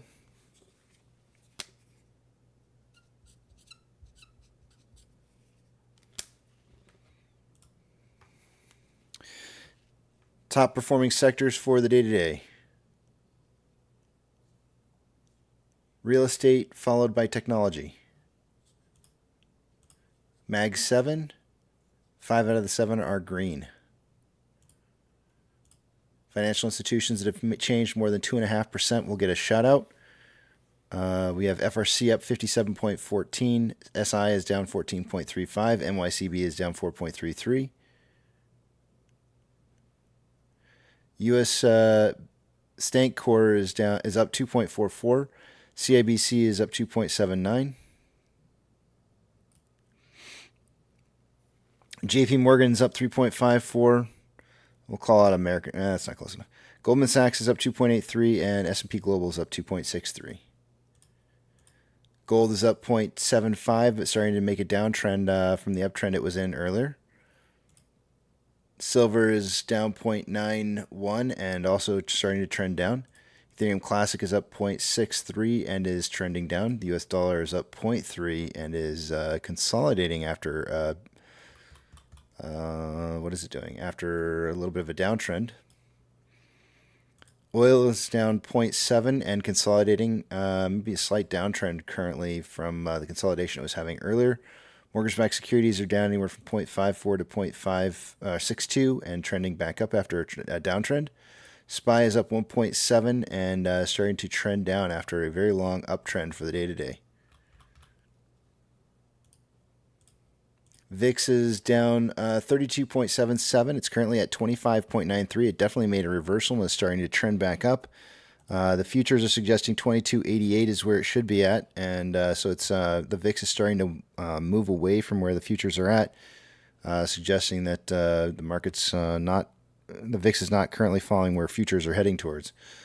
IWM is up 1.74 and trending up. VB is up 1.76, trending. Hold on a second, let me go back to that. IWM is up 1.76, and it looks like it's trying to break a downtrend into an uptrend. VB is up 1.8, same thing with that one. Tesla is up 0.8591 and trying to break a downtrend into an uptrend. Amazon is up 1.77 and went into a downtrend, is not yet breaking that. Cinemark is up 3.01 and consolidating after a little bit of an uptrend. Doge is down 0.1. Trending up. Bitcoin is up 1.65.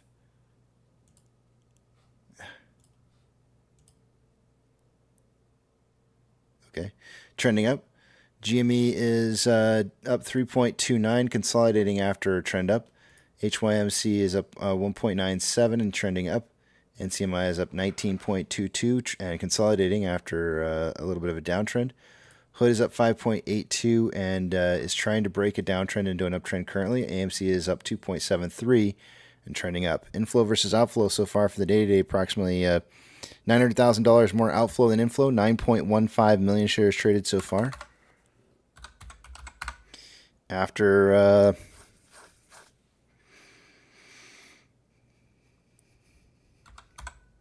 352 minutes worth of trading, we're currently on a pace for 10.13 million shares traded by the end of the day today. I suggested somewhere between 5 and 25 million.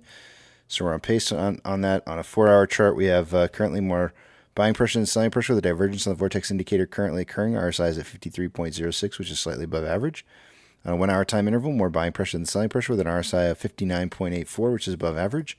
On a 30-minute time interval, more buying pressure than selling pressure with an RSI of 58.93, which is above average. And on a 5-minute time interval, more selling pressure than buying pressure with an RSI of 56.16, which is slightly above average. All right, let's take a look at these quick 2 things I want to share with you guys. This one's first.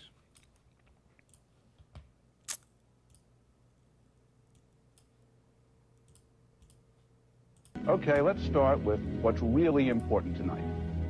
It's just your money, not your life. Everybody who really loved you a week ago still loves you tonight. And that's a heck of a lot more important than the numbers on a brokerage statement. The robins will sing, the crocuses will bloom, babies will gurgle, and puppies will curl up in your lap and drift happily to sleep, even when the stock market goes temporarily insane. And now that that's all fully in perspective, let me say, ouch, and eek, and medic. Tonight we're going to try to make sense out of mass hysteria. Okay, let's... All right, there's that. A quick announcement from Adam Aaron saying tickets on sale now for Usher's Rendezvous in Paris at AMC Theaters and Odeon Cinemas September 12th through 15th. It is quite a show and our 4th such project in the past year with world-class musical artists. Thank you, Taylor, Beyonce, Billy, and now Usher. More concert films coming also. And then we have this one. This is GameStop releasing a Call of Duty Black Ops 6 Zombies trailer. Who doesn't love a little bit of zombie action?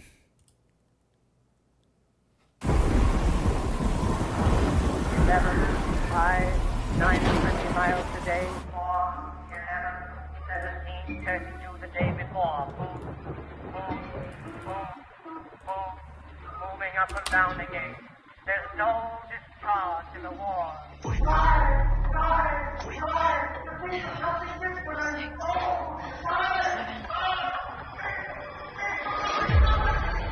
Scheiße, I cannot take this anymore.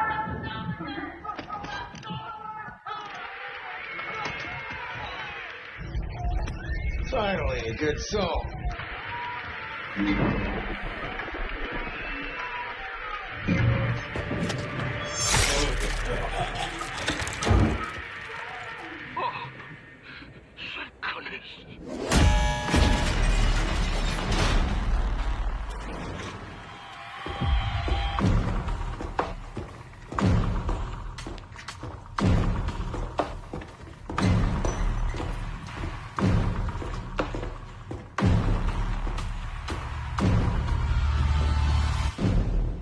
Who the hell are you?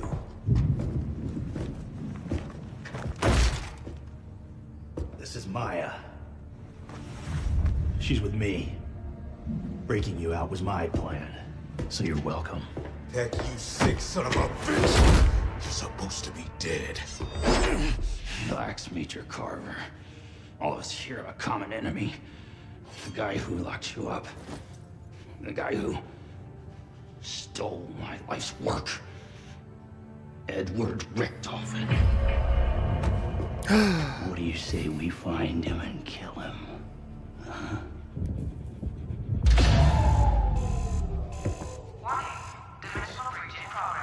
Let's get out of here. That wasn't a fucking deal. We're not going anywhere till we find my brother. Look, it'll take me some time to get their helos spun up, and we do kind of owe. Okay, Raptor 1. Go locate the landing pad. Peck, Strauss, hold up in the guard station. I want Richtofen's coordinates. Go to store power, and then locate this woman's brother.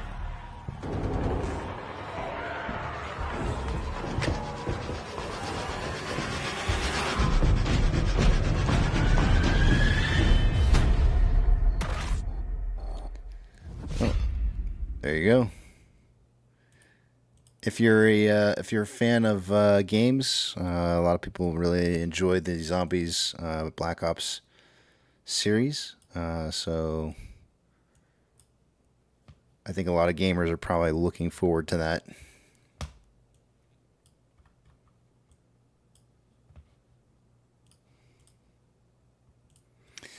All right, let me go back to the back of the Big Tramp.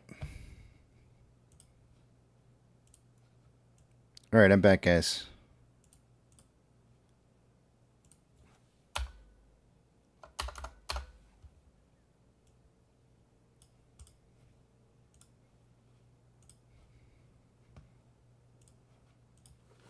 It's crazy how far video games have come.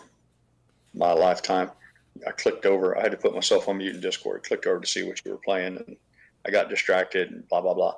So I didn't see the intro. I just caught the middle of that, and I thought to myself, this might be a good movie.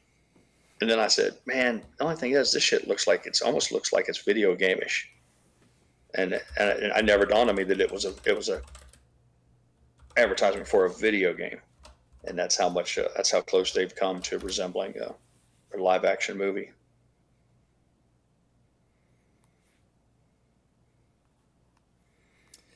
Billy's rubbing it in right now. He says, glad you managed to get the Wolverine bucket at KC. I didn't get it. Lame. Nope. But I did get the gin. So we bought the gin, so I've got that. I wish I knew who won the contest that everybody entered. That'd be kind of cool to find out who won.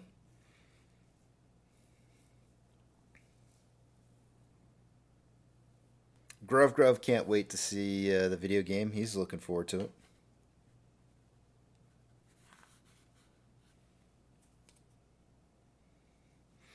Tater Tot says, way better than Pong, right, Pirate? Yeah, exactly. I had a Pong game, man. That was one of the first games. We had a little tiny cassette you'd plug into it. Had a tank battle with a little single joystick with one button on it. A little tank, which was, I don't know, it just looked like the letter H. Yeah, spent countless hours on that stuff. But I watched it all from the beginning. I was fortunate enough to see the infancy to what we have today, and it's an incredible thing. Yeah, it really is. Before then, it was matchboxes, and if you were lucky, G.I. Joe or Barbies for kids. Monopoly board game, perhaps. Remember the first handheld video game I saw was a football game, and it was just little red LED lights. I think that's what they are. I hope I'm not speaking. And they move back and forth on a grid, and the computer, the football screen was like painted onto the screen, but it was just like little red dashes moving back and forth, and a very rudimentary blinking sound if you scored or something. Mm-hmm. And I've watched it go from that to my children have today. I remember there was a handheld gaming device that I got when I was pretty young. I want to say it was maybe like 7-ish.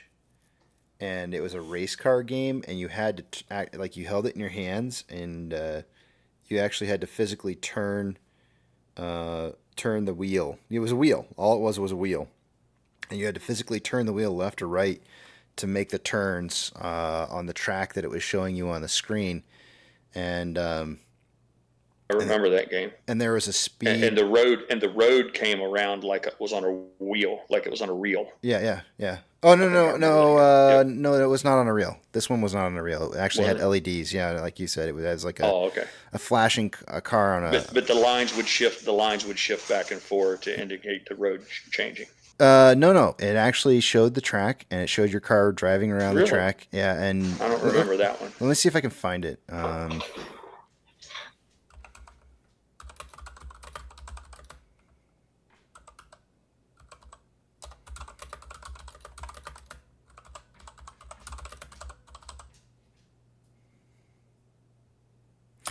And you could control. What did you control? You controlled like speed.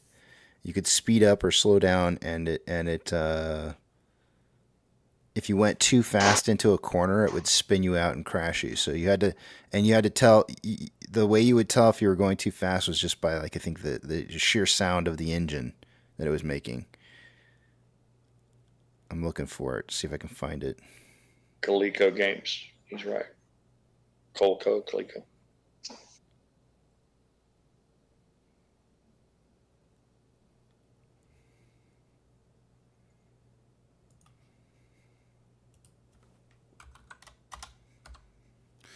Let's see, I would have been.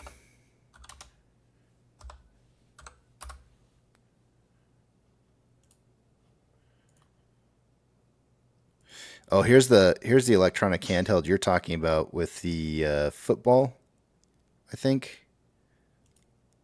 Yeah. This one, I think I just found that one. Was it this one right here? Oops. This is the baseball version, but the football version I think was this one right here, right? Was that it? Mattel. Yep, that's it right there. Yeah, that is it, man. That brings back memories. I had friends that had that one. I never had that. Oh shoot! I accidentally closed it out. Yeah. Reopen, close tab. I didn't have that. What I had.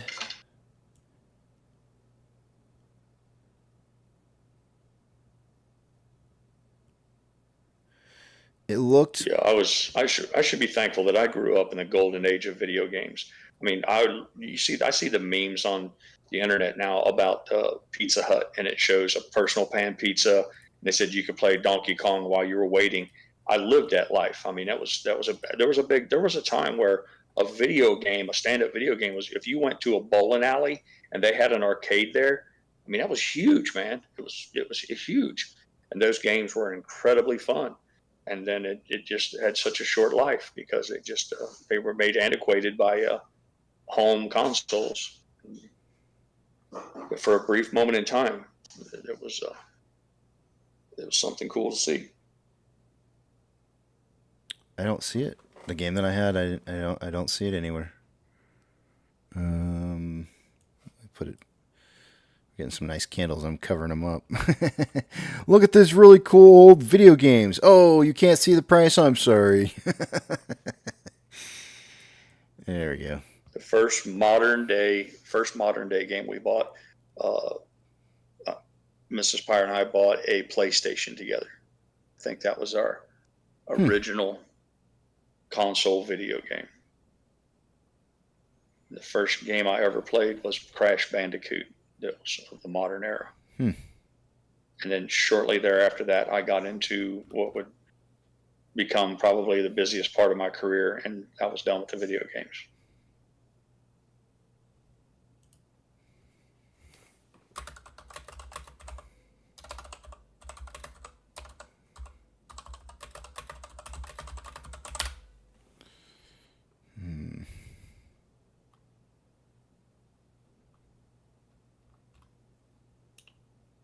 I can remember specifically when they brought Mrs. Pac-Man out. That was the big thing. It was like the sequel because Pac-Man was incredibly popular. You know, you go into pick up pizzas, carry out whatever, and there'd always be a Pac-Man machine around.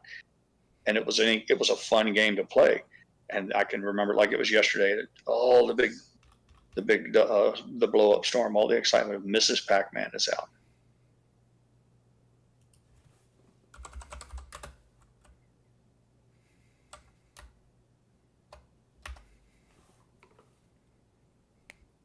I don't think I'm going to be able to find this. I'm looking. I cannot find what it is that I'm looking for here.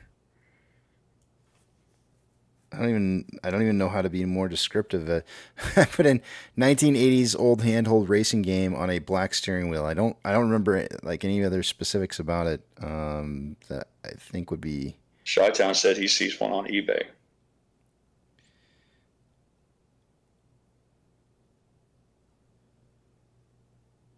Because it was like I know we bought one of the earliest steering wheels, and you could buy a steering wheel and a set of gas and a brake pedal, and that was aftermarket shit that Sandy bought, and we plugged that in, and that allowed driving games. It didn't have any feedback on the steering wheel or nothing like that. It was just a fancier set of controllers.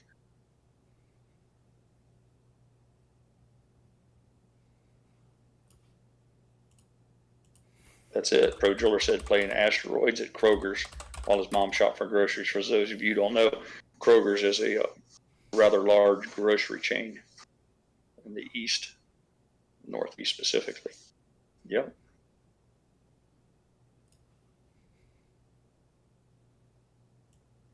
I don't know how to search this up. Now, KC, were the vending machines a part of your childhood? For us, when we would go to like a grocery store anywhere, cigarette. If there was usually there was a row of gumball machines, and they had you put a quarter in it, and you turn it, and it would spit out like a little plastic, like an Easter egg, and you'd open it up, and it may have anything inside it, from a fake ring to a set of dog tags or miniature toy. Did you have anything like that as part of your youth, or was that gone by that time? Oh yeah, of course. And there was always like the cigarette dispensers too. I was so fascinated by the cigarette one, and I'm not sure why. I just thought it was very interesting that you could, just buy cigarettes out of a vending machine when it was like so not okay for people of any age to smoke. And I was like, well, that's not, hard to, how are you going to stop somebody from buying the cigarettes when they're in a vending machine? Yeah, and the answer is you couldn't. Yeah. Somebody had a handful of change, you could get a pack of smokes. I have actually no recollection as to why I was so, like, why that brought my attention, like, to a, why I thought that was so interesting or neat. I have no idea. It just, for some reason, it stood out to me. It was like, you can't have this, but here, well, you can just buy it with a quarter or whatever. It wasn't a quarter. It was more than I'm sure, but $1. You can buy a pack for $1 or something. I don't know how much it was. There was a time where 75 cents to get you 3/4 to get you a pack of smokes out of a vending machine. There was a time when you leave a grocery store, and I'm not talking, it's no big deal now to see the errant gumball machine or a bubble gum machine or so. But I mean, I can remember we would leave certain stores, and there would be a row of these little, I call them gumball machines, but they're vending machines, little bitty red ones. And man, there would be some of them would have like, I don't know, anything from little tattoos. I remember being a kid, you get the little fake tattoos, but there would be 12 to 24 of those little gumball machines lined up. And I think I don't think they do that any longer. Somebody said Crash, and and that sounds like, it was Crash Bandicoot. That Bandicoot, actually Spin Out, I think, is maybe the name of the game that I was talking about. Handheld Spin Out, maybe Spin. Oh man, what was it? It could have been Burnout. And she bought another game, and I can't remember the name of it, but I'm sure somebody here, you gamers, can help me. You got to run around, and you got to either be a monster truck or an ice cream truck, and it was like a destructive game. Twisted Metal. She's screaming from the back of the room. I'm triggering all kinds of memories for her now. Have any of you guys ever remember the game Twisted Metal? Driver game. Nope. Okay, I just remembered an interesting fact about the game. your car position was literally a light. It didn't even show a car. It was just a light that showed up going around the track. Yeah. What was the? Oh man. And that shit was all done with like transistors. Some of the shit didn't even have the chips. You know, chip making in your industry was still in its infancy. You know, these things. A lot of these things still had, you know, old technology running in them. That's why everything was so basic on it. I didn't want to say analog, although I'm quite certain I had toys that had analog technology in them, but they don't have the supercomputing in these tiny little chips like they do today. And, man, I'm never gonna find this game. Throat Yoga said he loved the game. I'm glad somebody else remembered it. Twisted Metal. We played that a lot, man. I remember there was like an ice cream truck and it had like an evil clown on it. And then they had another one. It was like, his name was like Sergeant Rock and it was like an army Jeep. But, yeah, that was probably the last. That was right about the time I said I just didn't have the time for it any longer. And now I look at what my children play and they're on their gaming computers and it just blows my mind. Hey, KC. Yeah. It's not the 1978. Is the name of that game Driver? Let me see. In the bubble. In the bubble, hold on. No, it's not. It wasn't really small like that. You had one. You had your hands literally on a steering wheel. It was a steering wheel. Can you hear me? Yeah, I can hear you. Can you hear me? Hey, can you guys hear me or no? Yes. Tell him yes. Somebody say yes. Besides me. Oh. He might have. I think he has me muted. Tell me he's got me muted. You might have KC muted because you can't hear him, but the rest of us can hear you. No, but he hasn't responded. That's why. But I think the name of the game. That's just he responded to you like 4 times in a row, and for some reason you can't hear him. He has me muted. Okay. Well, tell me. Driver, I think that's the name of the game. Hold on, let me reset. He might be right. Driver. Hold on. He said Driver's the name of the game. He's just desperate to give you the name of your game. He's trying to help you out. I know. I want to find it.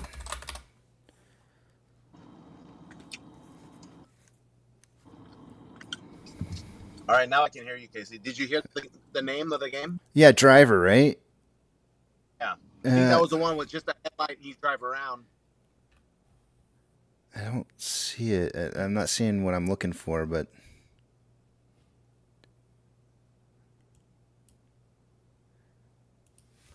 let's see here. 80s.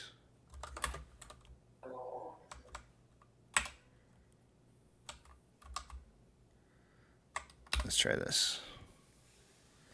Oh, yeah. No, yeah, I remember that one. I also had friends that had that one because that one was way cooler because it showed that you were like a car on there, and then you had like different gears. You could change like a gear you were in or something like that, and you saw on an image on a screen. That was way cooler than what I had. I literally had a steering wheel. Imagine a steering wheel like kind of sort of like, I don't remember exactly what it looked like. It was I want to say it was kind of almost maybe like this here, and you would hold on to it, and you just saw in the middle console section area there were lights that showed lights that went around a track, and your position of your car was wherever that light was green on the track or something like that. And as you were playing it, you had to slow down just enough to make it through the turn without spinning out and crashing. And you were basing it off of like the sounds of the car, like whether or not you were going too fast or not into the turn.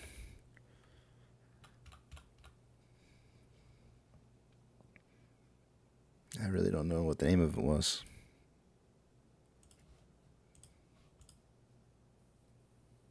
Pro drag racing. We try Chi-Town's suggestion here.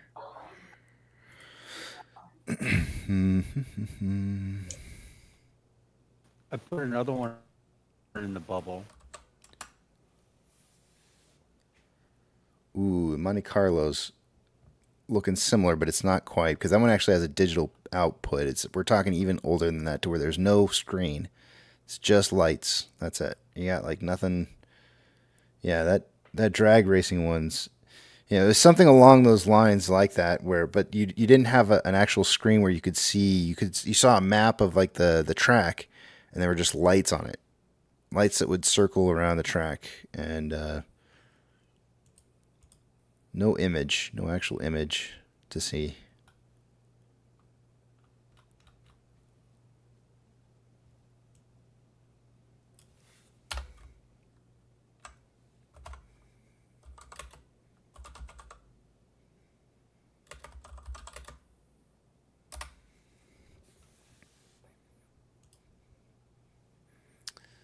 $5.12. We are up $3 or 3.33% for the week, or for the day.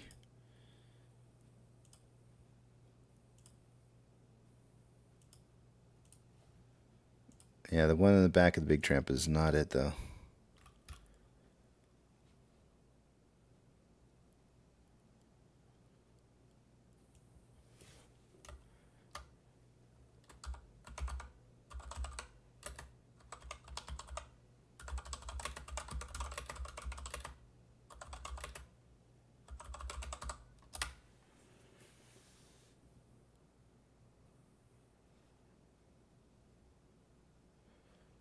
Doesn't matter what I search for, and like I said, it was just the steering wheel.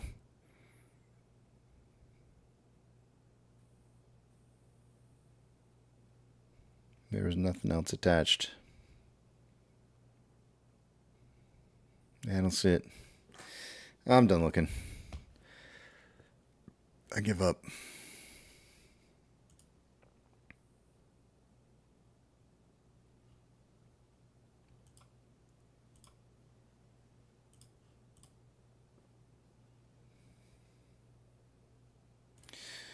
For the YouTube says, I'm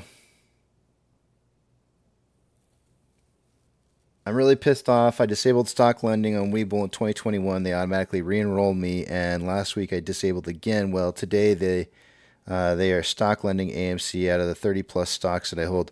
The only thing I can say for you for the YouTube is that anytime they do one of those new updates where you have to sign an agreement, they usually reset all of your settings again.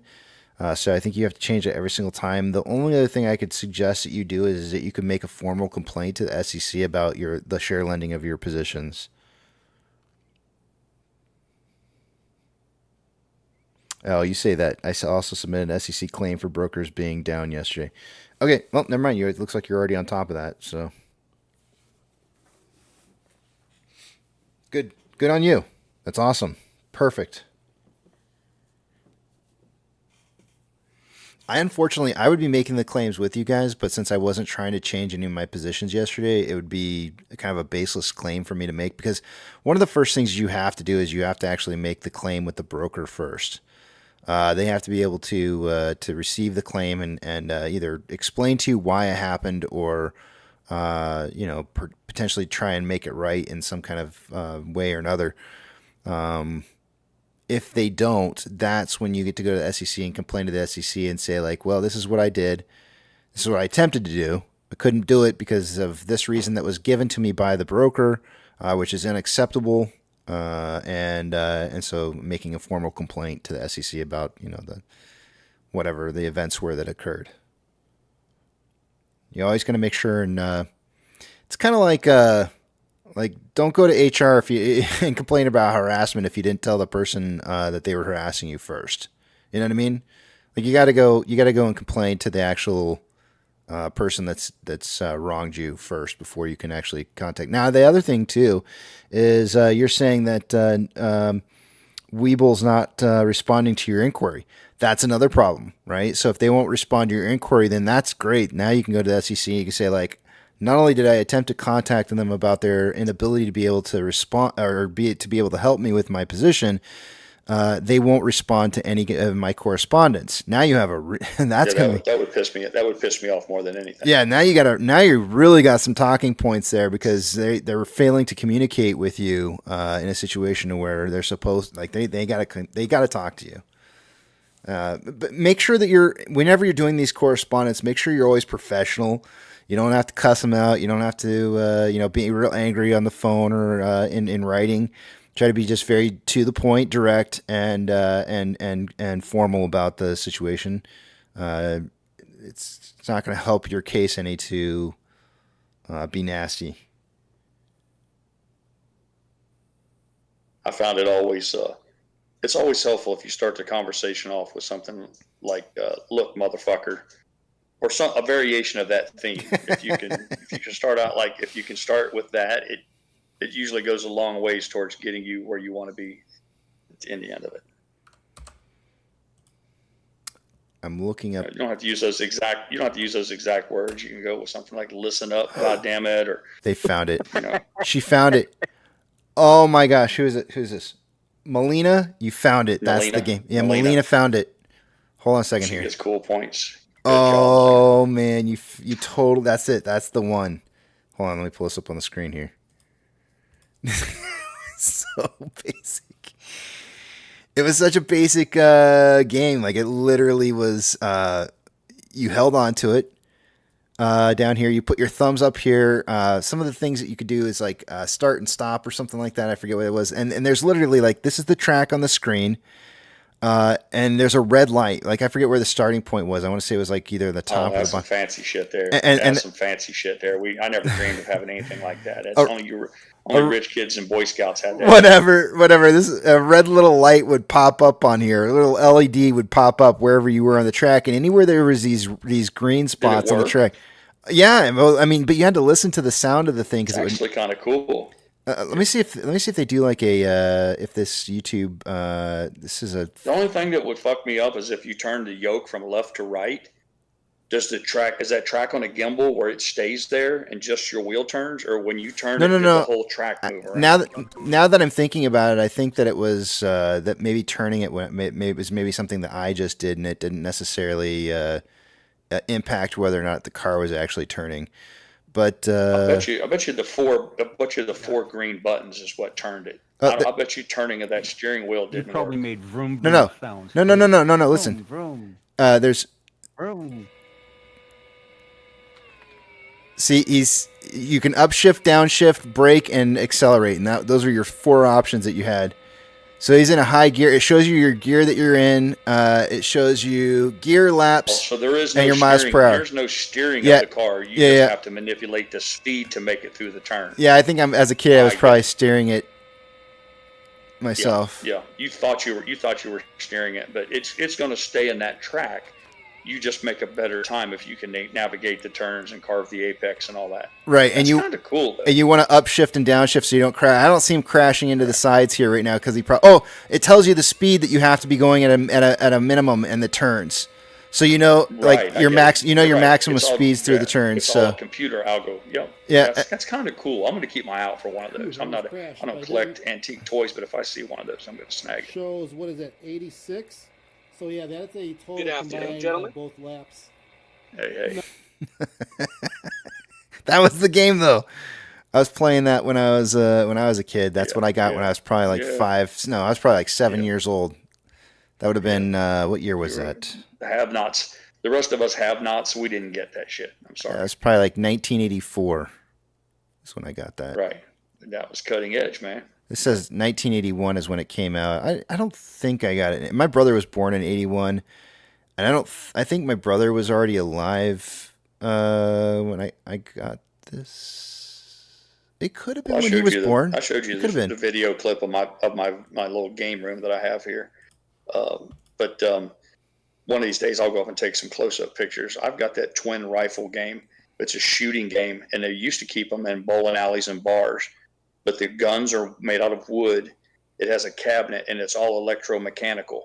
It's not digital. There's literally like when the deer run across the screen, it's like a carnival thing where the little plastic deer moves across, and it's all done with 1,000 mechanical arms. And it's got a mirror on it. And here's the kicker: it's got a cigarette holder on it. I'm gonna take some pictures of it tomorrow. That sounds awesome. But I mean, you think about now, this thing's got a cigarette holder on it. I'm like, there you go. Oh, hold on a second here. Tater Tot's throwing me some shade, so now I got to play it real fast here. Oh, wait, wrong one. Dang it. I played the wrong one. You hit the wrong button. I did. Loved him. He had these beautiful golden curls. Played the wrong one. Made you a He-Man birthday cake.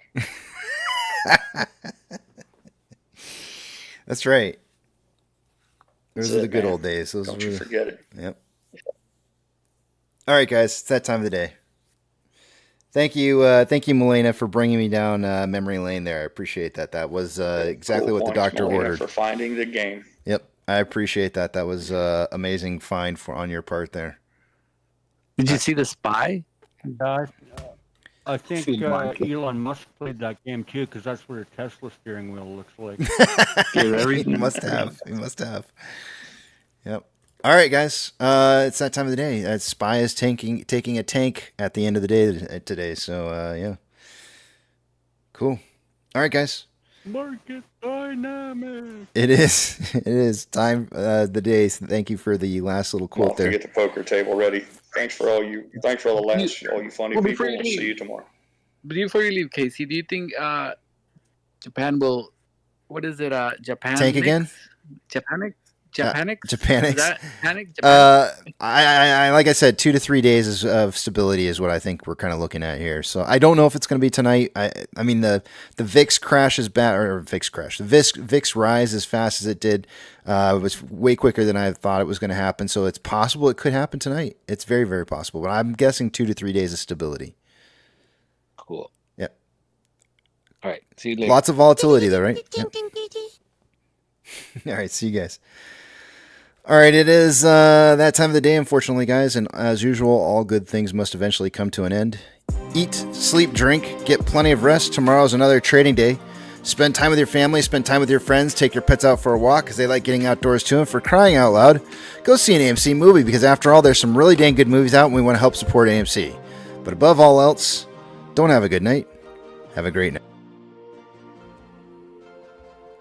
Beep, beep.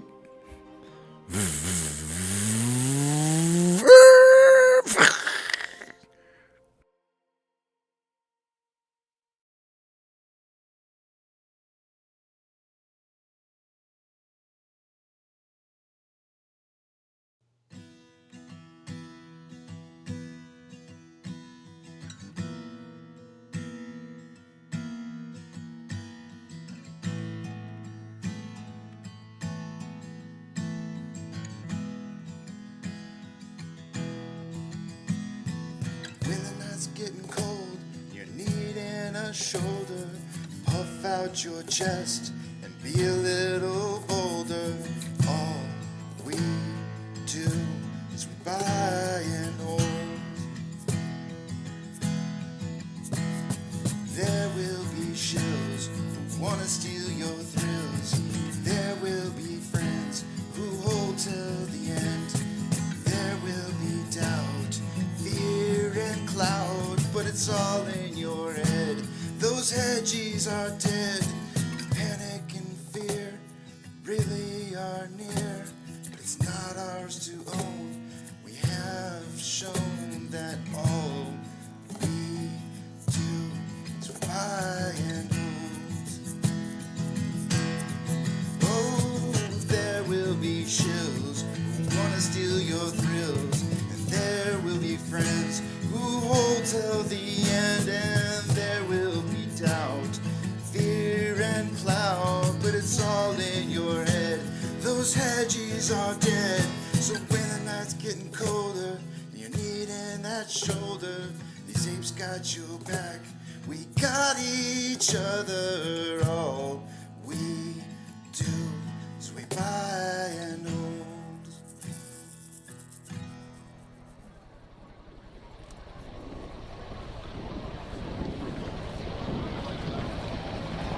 T-minus 90 seconds and counting. All systems are go. We're about 90 seconds from the launch of Space Shuttle Discovery.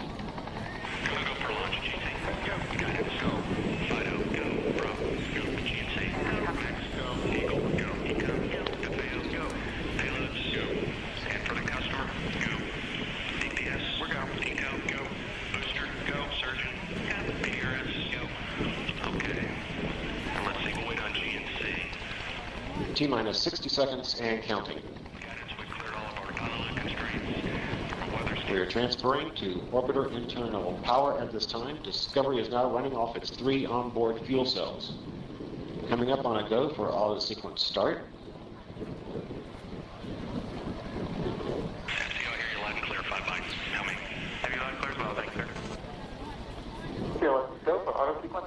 And we have a go for auto sequence start. Discovery's onboard computers have primary control of all the vehicle's critical functions. T-minus 17 seconds and counting.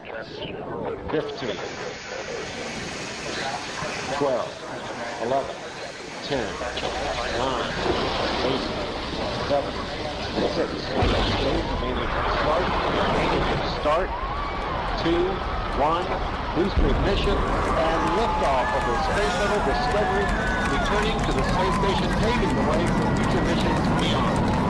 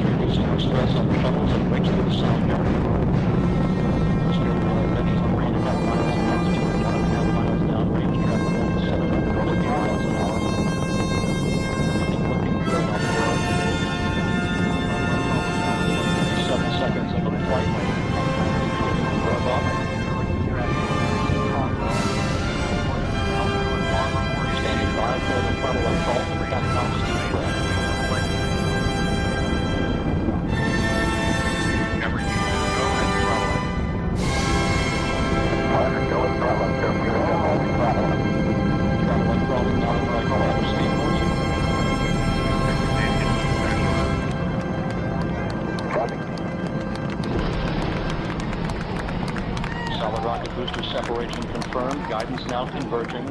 Discovery's onboard computers commanding the main engine nozzles to swivel, aiming the shuttle for its precise target in space for main engine cutoff. You have a good forward leg now in S10. Okay, you sound good.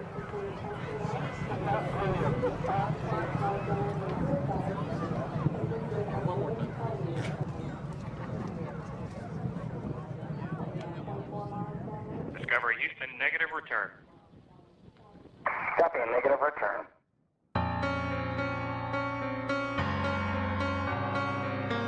Hope stopped the